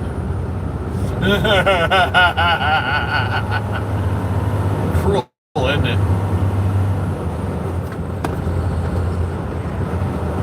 That's what that little bitch gets for treating me like shit anyways. If he treated me with nothing but respect, we might be still friends, but no, fuck you, Joe, bye.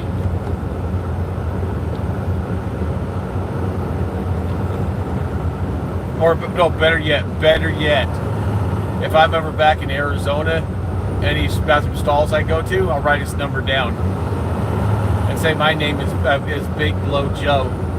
Call for a good time. I don't fucking care.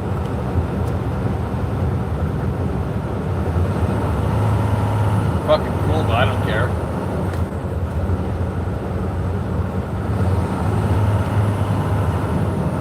And then I can also write down I live in Queen Creek, Arizona. I'm definitely a queen. Oh, fuck. I'm demented, ain't I?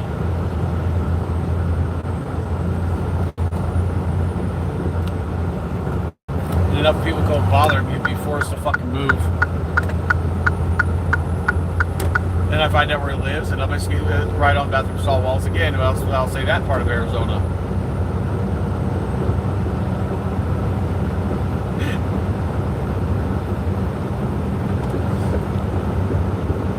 Or better yet, I can basically give everyone his Facebook page name and have him go plug into people, have people go bug him on Facebook. That's mean, isn't it?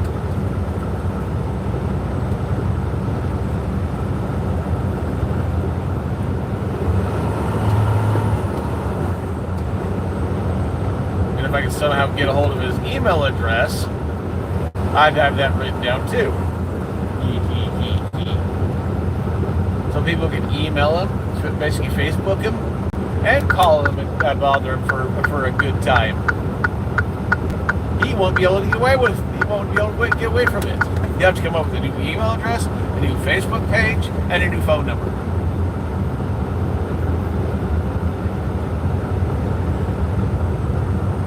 Yeah, he'll be hating life, wouldn't he?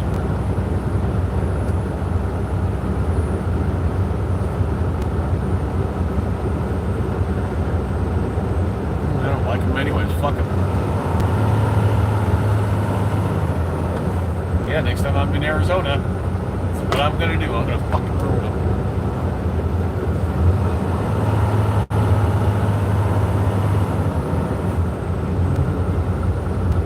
Yeah, I'm mean.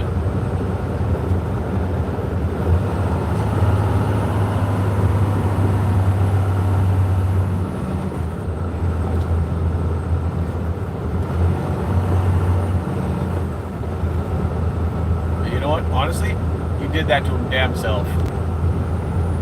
By being a rude, obnoxious jackass, he did that to himself. he would be a nice guy, okay, then a lot more people would like him. But nope, he's nothing but a jackass. So fuck him. I mean, I don't want to fuck him, but fuck him. Come on, that was funny.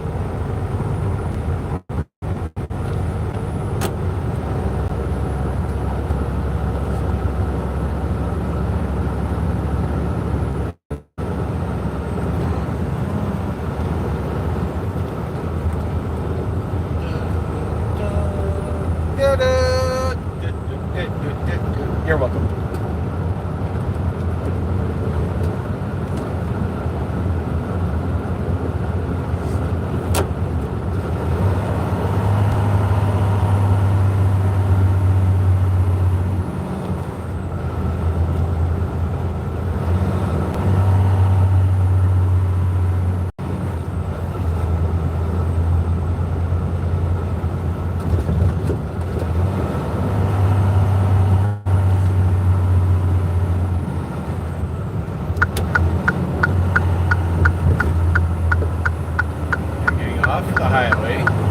Back on the highway because I'm going from because I'm getting off the part of the highway that goes from 70 to 76 and getting off on the exit so I can stay on 70.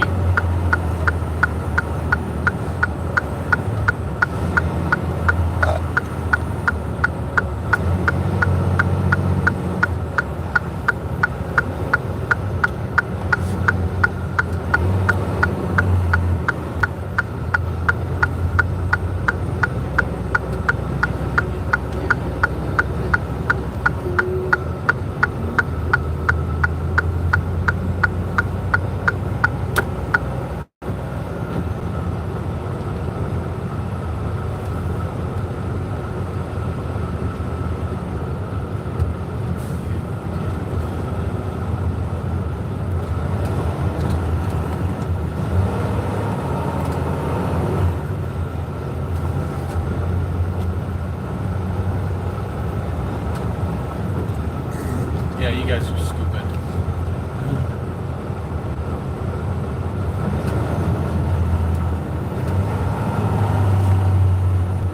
Yeah.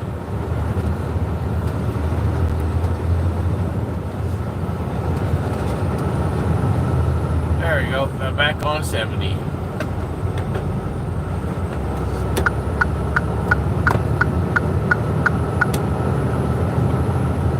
Bye.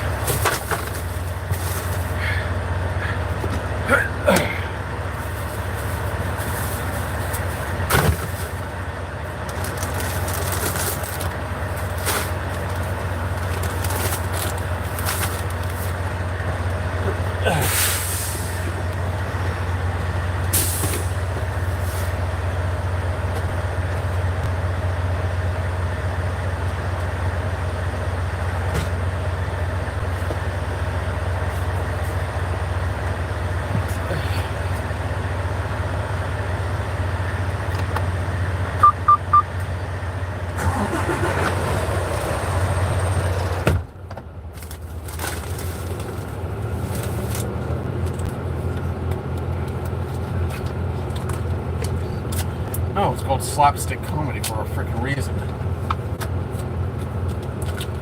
I think I'm 44. I remember watching that as a kid and laughed my butt off. My mom's like, turn that off, that's stupid.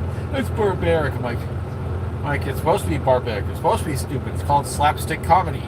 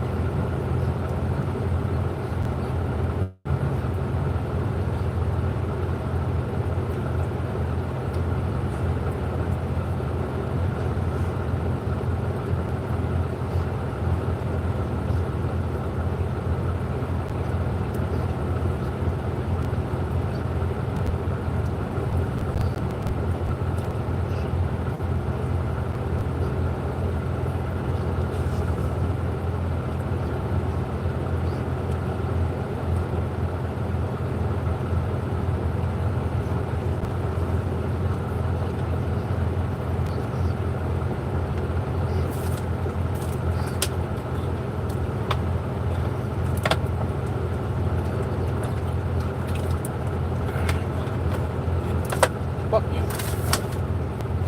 Oh, that truck. Go fuck yourself.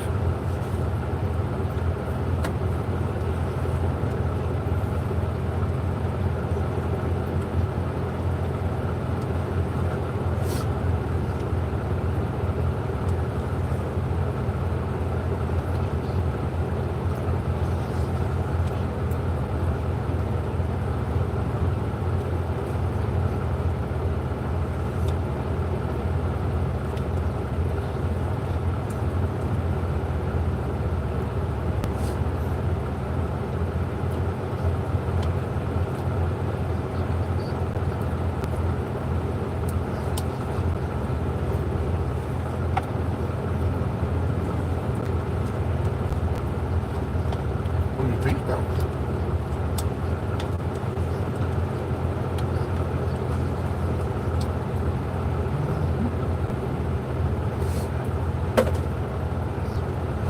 It's great to you, but you ain't taking shit.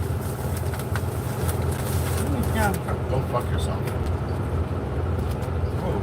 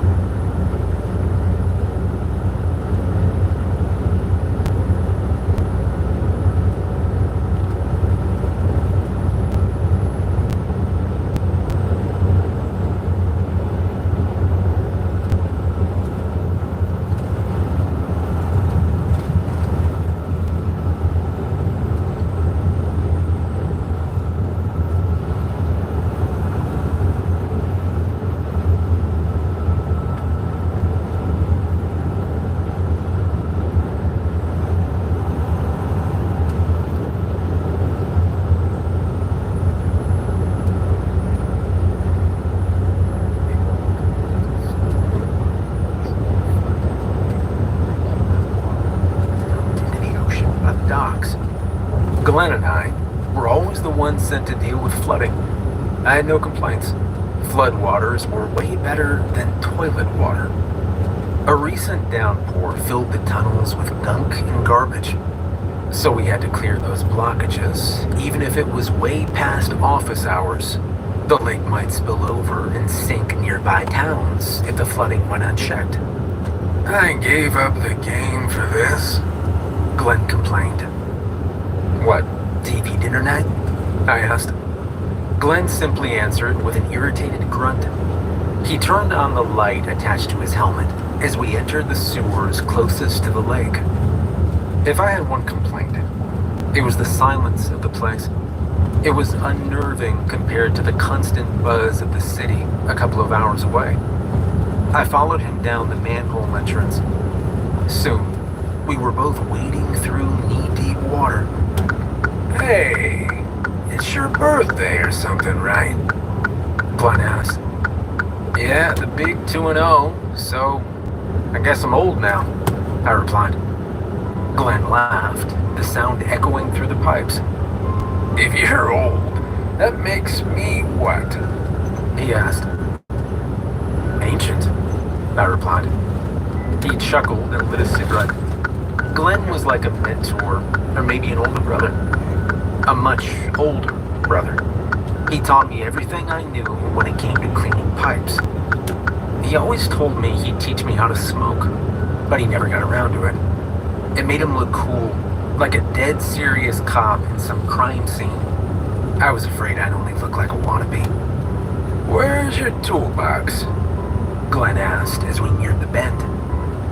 About that. I might have left it at home. I thought they'd give me the day off, I replied. Glenn sighed, but handed me his own.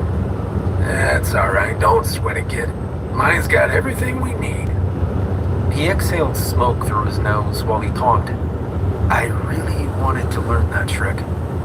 Then, a distant sound made us both stop. The near silence of the area made it seem louder. It was somewhere between a growl and a groan. Maybe a coyote got dragged in with a flood, I said.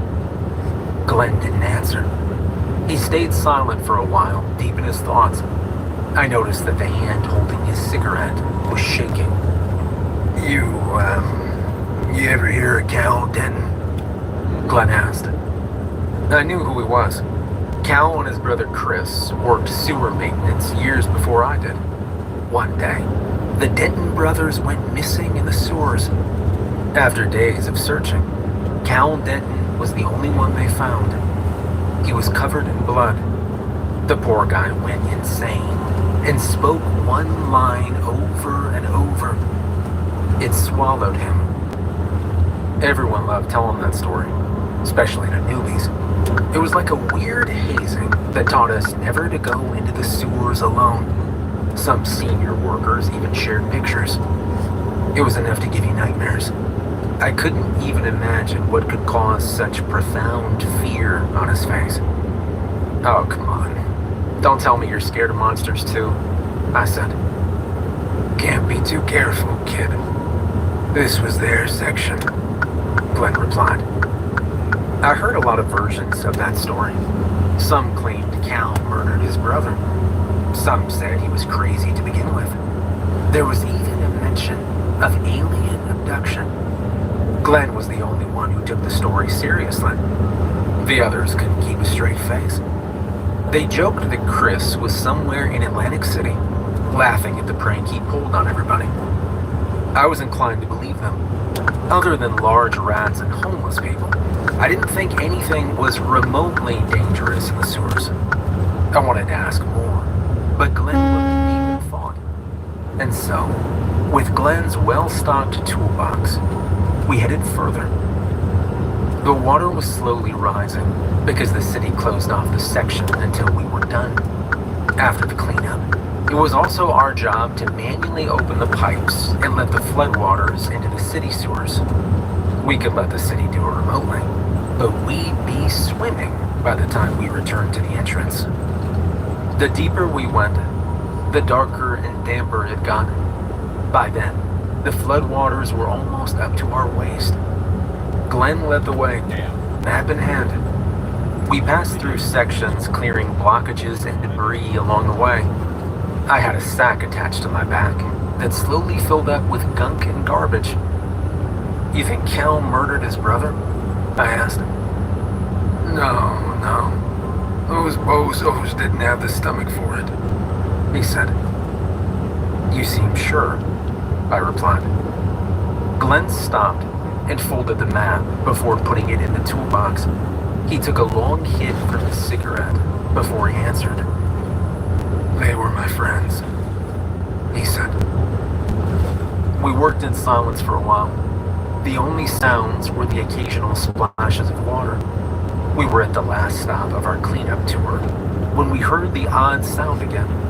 This time, it sounded more like someone inhaling a big gulp of air. We both stopped and listened.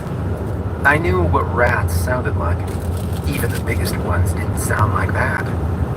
Then, the sound grew following us. And that was when we encountered a floating, dead coyote. I was right.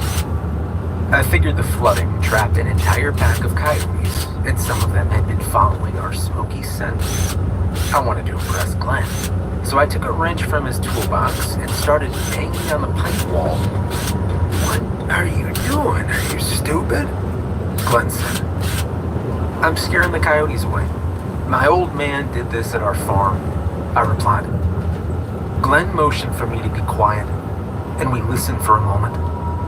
The sound was gone. Whatever it was, the noise drove it away. I smiled at Glenn and waved the wrench around. His expression was grave as he quieted me with an intense look. I never saw him that serious before. Sure, he looked like a cop who had seen enough evil in the world, but there was always a chuckle about to surface. It was different at the time, and it made me nervous. He carefully turned over the floating dead coyote. The lower half of its body was gone. It looked like it was taken in one big bite. Glenn, I asked. We need to get out of here, he said. He froze when he looked back at me. His eyes were fixed on something just over my shoulder. What the hell is that? He said. I heard shuffling behind me. It was quiet, stalking. There was a faint smell of dead rats, and then I heard that big inhale of air, as if it was inches away. Before I could turn, something took hold of my arm and dragged me. It was all too fast. I couldn't understand what was happening. I lost my helmet light, and everything went dark. I couldn't see the creature clearly as it pulled me away. It was strange. I could feel my body being dragged away, but I couldn't feel my arm. I just knew that half my left arm was inside the thing. I was not a lightweight. I was easily more than 200 pounds, and it surprised me that it jerked me around like a rag doll. I smacked it repeatedly with a wrench in my right hand, but it wouldn't let go of me.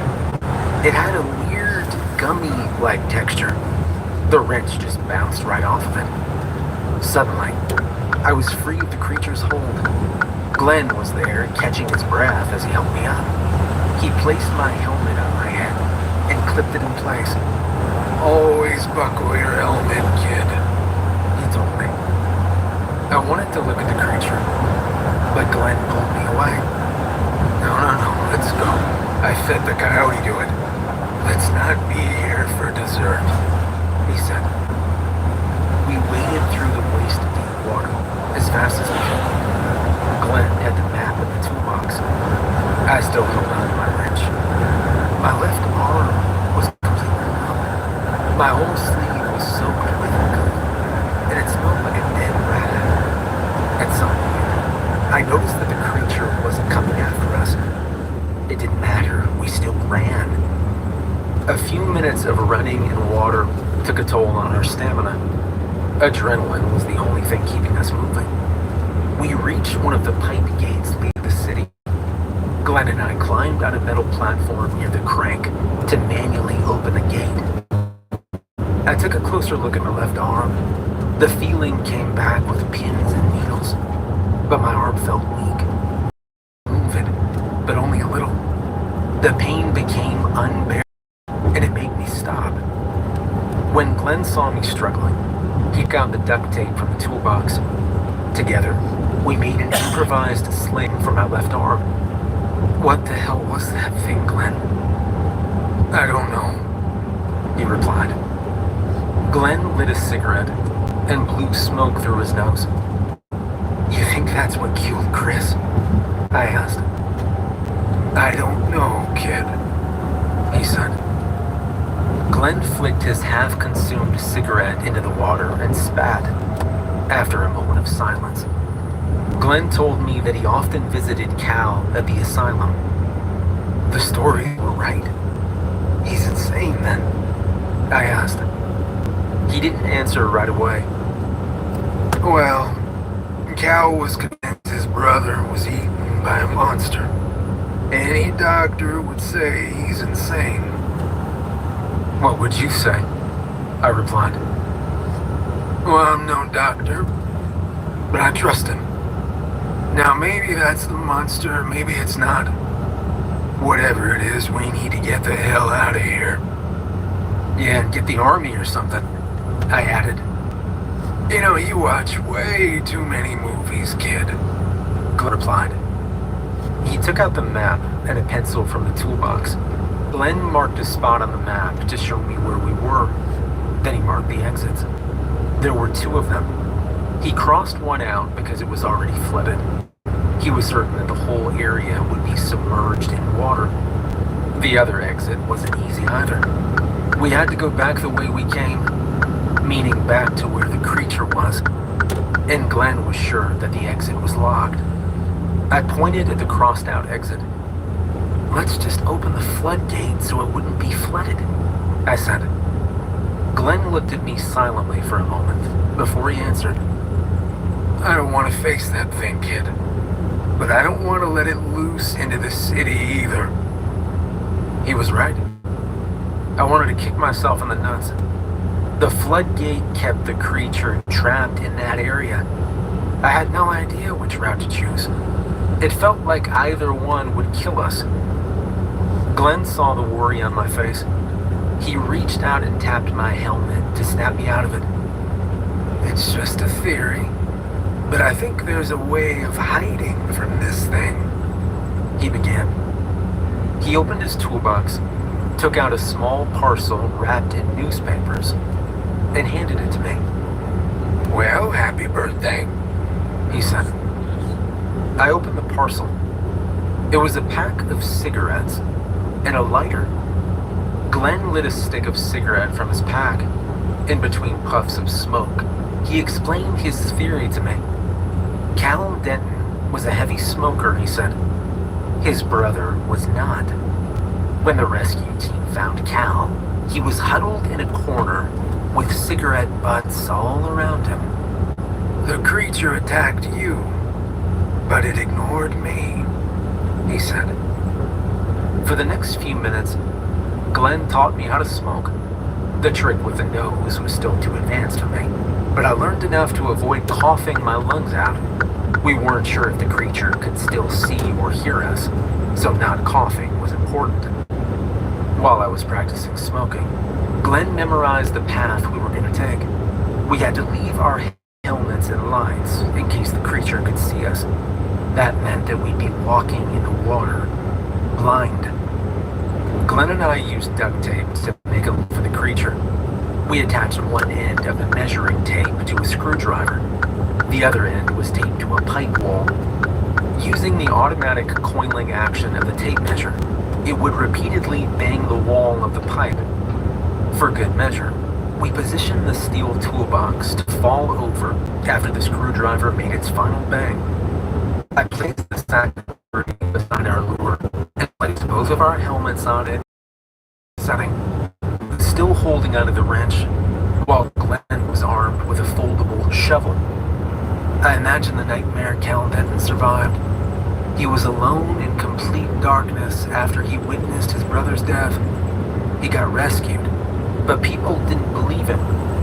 I silently wished we could get out, ask for help, and maybe get proof that Cal was right all along. I was getting anxious. I felt like we'd been walking for longer than we planned. If the lure failed to trigger, then we'd be walking straight towards the creature. Then it came. Loud, repeated banging sounded off in the distance.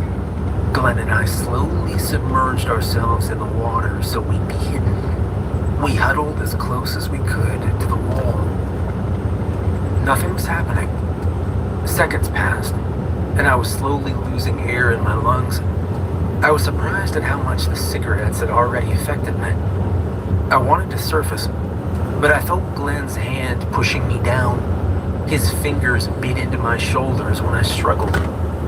And then just like that, the creature scrambled past us, the water barely rippling. It was fast, and it filled the tunnel with the smell of dead rats. I almost gagged when we surfaced and took a big gulp of air. The lure worked, but it was far from over. I took a couple more nasty gulps of air before I followed Glenn along the wall. We had to hurry. The cigarettes were all soaked from being underwater, so this was our only chance. We reached the exit shaft with metal rungs we could climb. Then, the banging stopped, and we heard the creature's groan echoing. I wasn't sure, but it sounded angry to me. I climbed first, with Glenn supporting my weight. My left hand was still weak in the makeshift sling. I had to let go with my right hand, while Glenn pushed up so I could reach the next foothold. It was painfully slow, and we knew that the creature might return soon. We reached the top, but Glenn was right. The manhole cover was locked, and it was secured on the other side. With both our feet on a metal rung and our shoulders pressed against the cover, we tried pushing it. It wouldn't budge. If we banged on the steel cover, the creature would hear us. Minutes turned to an hour, and our muscles started getting tired. We were both freezing by that point. Glenn took out the remaining duct tape in his pocket and made harnesses for us. It wouldn't even matter for long. I could hear the water below us rising. Beyond the manhole cover, there were raindrops. The realization that we were moments away from drowning hit us. We took turns pushing on the cover, and soon a sliver of light came in. I worked on the double to get the cover off, but we could only manage a tiny space about a finger's width. Glenn inserted the shovel into it, and we pulled with all the strength we had left. But the cover still wouldn't budge, and we were running out of options. Glenn? I asked. Yeah. Look, you still got your ID, kid? He asked, as he took out his own from his breast pocket. I handed him mine, and he inserted both our IDs into the gap of the manhole cover. It's so they know we were here, he said. With that, we both held the shovel and pulled with everything we had. The foldable shovel broke with a loud metallic snap. Glenn's duct tape harness couldn't take the sudden weight shift. He fell down the shaft with a loud clatter. I dismantled my harness and climbed down. The rising water level was enough to break his fall, but it was easily 20 feet. Heights like that can make hitting the water very painful. I made it down to the water level. Glenn was there, hanging onto a rung. He was wincing in pain. Glenn, you okay? I whispered. There's no need to whisper, kid. With that racket, the thing's already coming. Glenn told me that we had to swim. He knew it'd be difficult, but he believed we could make it to the other exit. He took off my duct tape sling and tied one end to my arm and the other to his. We took a few gulps of air, and we dove down. It was complete darkness, but I just followed the tape on my arm, and I swam. We were making progress, and then the tape became slack. I felt around under the water, and I found the other end of the tape was cut. I wasn't connected to Glenn anymore. I couldn't feel him anywhere. But I knew a larger presence was in that water with me, and it moved faster than my one-armed swimming. I was starting to run out of air, so I swam to the top of the water. Fortunately, there were a few inches of space beneath the ceiling of the pipe. I took a large gulp of air before the water rose again. I swam blindly. When my hand touched a wall, I followed it and hoped that it would lead to the exit. It felt like forever, and I knew I was going to drown soon. And then I saw a light. It renewed my energy. The exit was just there.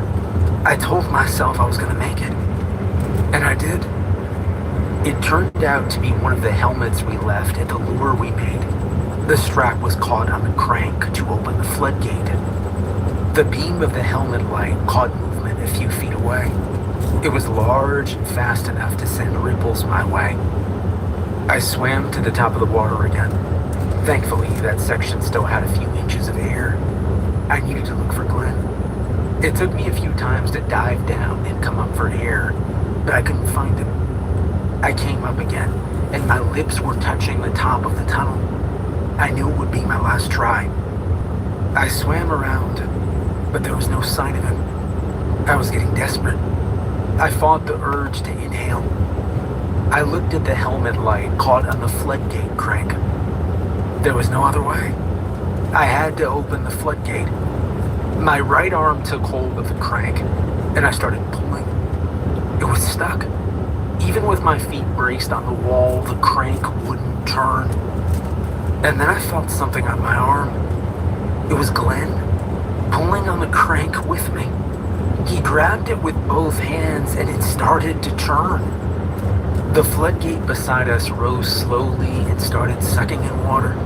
We used the crank to keep us from being carried by the current. Glenn was pointing at something just beyond the light. I couldn't see it clearly.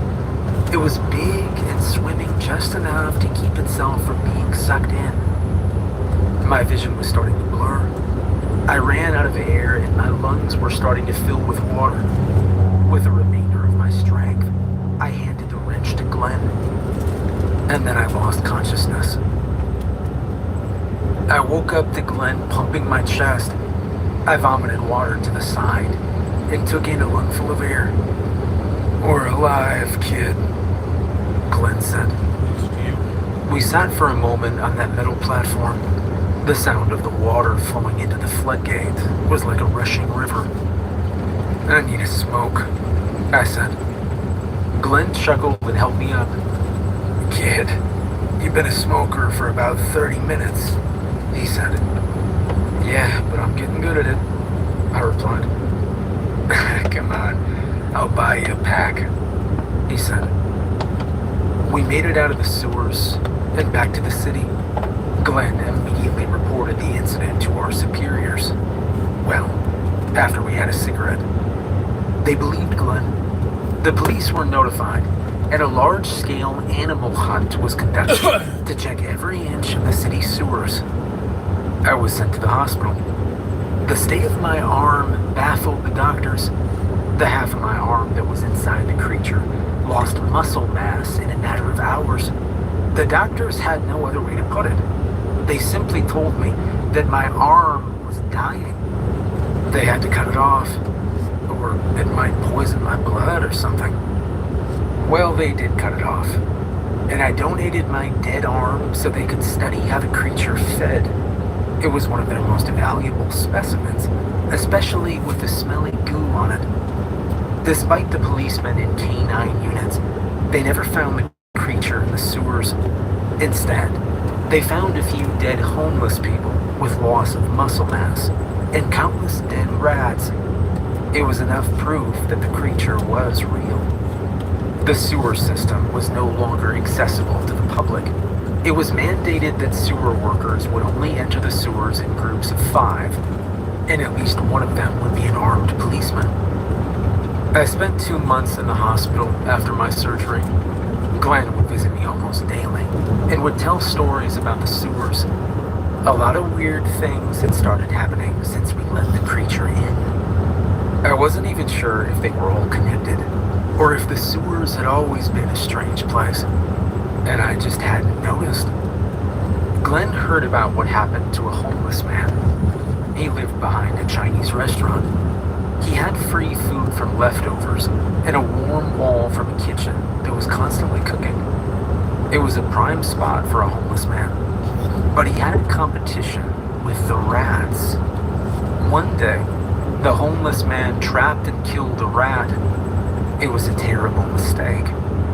Rats came flooding out of the gutters and every hole in that alley. There were giant cat-sized ones, small ones with long tails, and every size in between. The screeching from hundreds of rats was deafening. The kitchen staff looked out their kitchen window and saw the rats gang up and overwhelm the homeless man. After that, the rats carried him down to the sewers alive and screaming. The kitchen staff could see the nail marks from the man as he tried to hold on to the edge of the rain gutter. In the end, his fingers got tired and his screams echoed as he was brought deeper underground. "I'm never eating Chinese again," I said. How about General Tso's chicken?" Glenn replied. "Well, that is pretty good. All right, I'll think about it," I said. Glenn continued his story.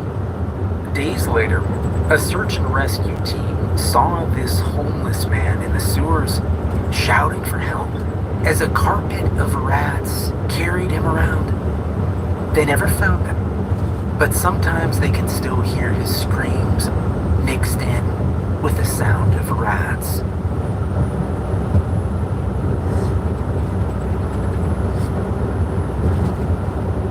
He moved on to his next story with a more serious face.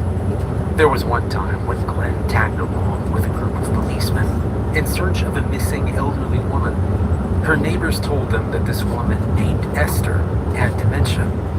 She would get confused at times. Mostly, she'd remember her younger days and wander into places that she remembered. She entered a bank that used to be a restaurant and demanded to see the menu. You know, things like that. One day, she wandered into the sewers and her neighbors reported it right away. Glenn and the policemen went in search for her. They started hearing music, the kind that was even too old for Glenn to recognize. And then they saw blankets of dead cockroaches just floating by. "Okay, now that is creepy," I said, interrupting his story. "It gets worse, kid." Glenn and the policeman turned left at the bend of pipes and saw the old woman at the end of a tunnel. She was dancing with a man that had a goat for a head. The music suddenly stopped, and they both turned to look at them. The next thing they knew, they were outside the sewers. That exact same thing happened several more times. They'd see the dead roaches floating by, hear the music, and then turn left to watch Esther and the goat man dancing. Every time the music stopped, they'd be back to where they started. In the end, they couldn't rescue the old woman. The official statement was that Esther was never found, but an unofficial rule spread amongst everyone going down there. If you hear music and see dead roaches, don't turn left. Despite the strange encounter, some search and rescue people used this area. Whenever they were in a hurry, they named it Esther's Exit. "You gotta let me try that," I said. "I don't know, it feels strange."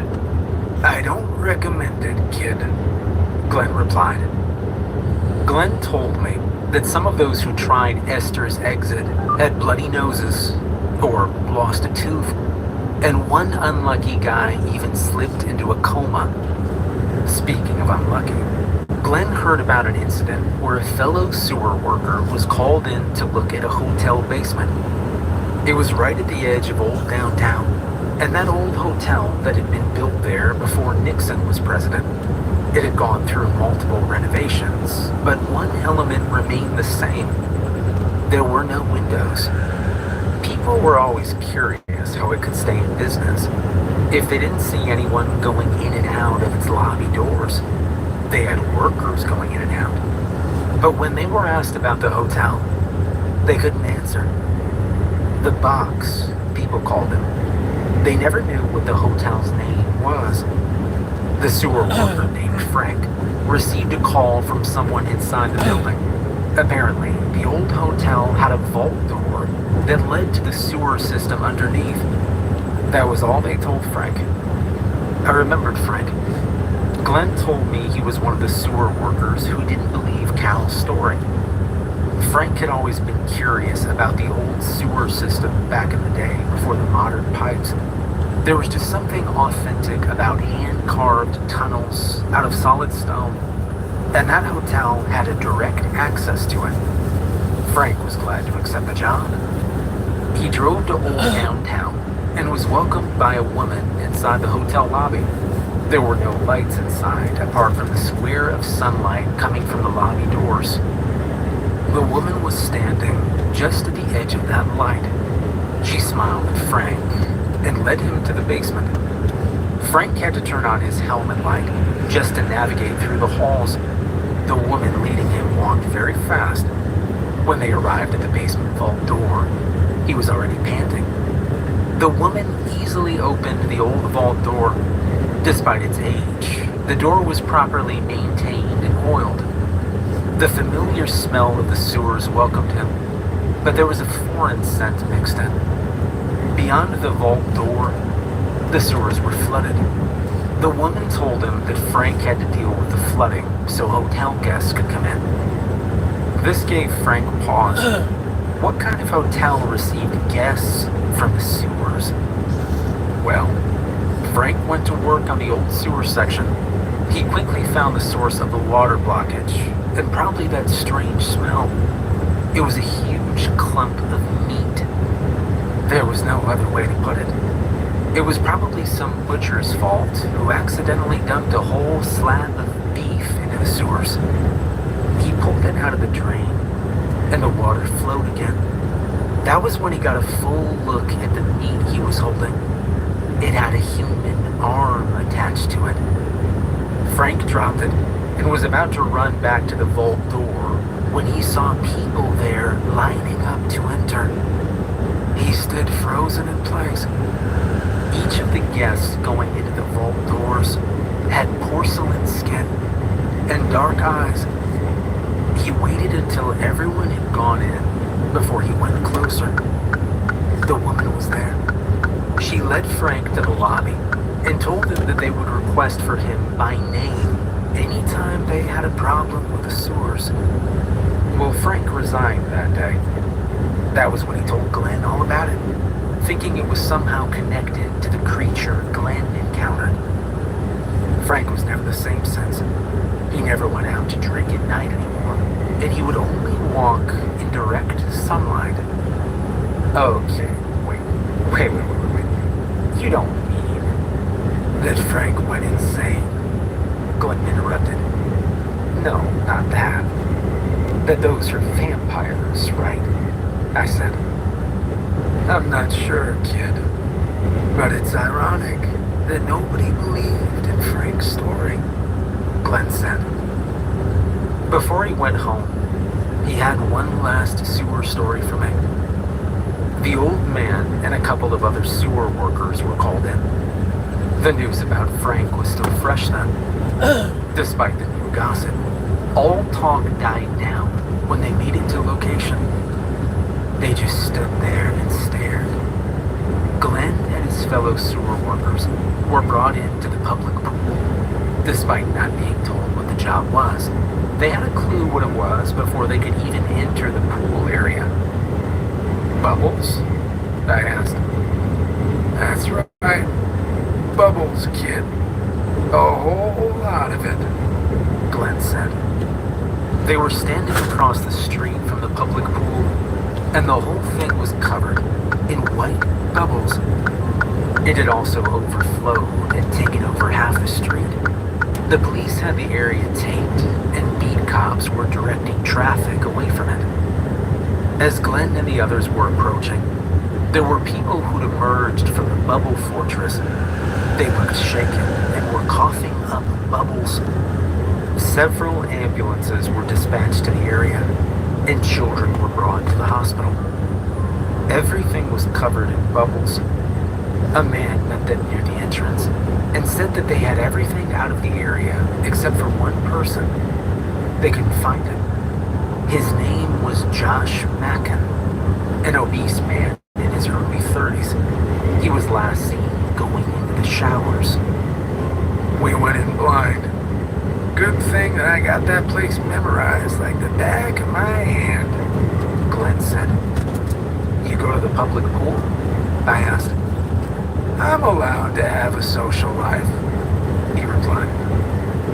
Their only difficulty was that the bubbles were suffocating. They only made it past the entryway. Glenn's fellow sewer workers couldn't take it. One was even having a panic attack. Poor guy had a bad case of claustrophobia. Those bubbles closed in on them. Glenn continued his story. He closed his eyes and continued walking through the bubbles. The showers were at the lower floor, so he took the stairs slowly. Soon, he felt the familiar heat from the steam room and heard the sounds of running shower heads. Those were probably abandoned when the bubbles came. Then he heard a sound. It was like someone with long nails tapping on the tiled floor. Every step Glenn took, he'd hear that strange sound scuttling around him. He called out for Josh, but there was no answer. He pressed forward into the sound of the running showers and called again. And that was when a voice answered him. It sounded inhuman. The voice told him that Josh was there. When Glenn asked where, it simply answered that Josh was everywhere. Right, who are you? Glenn called out. It took a moment, but the inhuman voice answered. It told him that Josh summoned it from the sewers. He wanted to lose weight, the voice said. Glenn was slowly moving forward as he talked to the voice. He was trying to pinpoint where it was coming from. He slowly pulled out his wrench, ready for anything. What did you do? Glenn asked. The voice simply said that bubbles were wingless. Glenn got to the final shower stall. The curtain was drawn, and the water was running. He swiped away the bubbles to give him space to see. He pulled on the shower curtain and rushed inside. There was a small hole on the floor. It wasn't big enough to fit a grown man, but it was big enough for the red and orange crab that was taking a peek at him with human eyes on its shell. It managed to run away before Glenn could bring down his wrench on it. What happened to Josh? I asked. Well, we never saw him. Took 2 days to clear all those bubbles, Glenn replied. Well, that story was nuts. Thanks, I am definitely having bubble-related nightmares tonight. I didn't even know it was a thing. Glenn chuckled and offered me a stick of cigarette. We smoked until a nurse came and shooed him out of the room. That night, I had dreams of creatures and talking bubbles. When I was well enough, I went with Glenn to visit Cal Denton at the asylum. He wanted to be the first one to give him the good news. Cal was deemed innocent for the murder of his brother Chris. He still had PTSD and mental problems from the nightmare he went through, but at least he wasn't a criminal anymore. Cal wasn't exactly well enough to be back in society, but he started to mend on that day. I had to go back to the hospital. My arm stump was still healing. While I was there, I encountered a boy waiting for surgery. He was 8. His leg had died the same way my arm did. The boy told me that there was a hole in the sidewalk, and he fell. The sewage current carried him far into the tunnels. It was dark, so he couldn't see what was happening. He didn't even notice that he was swimming with a creature. The boy thought he was going to die. His leg felt very weird. It went numb, he said. And then he heard a dog barking, and someone pulled him out of the water. A dog grabbed him by the collar of his shirt, and an old man carried him away. It was Glenn. After that, the boy passed out. He woke up to the dog licking his face. It was a large black and gray German shepherd, he said. The boy told me that he saw his collar. The dog's name was Old Sarge. The dog stayed with him, only leaving just when Glenn came back with the ambulance.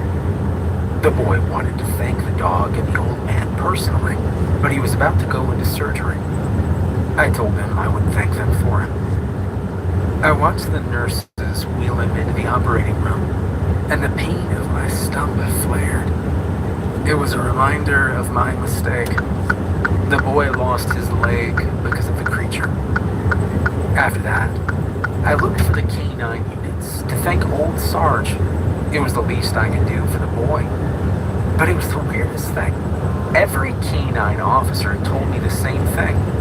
There wasn't any police dog named Old Sarge. You know, it somehow gave me comfort that maybe this dog was out there protecting people. I had a feeling that we were going to need all the help we could get. I even asked Glenn about Old Sarge. He knew him. He said the dog led him to the missing boy. You know, at first I thought he was a canine unit, but he's just showed up and helped me 4 times now, Glenn said. Seriously? I asked. Yeah. You know, the mayor even declared us honorary search and rescue officers of the sewers, Glenn said proudly. I felt bad that Glenn went back to working the sewers immediately, while I healed and focused on my prosthetic arm. He felt guilty because we chose to open the floodgate. We unleashed this thing into the city. I felt the same. Glenn's morality had bled into me, so I couldn't wait to go back and make up for what I'd done. A couple of days later, I met Glenn at a local bar. Over beer and cigarettes, he told me about his mission the previous day. It was a bad day, kid, he said. His body was still sore from multiple trips into the sewer, but he volunteered to join. There was a 10-year-old girl trapped in the sewers. Despite having a policeman guarding the manhole entrance, the girl wandered in and had been missing for 5 hours. A neighbor saw her and reported it. Glenn went in with a team of 4 policemen and a canine unit. They got in, and the dog caught the girl's scent. I'm not sure, kid, but I think this would be the last time a canine unit would be used in the sewers, he told me.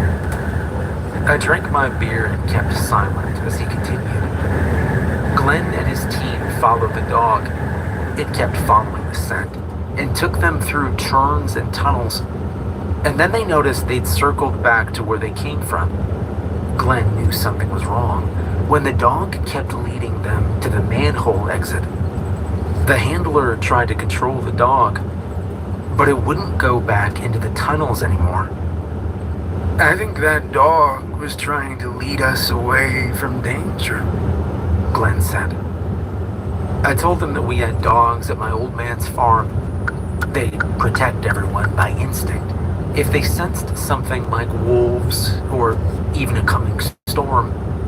Glenn then told me that the canine unit tried to stop them from going back into the tunnels.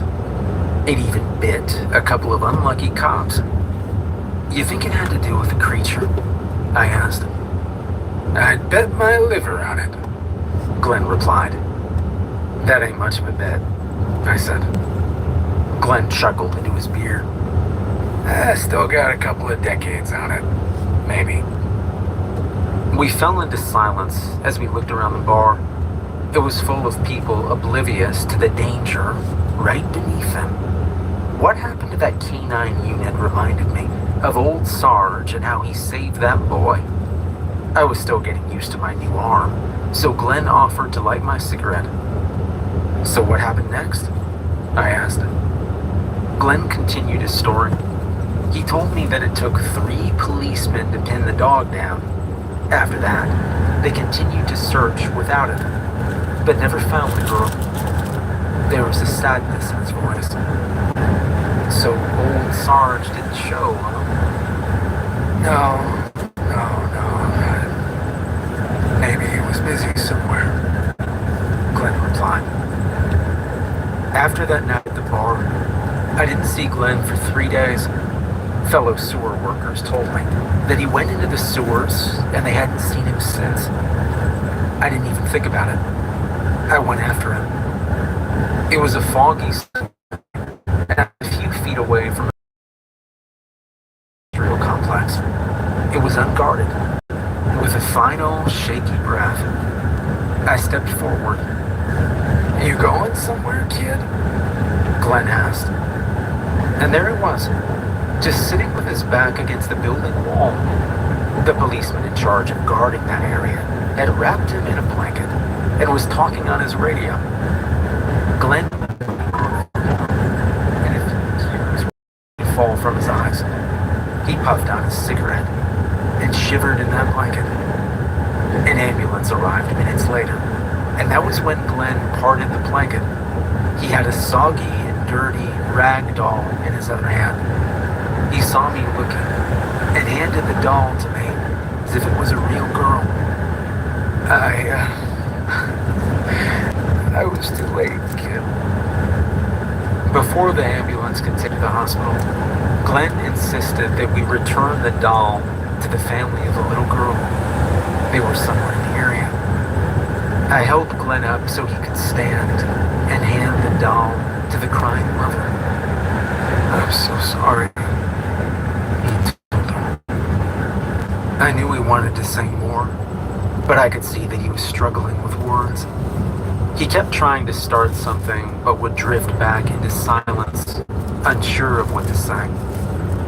Somehow, though, the mother understood everything. She nodded, hugged the doll, and walked away. At that moment, I felt like the weight of what we'd done was much heavier now. I rode in the ambulance with Glenn, and that was when he told me everything that had happened. I nodded. I had a feeling where he was going with it. Glenn told me that it was an impossible cave. He described just how I remember such caves. That would take centuries. And when they first searched for the girl, that cave wasn't there. You think the creature made it? I asked. I don't know, kid, but it sure smelled like it, Glenn replied. Glenn was in a exploring cave, but he heard a dog's whimper echoing from. He followed his instincts and went right in. Parts of the walls were coated with goo. Glenn had to turn off his light in case the creature came back, so he went in blindly. He followed the sound of whimpering in the dark. When he was getting close, he took a chance and turned on his light. Old Sarge was there. He was crying near an underground river. German shepherds cry? I interrupted. I don't know, but he was definitely upset, Glenn began. He wasn't injured. When he saw me, old Sarge dropped the girl's doll right in front of me. You think he tried to save the girl? I asked. Glenn nodded. He continued his story. He placed the doll inside his overalls, leaving his hands free. He tried to escape the way he came in, but Glenn heard the creature's gulp of air inside the cave tunnel. It was coming towards him. I probably wasn't thinking clearly at the time. I just knew I had to get out of there, Glenn said. To buy some time, Glenn took out his wrench and screwdriver. He threw them into the 2 tunnels. The creature swam towards the suns. He hoped it was enough to give him time to escape. He followed old Sarge into the river. That would explain why Glenn and the doll were soaking wet. I knew he'd take me back to safety, Glenn said. They swam in the underground river for a while before they made it to one of the creature's tunnels. It took us more than a day of avoiding the thing in those tunnels. In the end, old Sarge got me out, Glenn said. We were silent for a while. Glenn, the medic, we all smoked our cigarettes. Then we arrived at the hospital, and I watched them wheel Glenn in. He was already unconscious from exhaustion. The doctors assured me he'd be just fine. I wanted to ask him why he didn't take me with him. I looked at my prosthetic arm and thought about what Glenn said earlier about the cops. They'd hold him back. It was a joke, but it hit me harder than I thought. I needed to be less of a liability to him. Parents went on protest, asking the mayor for justice. He responded by dedicating a park bench in honor of the missing girl. The day after Glenn was admitted to the hospital, I got called in for a sewer job. I came in expecting it was going to be cleanup duty. Since Glenn was out of commission, I figured I wouldn't be given any special assignments. I was wrong. I made my way to HQ. It was a simple enough government building, a large concrete box with doors and windows surrounded by a parking lot. I was greeted at the gate by an old security guard. There were police cars in the parking lot, and a few cops were standing around drinking coffee. One cop stood in front of me and sized me up with his eyes from top to bottom. I didn't know if he was frowning at me or if it was the natural state of his face. The cop told me to follow him, and he walked off without checking if I'd follow. I was brought into a conference room. There were 5 people around a large wooden table. I recognized 2 of them from sewer maintenance. The police chief was there, and a couple of reps from City Hall. Despite the presence of the chief, the meeting was dominated by the coat and tie people. They called them the shots, but they represent the mayor. Everything should be done properly. The mayor was under a lot of pressure, and election was months away. After the meetings, I found myself riding in a police car with 3 cops. We were heading for the asylum. That day, a sinkhole opened in the basement of the asylum. It caused the collapse of the whole west wing. While the rest of the patients were being evacuated, my mission was to go with the cops into the sinkhole, determine the cause of it, and, if possible, rescue the missing patients who fell into the sewers. And we had to do all of it before the whole area collapsed. Booker was the sergeant in charge. He was the man who measured me with his eyes earlier. I didn't know what his problem was. To pass the time, I opened the toolbox. I had a roll of duct tape, a wrench, a screwdriver, and a tape measure. The second layer was full of cigarette packs and extra lighters. I wanted to bring more, but it would be too heavy for my prosthetic arm. The 2 other cops were Diaz and F. Pelton, tags of their uniforms. They never talked to me. I only guessed that Booker told them not to. It was already dark when we got out of the police car and entered the asylum. The electric supply of the building was down. I turned on the flashlight of my helmet, while the cops had lights on their rifles. The asylum was a large brick building. I wasn't an expert, but I knew the building was older than Glenn. I made a mental note to tell him that joke the next time I saw him. There was an archway that led to the collapsed west wing. Diaz and Pelton were ordered to secure the area. I took this time to light a cigarette for myself, and I offered one to Booker. He flat out refused. You'll need it. Just dust in the air. The silence was disturbed by the scream of a woman. It sounded close. We sprinted forward in time to see a nurse dragged into the large sinkhole. Her screams were cut off. When we got to the edge of it, there was no sign of her or the creature. The cops checked every inch of the area and made their rounds along the edges, pointing their rifles and lighters was a stage with a podium at the far end. Chairs on the floor. About half the hall was dominated by a sinkhole. Diaz and Pelton looked shaken. Booker was silent. It was their first encounter with the thing, so I knew how they felt.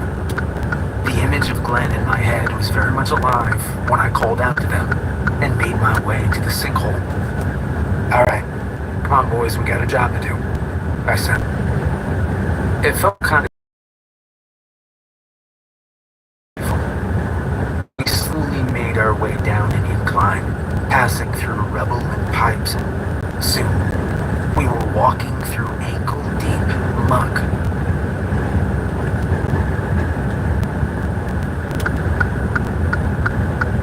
The three of them did a good job at breathing through their mouths. Floodwaters really were better than toilet water, despite the smell. Deeds crouched down and examined the walls of the sinkhole. He cleared away some of the rubble and showed us what he found. I saw layers of concrete, dirt, and stone. Then, Diaz pointed out the space for the sewers and the many tunnels underneath that caused the collapse. I touched the walls. Glenn was right. They were cave tunnels, and the surface felt like they were slowly eroded by water for a long time. It seemed old, but those tunnels were recently dug by the creature. I'd bet Glenn's liver on it. The walls were starting to come down on several places, and the floor was shaking every few minutes. The whole place was ready to sink into the sewers. We heard another scream in the distance. It echoed through the pipes. Each of them pointed their rifle to a different section. The sound came from everywhere. After a moment, Booker made a decision. He ordered Diaz and Pelton to take a tunnel each. He wanted to save as many as we could before the building caved in. There were 4 entrances in that sinkhole. Despite Booker's protests, I chose to go into a tunnel alone ahead of tagging along with one of them. I needed to be less of a liability. Look, if we miss one tunnel, that could mean a life we fail to save, I said. Booker gave me his approval before he took the tunnel behind him. Pelton approached me and handed me a pistol. He gave me a simple salute before he took the tunnel next to mine. I slowly waded through the muck. It was one of the creature's cave tunnels, so it wasn't just the toilet water. There were also hints of the creature's dead rat scent that brought me back. With the gun, the toolbox, and the cigarette, I was one hand short, so I took out my duct tape and taped my tools on my arms and legs for easy access. I had to leave my empty toolbox behind. I heard gunshots in the distance. Automatic rifle. It continued firing for close to 10 seconds before everything went silent again. I wanted to turn back and help, but I heard someone calling out. At that moment, I made a choice. I chose the one calling for help, rather than the one who could defend themselves. My tunnel curved downward into a sheer drop. I slipped on a smelly goo and almost fell. It was a good thing I reached to steady myself.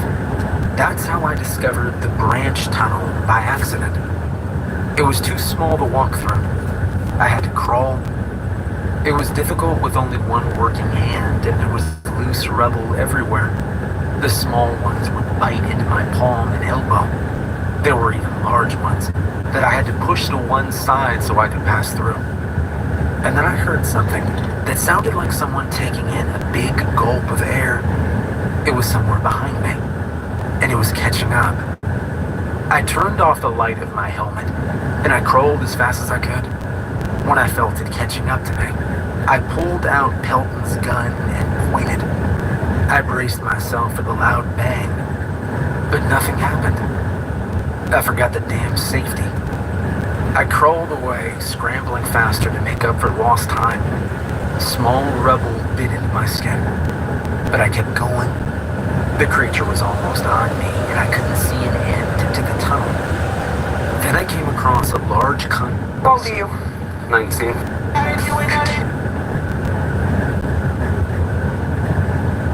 Concrete block, and I squeezed through it. I made it in time, feeling the creature creature push on it and me along with it. I put my full weight on it, but it wasn't working. I needed to buy myself time.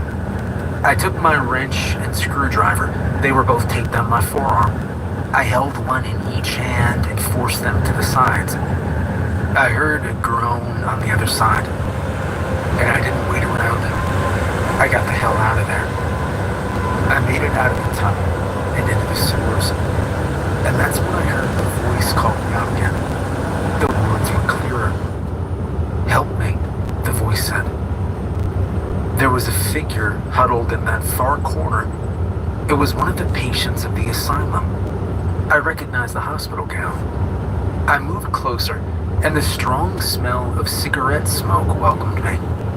The voice called out again, asking for help and a cigarette. I recognized the voice and shone my light on his face. It was Cal Denton, and he was surrounded by cigarette butts. I can only imagine that it was the same scene the rescuers saw when they found him. We locked eyes, and he immediately reached over and turned off the light in my helmet. "Keep that light off," he began. "If you want to live, you get on the ground and you light a cigarette." In a matter of moments, we were both smoking as if our lives depended on it. We were in the dark with just our puffing. And then we heard the creature. It felt so close that I could almost reach out and touch it. I remembered Pelton's gun.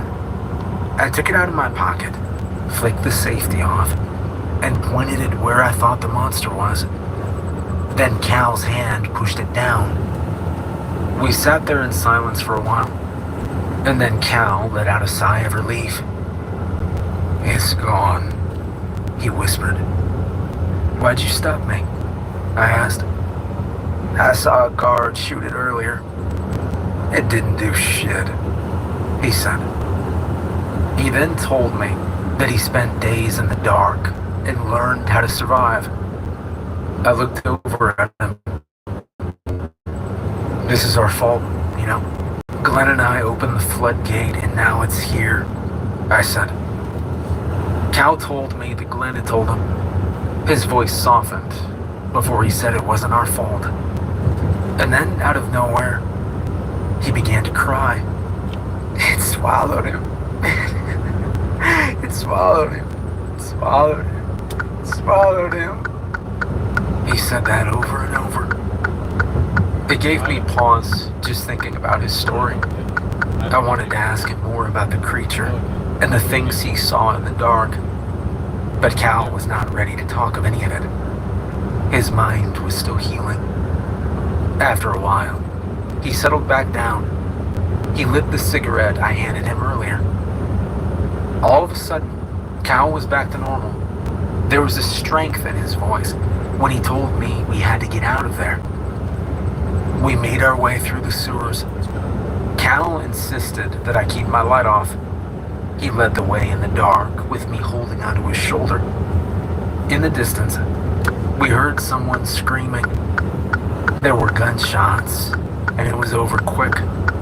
The sewers were silent again, but Cal was frozen in place. "You okay, Cal?" I asked. "It swallowed him," he said again. I know, but we have to keep going," I replied. But my words weren't helping. He just kept repeating that. Cal looked over at me with this crazy look in his eyes. He grabbed me by the shoulders, and then he was gone. He ran off somewhere. I went back to our spot earlier, but he wasn't there. I checked the creature's tunnel, but there were no whispers. This guy was kind of a pain in the ass, but I knew I wouldn't forgive myself if I just left him to die down there. I didn't need to ask myself what Glenn would do. He was his friend. I knew that Glenn would just casually light a smoke and say some cool one-liner before he headed back into the tunnels to find Cal. With a deep sigh, I headed deeper into the sewers. All the while, I was wondering why I forgot to bring a map. Glenn always had the map. I was always depending on him too much. I needed to be less of a burden to him. I heard the creatures groan somewhere ahead. I turned off my light quickly and puffed my cigarette. I quickly inched my way closer to the wall, and I made myself as small as possible. The creature was somewhere close. The smell of dead rats was mingling with the cigarette smoke, and then a hand covered my mouth. I struggled, but they were strong. It smelled of cigarettes. Quiet now. It's coming straight for you, Cal said, and then he told me to run. We passed through the tunnel as quietly as we could. I tripped a couple times, but Cal helped me. And then I saw a light at the end. There was that groan and the intake of air behind me, and all of a sudden the end of the tunnel felt so far. I knew that the creature would be on us if I didn't do anything. I took my last pack of cigarettes, and I lit them all at the same time. I almost felt dizzy from inhaling that much smoke, but Cal was there to keep me running straight. I dropped my improvised smoke bomb behind me, and I pushed my legs to move faster. And it worked. The creature stopped before the wall of smoke. Cal and I made it to the cave exit. It was the courtyard just outside the west wing of the asylum. Just when I thought the danger was over, I saw Booker running. He told us that the whole area was about to collapse. We ran like hell. Walls began to crumble and sink into the ground. Everything was getting sucked into a large hole. But we ran, and we made it. We stopped just beyond the outer gates. The rest of the patients and asylum staff were there. They were ushered by Diaz into public buses that would take them to their facilities. Booker, Cal, and I were leaning on the outer gate. We were looking into the large sinkhole that ate the whole asylum complex, including the grounds. A nurse came to collect Cal, but before he went, he looked back at me with a grin on his face. "Now you give my regards to Glenn, okay?" he said. "I will do that," I replied.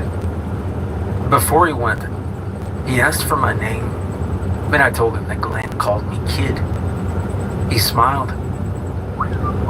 "Well, I'll see you around, kid." He whistled as he walked away. I watched as he was ushered into a bus. After everyone was safely transported, police officers came in to secure the large sinkhole.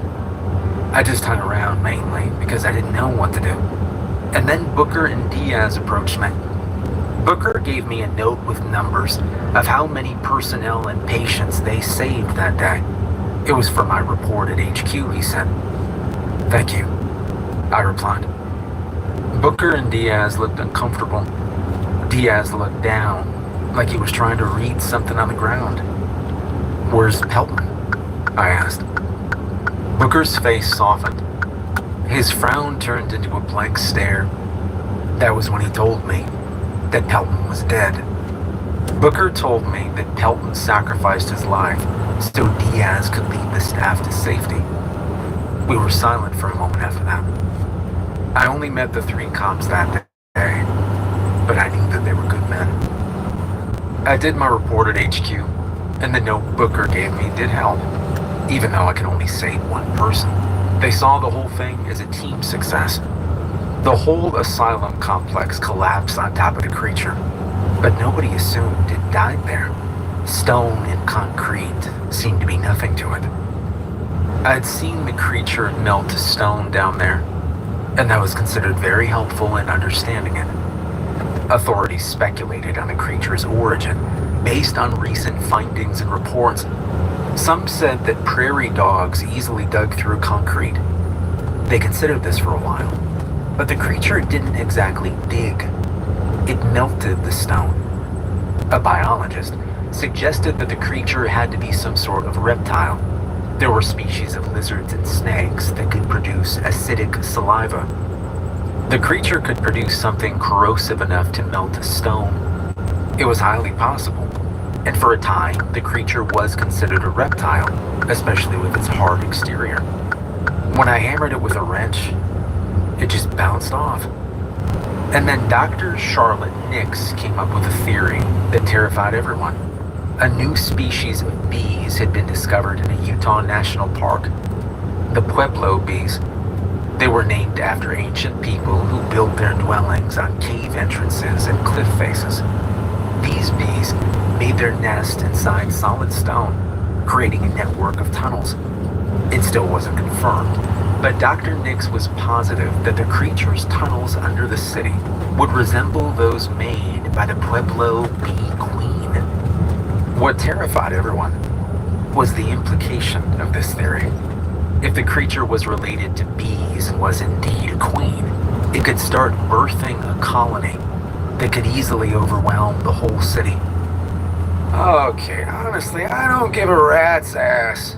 They're wasting time studying this thing, Glenn said.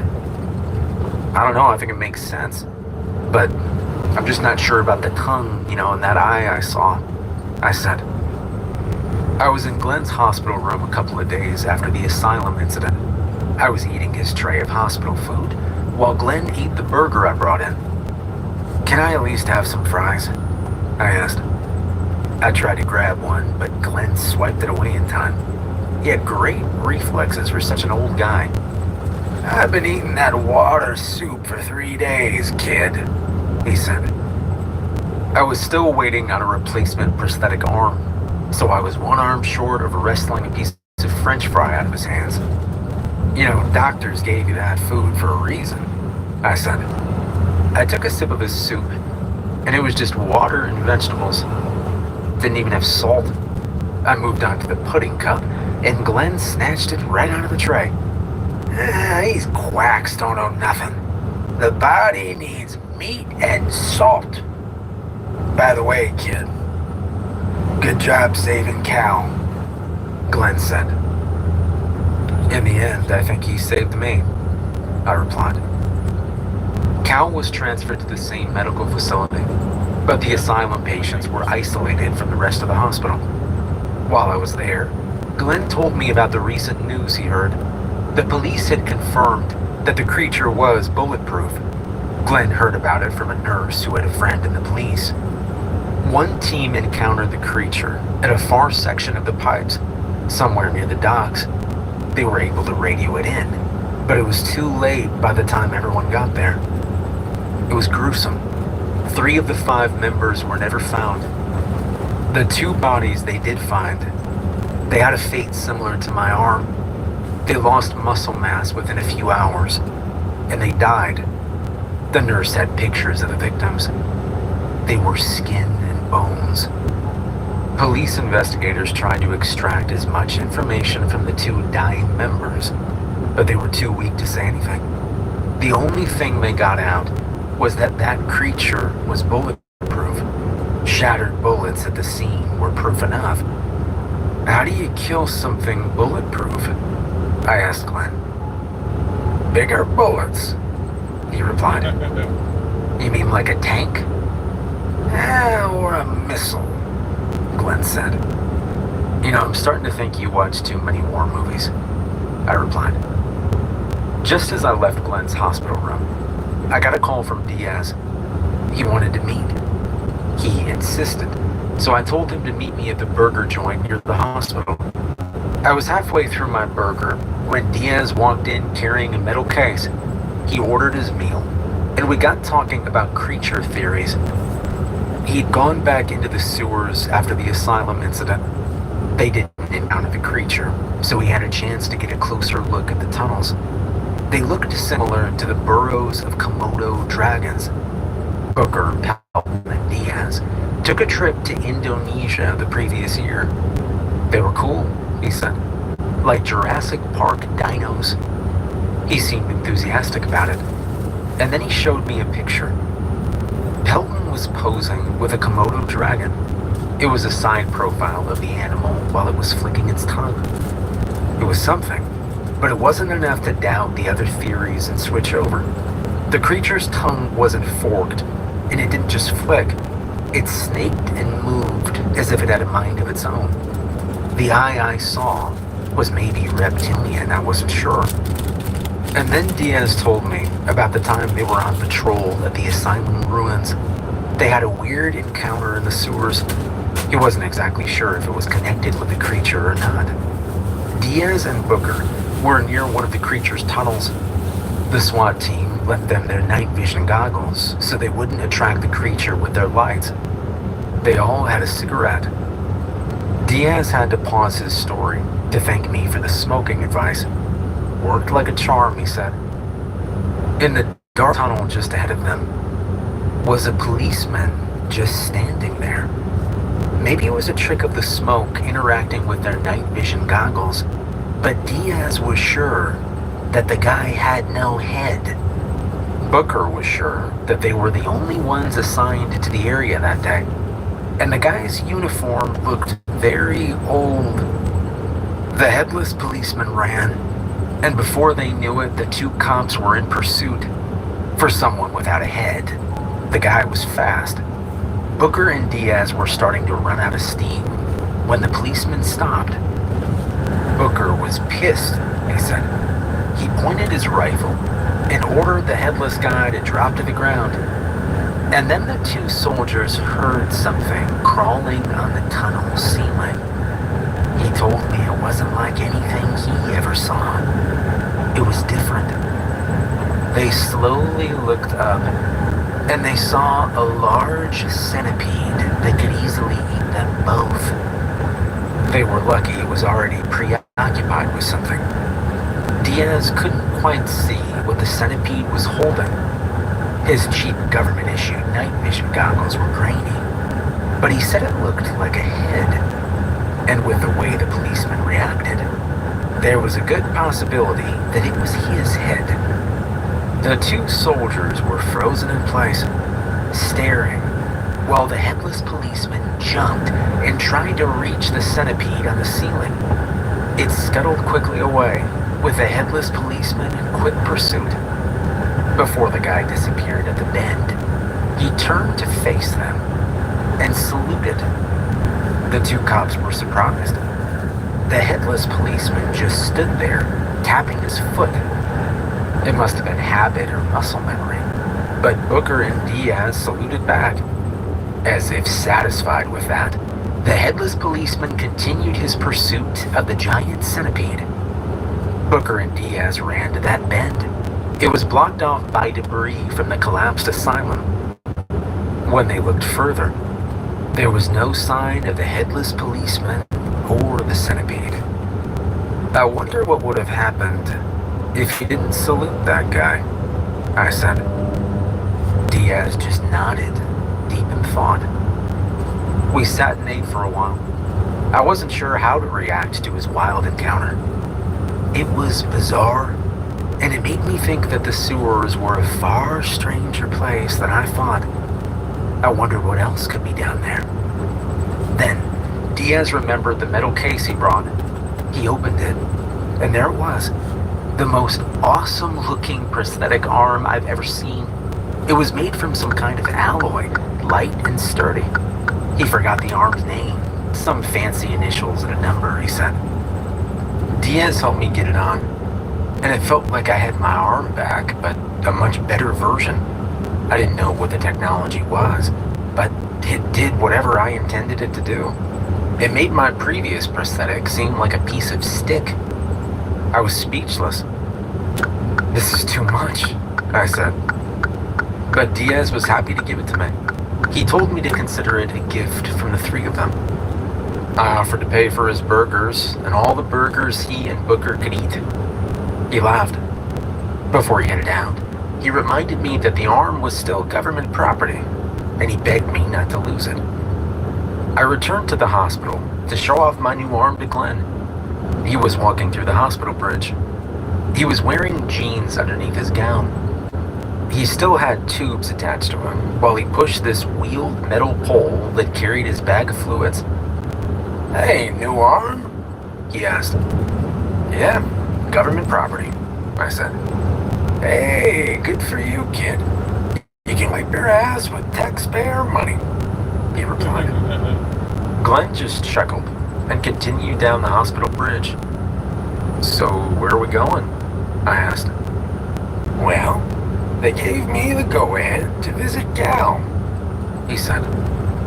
Now, I wasn't sure if I wanted to see him or not. I still had whiplash from Cal's drastic changes. One minute he's okay, then he's not. So I wasn't sure if I fully liked this guy or thought he was completely crazy. I was okay with peaceful Cal, but crazy Cal was a lot to handle.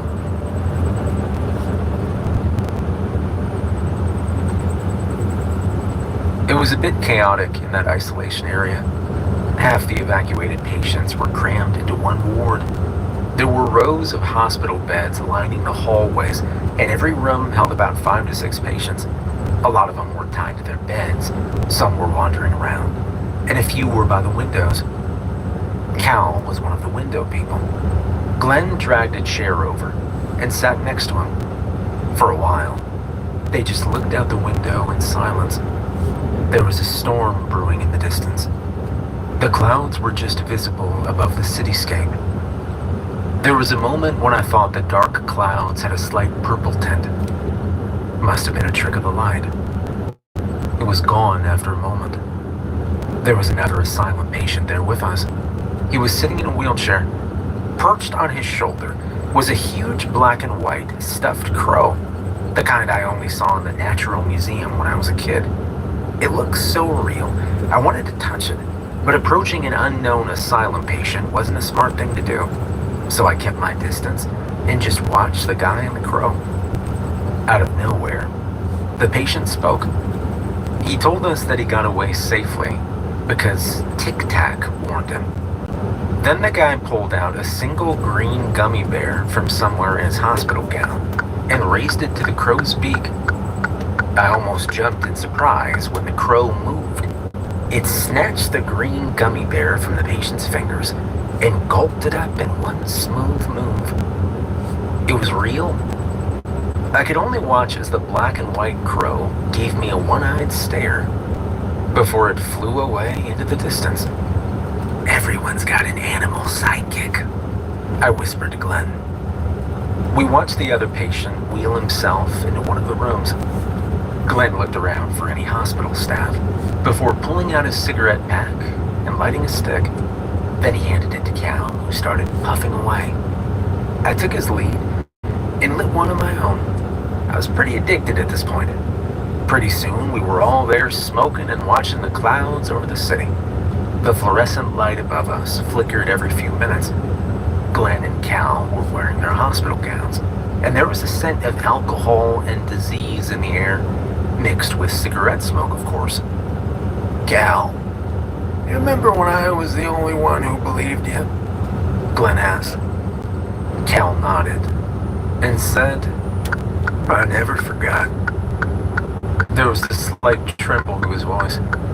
It felt like that one word held a lot of emotion behind it. It must have been very difficult to be accused of killing his brother, and nobody believing in a monster he knew was real. Back then, you were too afraid to talk about what happened. Nodded and almost broke down at that. Are you still afraid? Glenn asked. Cal lifted his head and said no. He said he was angry. That thing killed his brother. Alright, then tell me everything that happened. You know where that creature came from, Glenn said. Cal stared into the distant dark clouds. There was a flash of lightning and a rumble in the skies. I felt like I was intruding on something personal, but I couldn't walk away. This was the real story of the Denton brothers. It started with the drought, Cal said. Glenn looked confused. Maybe it wasn't something he expected. I was still in school when the drought happened. It was a big deal back then. People called it the end of days. It was more than a year without rainfall. Water supply only came in about an hour per day. It got so bad at one point that people were leaving the city. Cal and Chris were sent to the lake because it was drying out. Cal told us that their job was just to clean up and clear blockages. The city's water supply mainly came from the massive lake. There were blocks of drying mud. It was blocking the water supply that could flow to the city. The Denton brothers went down, and there was only about knee-deep water left in the middle of it. People said that it was the first time in centuries that the lake was drained like that. There were dead fish everywhere, and the smell, my God, it was terrible, Cal said. He continued his story. The Denton brothers saw something peeking out just above the remaining water and mud. It was a stone statue, where it used to be. The details were lost, and it looked ancient. It was inserted into a base of solid rock. Without thinking, Chris lifted the stone statue and dislodged it completely from its base. Chris thought it'd be worth a lot of money to some museum people. Cal begged his brother to put it back. They could just call someone else to get it. But Chris argued that someone else might take it. He told us that Chris bagged the statue. It was the size of a toddler, lighter than wood, and as hard as stone. Wait, what do you think it had to do with the creature? Glenn interrupted. Cal told us that even the thought of it still freaked him out. He took a deep and shaky hit from his cigarette and blew it out slowly. It was like he was afraid to say it. When Chris took the statue, Cal heard the inhale of the creature and a groan from somewhere beneath the mud. He told us that there was a time when he didn't believe in himself. Nothing happened after he heard those sounds. Days went by. During the drought, the monster must have been stuck under all that mud. And then the drought ended, and the lake's water began to rise. He said that his brother Chris had sold the statue. The city rejoiced that day, even made it a holiday. They thought it was the end of their suffering. He told us that there wasn't anything weird then, maybe a couple of missing fishermen and campers. Cal was getting anxious. He told us there was nothing until that night of the sewer flood. Cal grabbed Glenn then. It swallowed him, he said. He repeated that over and over. Glenn calmly held on to Cal's hands. Cal was sobbing at that point. We were practically strangers to each other, but there were only a few of us who'd survived this thing. Maybe we weren't complete strangers after all. I gestured quietly at Glenn. Maybe it was time to give Cal some privacy. He wasn't the peaceful Cal anymore. But Glenn never moved a muscle. He just sat there with his wrinkled hospital gown and his bag of fluids slowly dripping into his veins. He waited for Cal. Minutes went by, with us practically unmoving. And then Cal slowly lifted his head, and he gave me a genuine smile. I felt like it was the first time he realized I was even there. He asked me if I passed his message along to Glenn. Cal chuckled, and then turned serious again. He told us that he wanted to make things right. This is also our burden. You remember that? Glenn added. I nodded. When Glenn and I decided to open that floodgate, we sealed our fate. We had to get rid of that thing even if it killed us. We were dead anyway. If we drowned that day, the monster would still be trapped in that section. I should have stopped it, Cal told us. Yeah, and we should have drowned ourselves. Regrets are useless now, Glenn began. So you got any idea where the statue is now? Cal took a deep breath. I could see the internal struggle on his face. I was afraid he might snap again. In the end, he gave up the last of his secrets. He gave Aztec exhibit. It's out sat with Cal for a while longer, until a staff saw us smoking. Cal was taken into one of the rooms, and Glenn and I walked back to his side of the hospital. Glenn demanded to be released after our conversation with Cal, but he needed more tests first. So the next day, I reported everything we'd learned from Cal to HQ. Glenn even wrote it all down for me so I wouldn't miss any detail. I didn't need that. The conversation with Cal would haunt me for a long time. After my report, Booker and Diaz were assigned as my security detail and retrieving the statue from the Natural Museum. I was glad to see him again. I even joked around by hiding my head in my overalls so I looked headless. Diaz laughed, but Booker told us it wasn't funny. He smiled when he thought I wasn't looking, and they gladly accepted my offer to buy them burgers for lunch. We made it to the museum, and the two cops slammed an official form onto the desk of the curator. It had the city's stamp and everything. I wouldn't even be surprised if the document was signed by the mayor. That official document, it was like a golden ticket for us. If we asked for an entire T-Rex skeleton, we'd get it and more. Both the statue and the curator were brought into HQ.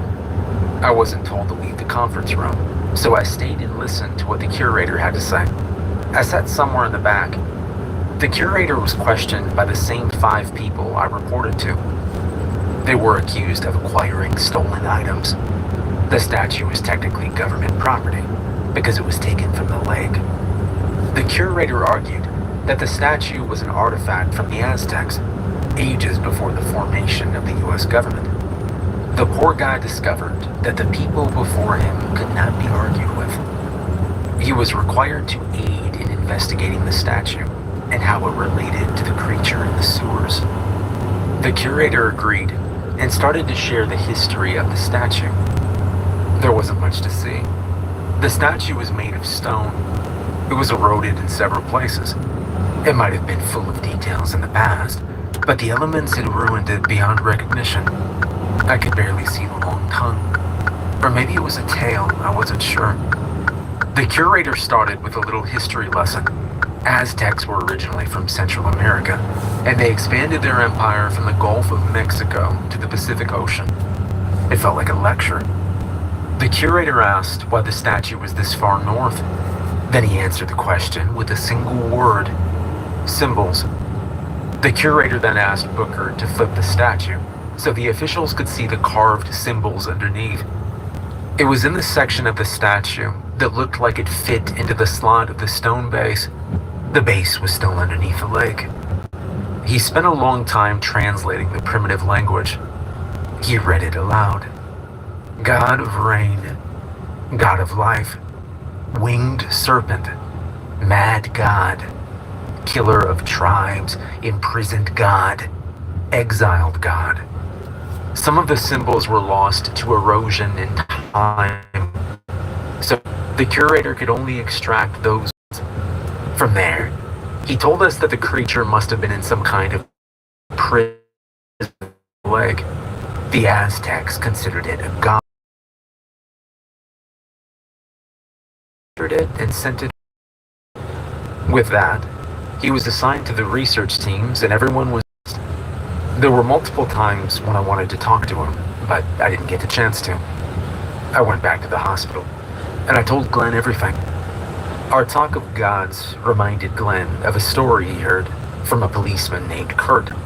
He'd been a friend of Glenn ever since they went on a rescue mission together. Dispatch called in a disturbance underneath a holy. There were digging sounds and stone rumbling late at night. The temple had always been a place for silent prayer. It was a peaceful place, smack in the middle of the city, like a little sanctuary.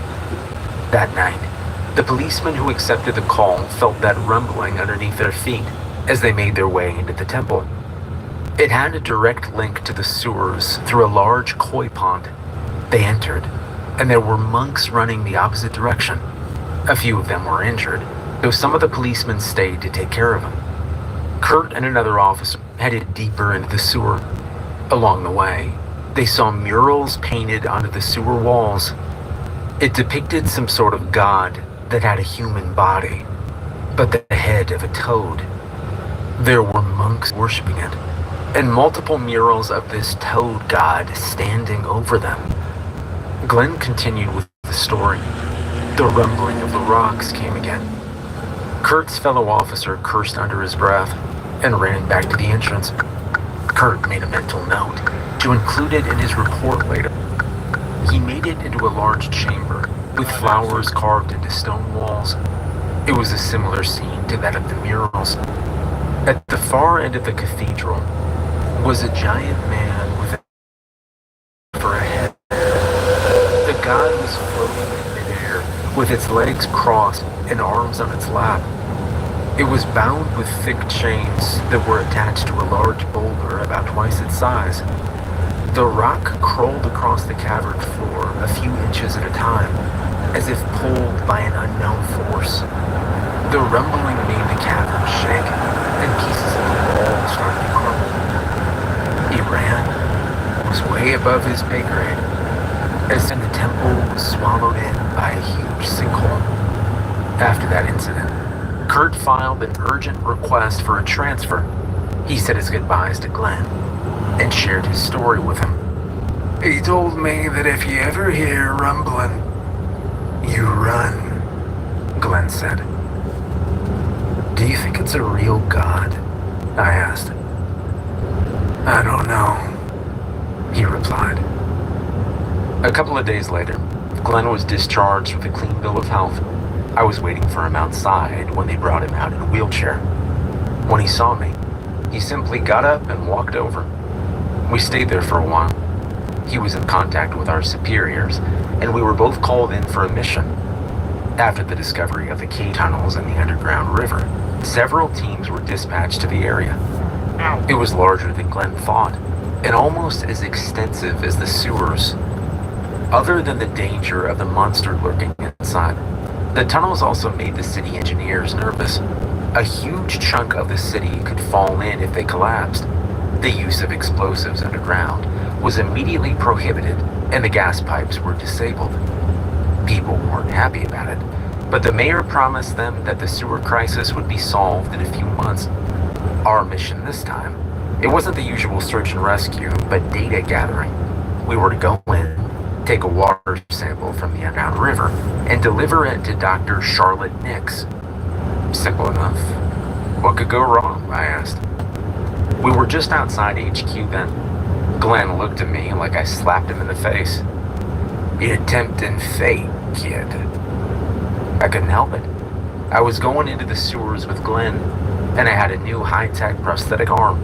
It could carry up to 50 pounds, and it had a flashlight attached. I flexed, stretched, and I turned the light on to show it off. Glenn smiled. It was a rare thing.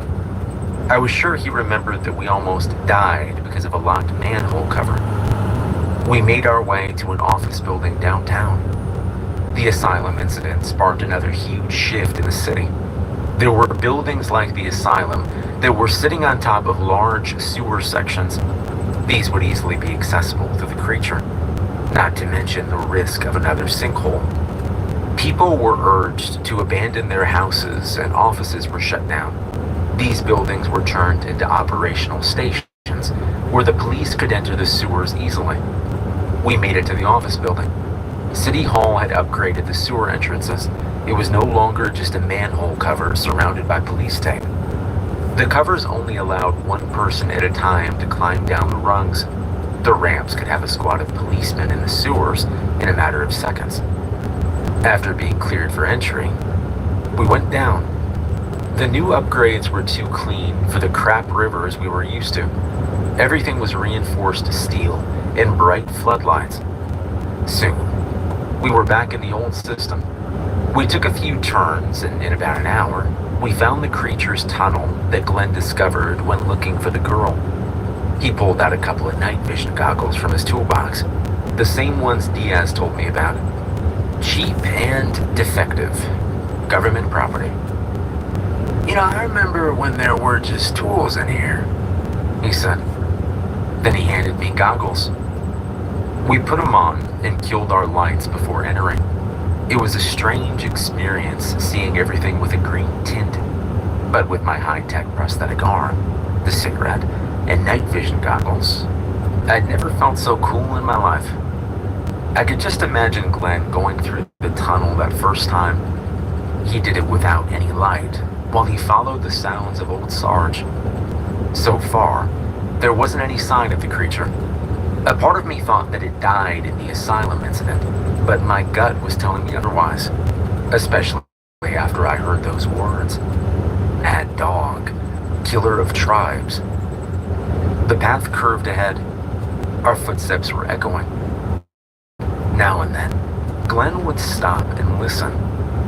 We came upon a large open area with several tunnels connected to it. The underground river ran through it. We moved along the river upstream. We were instructed to take the water sample as close as we could to the source. There were spots where we could only walk in single file, and even a point where we had to crab walk with our backs to the wall. Finally, we emerged into a larger chamber. The underground river flowed through it, its waters dark, and there was a sheet of ice on top. There were no other water sources beyond the chamber. It was a good place to take the sample. I dipped a test tube into the cold water. Suddenly, something took hold of my prosthetic, and it pulled me in. The get worse. There was a small icon of water blinking in the corner. The goggles died, and I was in complete darkness while I was dragged deeper into freezing waters. I would have been a complete goner if Glenn didn't dive in. With his help, I broke away from the monster's grip. We were about to swim to the surface when we felt a strong current pulling both of us. It all happened so fast. We were sucked into some kind of pressurized tunnel. After a few minutes in the tube, I ran out of air and lost consciousness. The next thing I knew, Glenn and I broke the surface of the water. We were both catching our breaths and coughing. We were in the middle of the lake. That area was 2 hours from the city. That tube must have brought us miles away. I didn't know how long I passed out, but that trip was fast. Glenn was there floating beside me. I took hold of his collar and swam to the shore. We needed to get out of there. The creature might still be after us. His teeth were chattering. Snow was starting to fall, and the whole lake was dark and silent. Instead of an ambulance taking us directly to the hospital, we were forced to go back to HQ and report. The City Hall people were there waiting for us and the water sample. Glenn and I were bundled in tin foil. They called it hypothermia blankets. Wasn't cozy, but it worked. When they saw us without a sample, they got angry. They didn't even let us make our report. They told us it was such a simple job and we failed. The mayor was facing protests from angry parents so close to election period because of us. The loss of that little girl made a big impact. And we were fired from search and rescue and suspended as sewer workers. Outside the conference room, a woman in a lab coat was waiting for us. She introduced herself as Dr. Charlotte Nix and asked for the water sample. We ignored her and walked away. If she still wanted her sample, she could collect the puddle from our dripping clothes. After that, Glenn and I headed for the nearest burger joint. Our clothes were still wet, and we still had our tinfoil blankets. Our burgers came, and there was a large serving of fries just for me. Right before we took a bite, Glenn stopped and looked out the window at the snow falling. Well, happy Thanksgiving, kid. I stopped mid-bite and realized he was right. I forgot it was that time of the year. We were too focused on this creature. Yeah, happy Thanksgiving to you too, I guess. It might have been the trauma, the near drowning or freezing, but that night, that burger never tasted so good, especially the fries. We spent the next couple of days recovering. Glenn and I had our hospital beds in the same room, and I couldn't complain. Hospital was 10 times better than my cockroach apartment. We were fired, but at least we still got the perks, and they didn't take my arm back. Glenn was content with watching old war movies on the TV in the corner, while I tinkered around with my prosthetic. On the third day, Glenn and I snuck out of the hospital. We went to a local bar, the kind with peeling paint and a faint smell of stale beer. The place was lit with Christmas lights from the ceiling. We grabbed a corner booth and ordered a round of beers. Booker and Diaz were at the next booth. They were nursing their drinks and looking like they'd been through the ringer. I introduced them both to Glenn, and we all shared a table. All right, spill it. Policemen that look troubled make me nervous, Glenn said. Booker took a long swig of his beer and then told us the story of his squad. Their mission was to kill the creature. It was a joint effort from 3 precincts, about 30 policemen. Dr. Charlotte Nix had apparently figured out how to kill it. The city hall rep mandated that Dr. Nix's bee theory was the way to go about things. They brought in pesticides that killed bees, several drums worth of it. Instead of guns, the policemen had pump sprayers, like the ones farmers use. But what about the reptile theory? I began. The curator said it was a winged serpent, right? The cops just shrugged at that. The city rep called the shots. The mayor wanted the issue over and done with, so the reptile theory was discarded. They saw new tunnels that weren't there a week ago, and went through one that led to this massive chamber. The walls were covered in this strange substance, and the air was thick with sulfur. They pushed through, pump sprays ready. The chamber was even bigger than they thought, like an underground cathedral. In the middle of the chamber was a large structure made from some hardened substance. It had multiple strands attached to the ceiling, the walls, and the floor that kept it in place. Everything was confirmed when Dr. Nix stepped forward.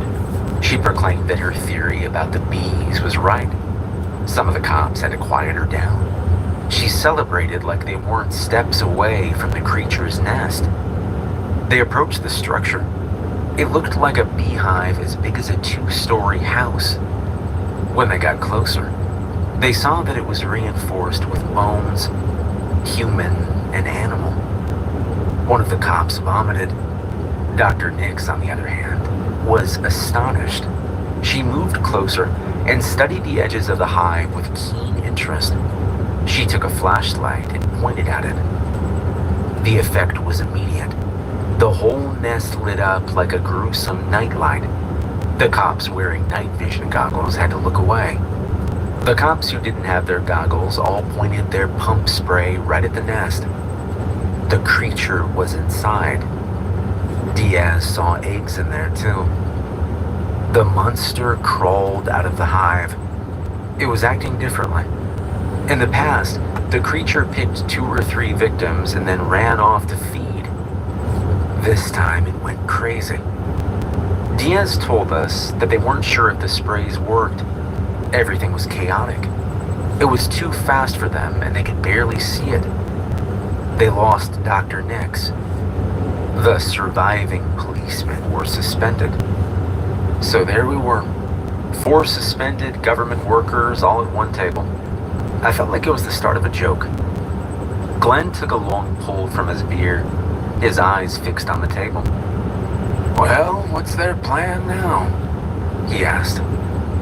Booker and Diaz exchanged a look. Diaz spoke up, his voice barely above a whisper. He had a cousin working in the city hall, the one who lent us my arm. They were told that Dr. Nix was already considered dead, and that they'd fill the whole sewer system with pesticides. It was a stupid plan. Glenn and I both knew that. Even if the pesticide worked, the creature would just escape to the lake. Diaz told us that it was an order from the mayor. Smoke the thing out. It would either be driven out of the sewers, or it would die. They were treating it like a bad mosquito problem. All exits and entrances would be blocked. I could almost see the cogs inside Glenn's brain working over this problem. Those toxic gases would kill anyone caught in the sewers. Dr. Nix and a couple of police officers might still be alive. Hey, Glenn, they fired us, remember? I said. We just lost the title, kid. It's still our responsibility. I was reminded that we were the ones who unleashed this thing. We had to save everyone we could. The two cops looked at us. Their despair earlier was replaced with determination. They promised to help us. I was surprised that Booker was fully into it. They would leave one exit open for us, the one that led to the docks. Glenn and I exchanged a look. It was a bad plan. If we failed to find the doctor and the missing cops in time, there was a big possibility that we'd be down there suffocating on deadly fumes.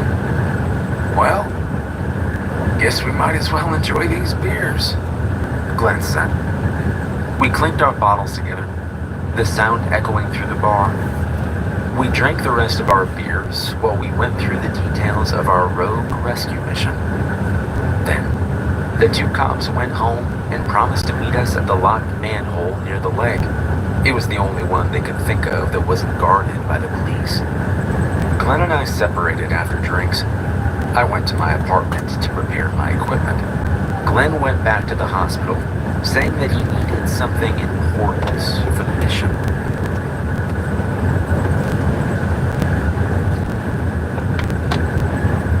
Hours later, I was surprised to find Cal Denton with Glenn.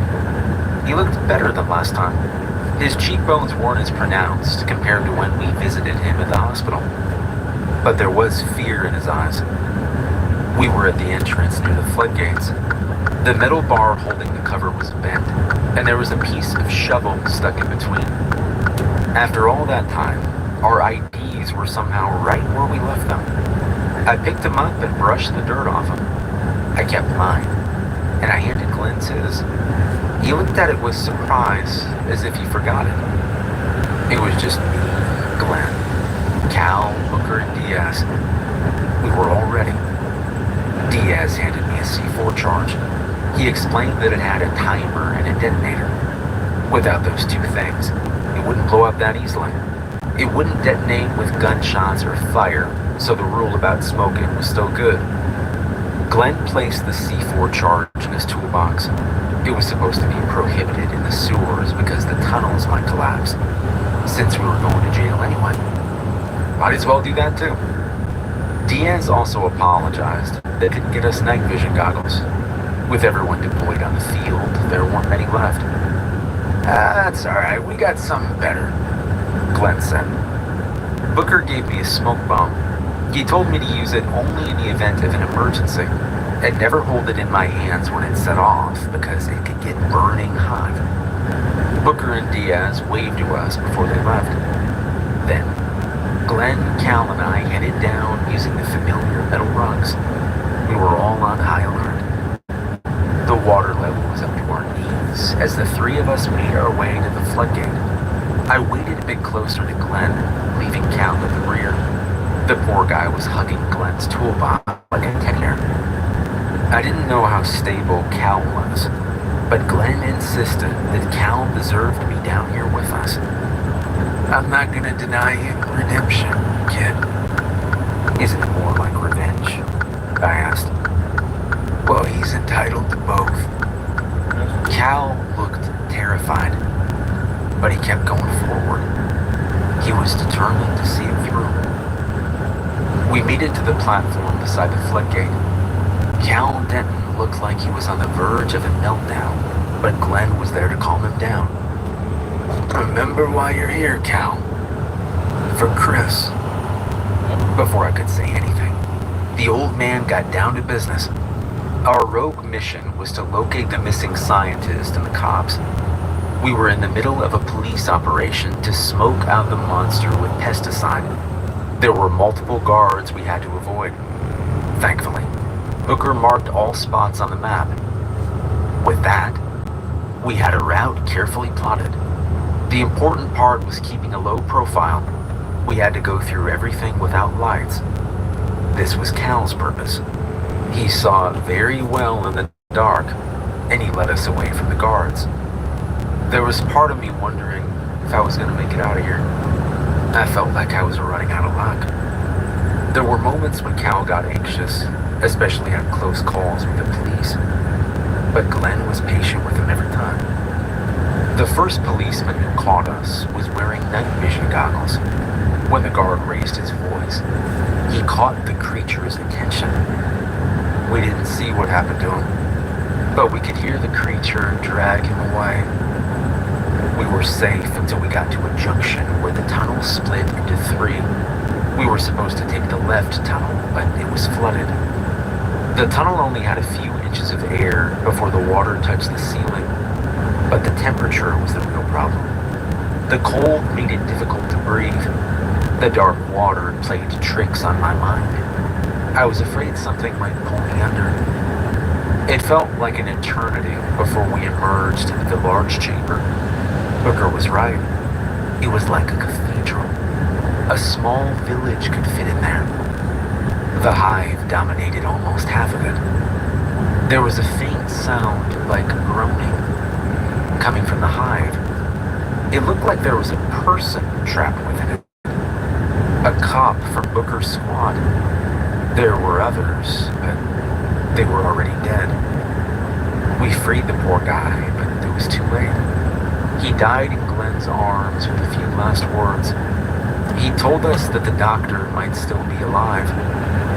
And we found her. We found Dr. Nix inside a small hole in the wall. At first, I thought it was a small pile of clothes and a lab gown. Turned out to be her. She was alive, but barely. Her arms and legs had lost all muscle. We had to get her out of there fast. Glenn and I carried her out of the hole, but Cal was nowhere to be found. He just disappeared. And as much as we wanted to stay and get him out of there, Dr. Nix was dying. And the creature would soon be back. And the sewer would soon be filled with toxic pesticides. But we couldn't leave him. We had to find a way to save them both. Glenn and I made it past the hive and the flooded tunnel. But it was far from over. The pesticides were coming in and we couldn't see Cal anywhere. There was a thick fog of smoke and chemicals coming right our way. We didn't know which path to take. Cal still had the map, I realized, and the fog was almost hitting us. And then I saw a pair of eyes coming from the fog. For a moment, I thought it was the monster. And then a large German shepherd walked up to us, and it licked Glenn's hand. Old Sarge barked once and led us into the tunnels. He even led us to Cal, who was hiding inside a cluster of pipes. But there was a sort of calm on his face that I hadn't seen before, and Glenn asked him if he could take the doctor to safety. All he had to do was follow old Sarge. Cal had to go ahead because we still had something to finish. Cal nodded, and he gave Glenn the map of the sewers. Old Sarge gave both of us a lick, and then ran off. It was just the two of us, and I felt like we were up against very bad odds. But we had one goal. We had to make sure the creature did not escape to the lake. I knew we probably wouldn't make it out. And I know this sounds silly, but at that moment, for some reason, I asked something. Glenn, before we do this, could you maybe knight me into search and rescue? I asked. I'm not sure it works that way, kid. Besides, you already saved lives. You saved Cal and the doctor, Glenn replied. I know, it's just that if I die, I want to die knowing I was an official member, you know. Glenn softened then. He pulled out his wrench from his toolbox. He held it up as if it was a sword. Kneel down, kid. I found myself kneeling in a river of crap, but somehow it felt like a huge honor. I bowed my head. Glenn tapped me on the right shoulder with his wrench and stepped back. You're official, kid. Now stand up. After that, I felt my legs were stronger and my back straighter. I was ready to face whatever was ahead of us. Moments later, We were at the creature's nest when Glenn pulled out the C4. That was when his crazy plan made sense to me. The thing went on a rampage when the cops came. I couldn't imagine what it would do to us if we blew up the nest. Glenn argued that placing the bomb inside it would have maximum damage. He was right. He threw his arms in the air when the nest exploded. Some of the hive walls collapsed. After months of losing to this creature, it felt like it was our first win. Unfortunately, the chamber's ceiling was starting to cave in. It would develop into a full-on sinkhole in a matter of minutes. And then Glenn saw something. In the middle of the hive were 2 large eggs. Their shadows were unmistakable. The eggs cracked open, and figures came out. But they stopped and burned with the heat. And then we saw the creature. A section of the chamber's far wall melted, and a small hole slowly grew in size. It was time to go. We ran. There was part of my brain that went numb while we were trying to get away. All my trust was in Glenn at that point. I focused on keeping myself next to him. My sides were beginning to burn, and I was sure that we'd passed the underground river. When I started to smell the brine scent of the ocean, I knew we were almost there. The docks had 2 exits. We reached the closest one, but it was closed and blocked off with a thick slab of metal. And then the creature caught up to us. The pesticide affected it, but it wasn't enough to stop the damn thing. It looked to have chemical burns, but if anything, that only made it angrier. Every tool I had was useless, except for Booker's smoke bomb. It was an effective distraction for the creature, but the thing still got to Glenn and grabbed him. We heard a voice then. It was Diaz. They came through with their promise. The exit opened behind us. Somehow I managed to pull Glenn closer to the door. Diaz was offering his hand. But before I could reach him, the creature came after me. Just as it was about to grab me, Glenn pushed me back, lowered his head, and ran directly at it. I felt like time stood still then. I could only watch as Glenn and the creature fell into the docks and sank under the water. I didn't even realize my arm fell with him. I wanted to jump after him, but Diaz held me back. Booker had the presence of mind to call the Coast Guard search and rescue team. They had boats and divers at the docks in a matter of minutes, and I didn't find out if Glenn survived. The police arrested us, brought us to HQ, and we were accused of going against their orders. Booker and Diaz were even stripped of their badges. We spent a week in jail. All I wanted to know was if Glenn was okay. I kept repeating that moment in my head. I wondered if there was anything I could have done to save him. There was a public outrage following the fumigation of the entire sewer system. It caused breathing problems throughout the entire city. This was the people's breaking point. Citywide protests led to removal of the mayor. After that, a quick election was held, and the chief of police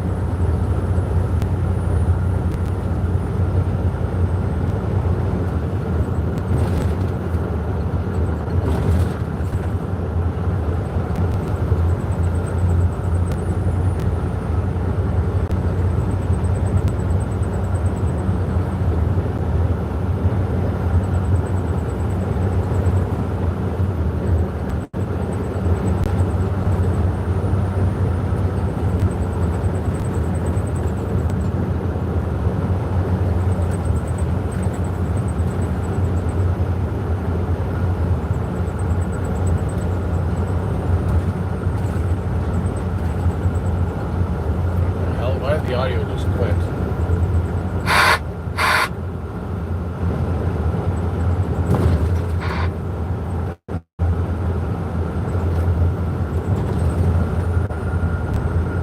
Orders.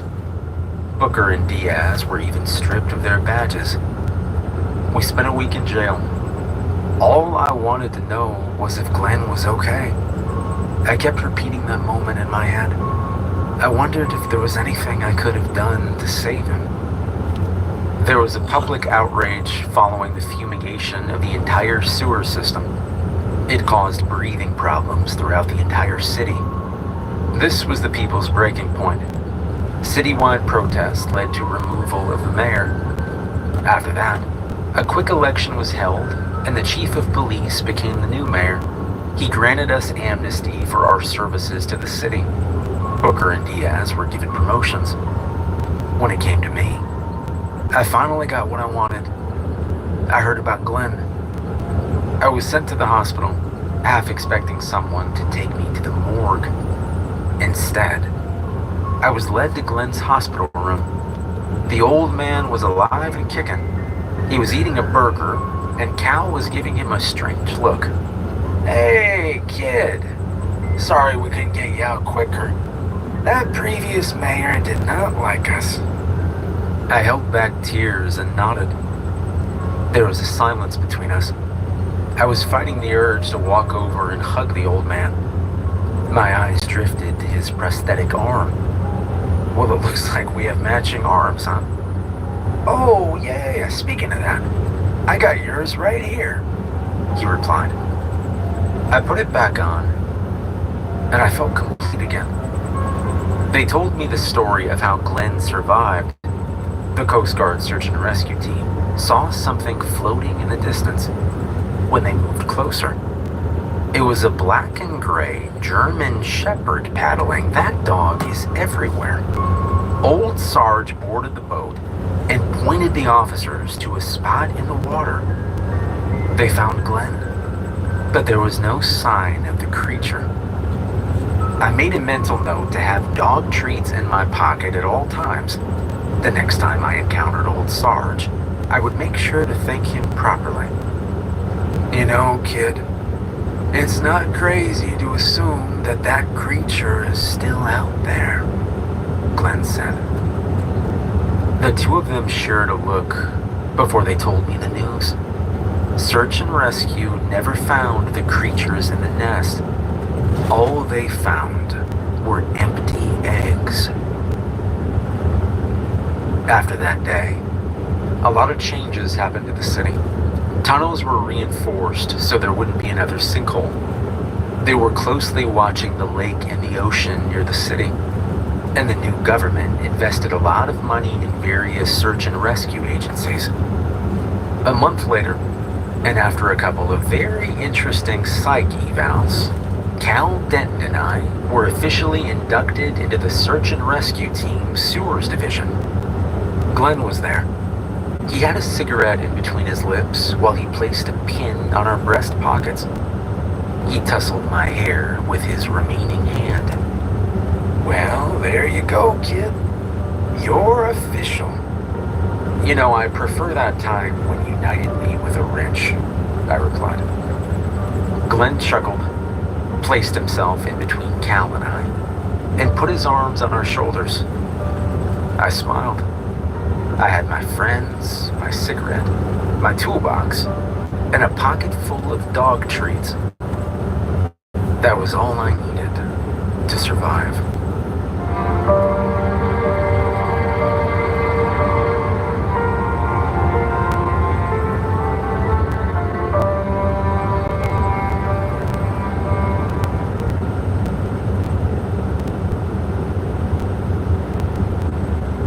I've been a private investigator for most of my life.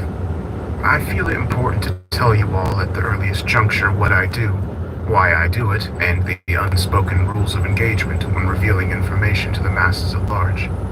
I've seen far too many inscrutable types just pulling stories out of thin air for a quick buck, or completely disrespecting the names and memories of those they were paid to investigate. I won't be doing any of that. Not when what's going on concerns all of us. My name is Wilson. I'm a PI that takes most of my appointments online and with very little contact face-to-face. Not just because of the current social climate, but because I like to be on the go when I'm working. I live close to the Rainbow Springs State Park in Central Florida. It's a great place to visit for your mental health, and it keeps me fit. So you can imagine my surprise when a job comes in that is directly linked to the park itself. If you're unfamiliar with The Missing 411, it's a book series by David Mitus chronicling the sheer volume of missing person cases in national parks all across the United States. People who vanish in short time frames without a trace.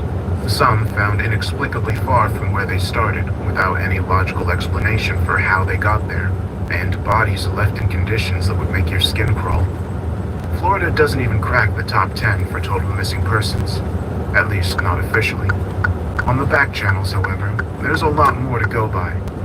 Historically, young people have wandered into the park when drunk, high, or just downright horny with a partner, and either gone off the face of the earth or found dead, much farther than where they started. My first investigation into the park came when an irate husband was adamant his wife had been cheating on him, and wanted me to tail her on one of her midnight secondments. The guy was rough around the edges, but paid me well, so I obliged. It didn't take long for the spouse to go wandering, and sure enough, she met in the parking lot with the husband's sister. I took the info back to the husband, and in a complete 180, he simply chuckled and said, What can you do? I'll file for divorce and get my shit. Thanks, man. He paid me extra for my troubles, and I went home. Treated myself to an extra large takeout and forgot about it. 2 days later, I got a call from my colleague in the precinct. The husband was found sitting in a boat, naked, under a blanket, and drenched in blood, sobbing like a wild man. The rangers asked him what had happened, and he said, It wasn't right. I should have been enough. But now I can be. Before they could clarify, they realized what he was wearing. The Bowie knife cast aside in the boat, and the cuts on his arms. It was the skin of a woman, his sister. When he was questioned, his sanity clearly waning, he smiled and told the officers, The Baron of the Woods has her now. He's keeping her safe until I'm ready. He was found hanging in a cell before he was brought to trial, a bloodied message left on the wall. The Baron provides. That one took a while to get over. I've had a terse conversation with my contact over at the PD, who gave me a polite but firm talking to about the confidentiality of the case. Reminded me I'm just a PI, and once I'm paid, that's the end of it. What you hear, what you see, it stays in that park or with us, right? He looked serious, deadly serious. It didn't suit him, and while I didn't fully buy it, I wasn't a fool. I placated him with a few drinks, and we forgot all about it. That is, until the Pine View field trip. Case 1. Helping Hands. I'd been tasked with observing and investigating a counselor who was suspected of being actively high on the job and dealing to the students. So, knowing they would be off school grounds for the trip, I followed them. That middle school group of 22 went into the park one summer for a weekend of bonding, fun activities, and memories to last a lifetime. 18 would emerge with trauma that would stay with them for the rest of their lives. I was camped up a ways away and scouting for any sign of the counselor either being high, showing withdrawal, or offering it to the kids. It was becoming obvious that there wasn't anything of the sort, so I instead decided to keep tabs and relax with a couple of beers, enjoying the night air. According to the witness statements, it started on the first night. A group of 5 friends were in a tent closest to the embankment where a large swath of trees that led for miles was situated on the opposite side. The youngest, Dylan, complained repeatedly of splashing coming closer to the tent as he tried to sleep. None of the others believed him and convinced him to just sleep it off, which he did until it happened again and spooked the second kid, Bryce. The other 2, Mike and Grayson, calmed them down and told them not to complain to the counselor as they liked the spot. The witness sleeping with them, Danny, said he couldn't hear anything and thought they were playing a stupid prank. By the second night, however, things escalated. Danny claimed he was awoken by the sound of splashing outside and muffled groans. He looked around and saw Dylan was out of his sleeping bag. Worried he may have fallen into the water, Danny went outside into the darkness to call for him. Danny claims he saw a figure in the shallows, maybe waist deep, that was beckoning to him, with the arm bending at a weird angle. Danny didn't move and called out to Dylan again. at which point he says he heard Dylan's voice, but that it was weird, like somebody doing a really good Dylan impression, but off. Something overcame Danny, and he took a step back as 3 other shapes rose out of the water, all beckoning with their arms bent to odd angles, and calling his name in the same off way that Dylan sounded. Danny says he screamed and ran into the tent to wake the others, but the bags were empty. At this point, I'm now awake at my little campsite and overlooking the scene, and I see Danny running to the cabin screaming as people rush toward the shallows. Dylan, Bryce, Mitchell, and Gray were never found. The only thing that showed they'd stepped into the shallows were some clothes and, most disturbingly, arms that had been left floating in the place where Danny spied them. Case 2. Morning patterns. After that, I stepped up my research into the local legends around the park and disappearances that hadn't gone on public record. Brick wall after brick wall hit me before I caught a break. Someone had heard I was looking into what went on at the park, and I received an email. The email my assistant forwarded was titled, Disappearances in State Park. Help. Dear Mr. Cooper, I hear you have been taking cases for those who go missing in the park, and I'm hoping you can help me. My name is Marco, and I am writing to you in the hopes you can help me with something that has long plagued my family.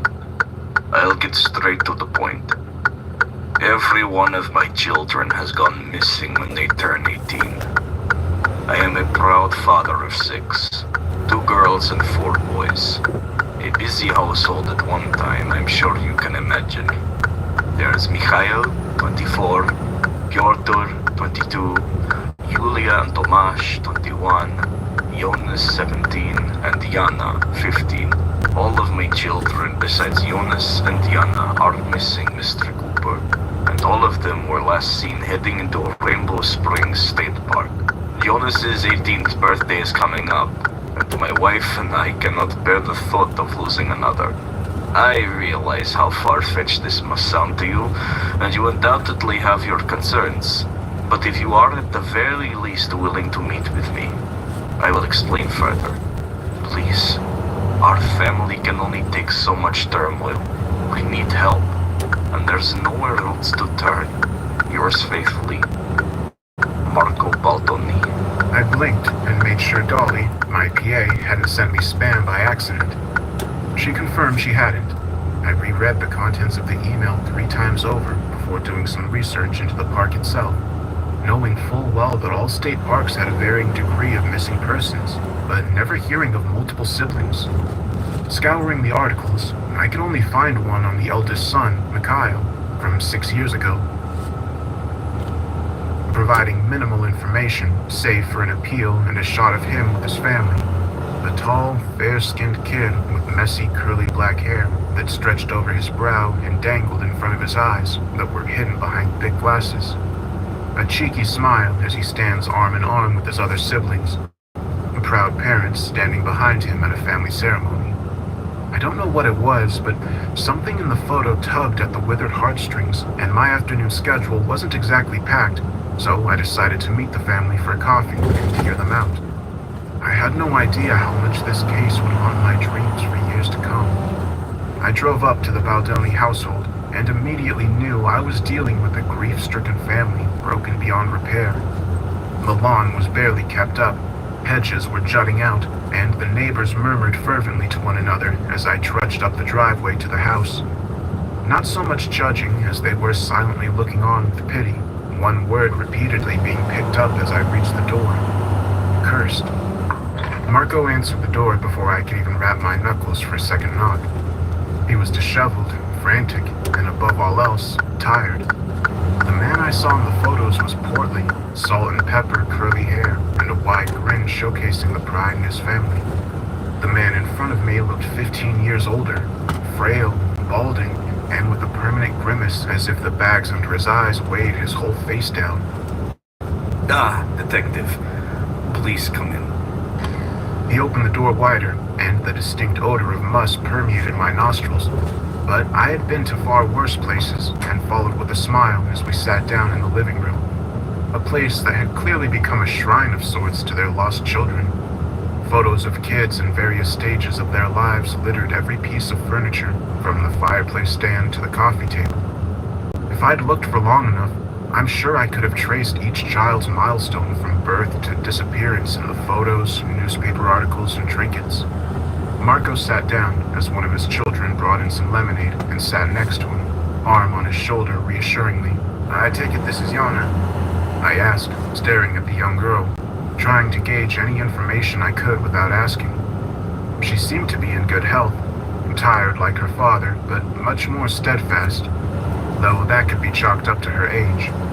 He nodded and she introduced herself, a soft smile breaking across her face. It's nice to meet you. My dad says you're here to help me find out where my siblings are. Marco interjected, almost like a trained reaction. Find out what happened to them, Yana. We know where they are. His hands fell into his lap, and his entire body language dropped further. He had already resigned himself to their fate. I took a sip of lemonade and took out my notepad. "Why don't you tell me where this all began, Marco? What happened with Mikhail?" Marco's eyes widened at the mere mention of his son's name. His lip trembled, but a reassuring squeeze from Yana kept his resolve. He nodded and got up, looking at a series of photos on the mantelpiece. Mikhail was our firstborn, a truly gifted boy with computers. He was remarked as a prodigy from a young age and entered into a scholarship. We immigrated here when he was 4, and you can imagine the issues we faced from the outside world. So our pride in him was immeasurable, but never to the point we pushed him too hard. We just wanted him to be happy. But Mikhail was the sort to expect too much of himself, and it frequently resulted in him locking himself away in his room if he didn't achieve perfect scores or an experiment didn't turn out the way he wanted. He started researching into ways to help broaden his horizons and deepen his understanding of how things worked. That led him to some research which completely consumed him from the age of 17. Marco picked up the photo of Mikhail's graduation, tears staining his cheeks. My brilliant boy was obsessed. Barely spoke to us in the lead up to his 18th birthday. If he wasn't working on his experiments, he was out taking long walks until God knows when. We couldn't chastise him when we didn't know his return, and we just thought he was going through the usual issues a boy his age does. So long as he took some mace and kept his phone on, we let him have his freedom. I see. Well, parenting is a tough journey, and he was your first. You're bound to make errors in judgment, Marco. It's not your fault. I gave him a reassuring smile. He seemed like he wasn't the cause of Mikhail's downfall or his disappearance. That much was clear. He returned the smile with far less enthusiasm and continued. The night of his 18th birthday, he packed his things and came down during movie night to speak to us. It was like the old Mikhail was back. He was practically glowing, and I was so shocked at this I didn't even question the positivity. When your son has barely said 3 words to you for a year, and then suddenly wants to engage in long conversations, tell you he loves you and hug you, will you just take it for what it is? What a fool I was not noticing the signs. Mikhail waited until we were all asleep before taking the car and driving to the national park. The car was parked up without issue, and had no sign of Mikhail beyond entering the visitor's gate. The guard said he seemed like a normal kid, but with a determined look about him, and a large backpack on his person. They never found a trace of him, Detective. With that, Marco sank into the couch and wrung his hands, full of shame. I knew that look, and I knew I had to ask the obvious, painful as it may be. Marco, was Mikhail suicidal? Did he have any mental health problems? His eyes met mine, and the hurt in them was apparent. He'd been asked this before. Everyone has said the same thing to me. He must have been depressed.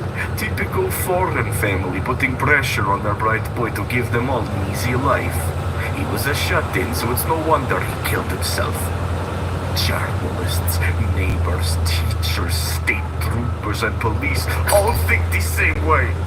He slammed a fist down as Yana stared at him, tears in her eyes.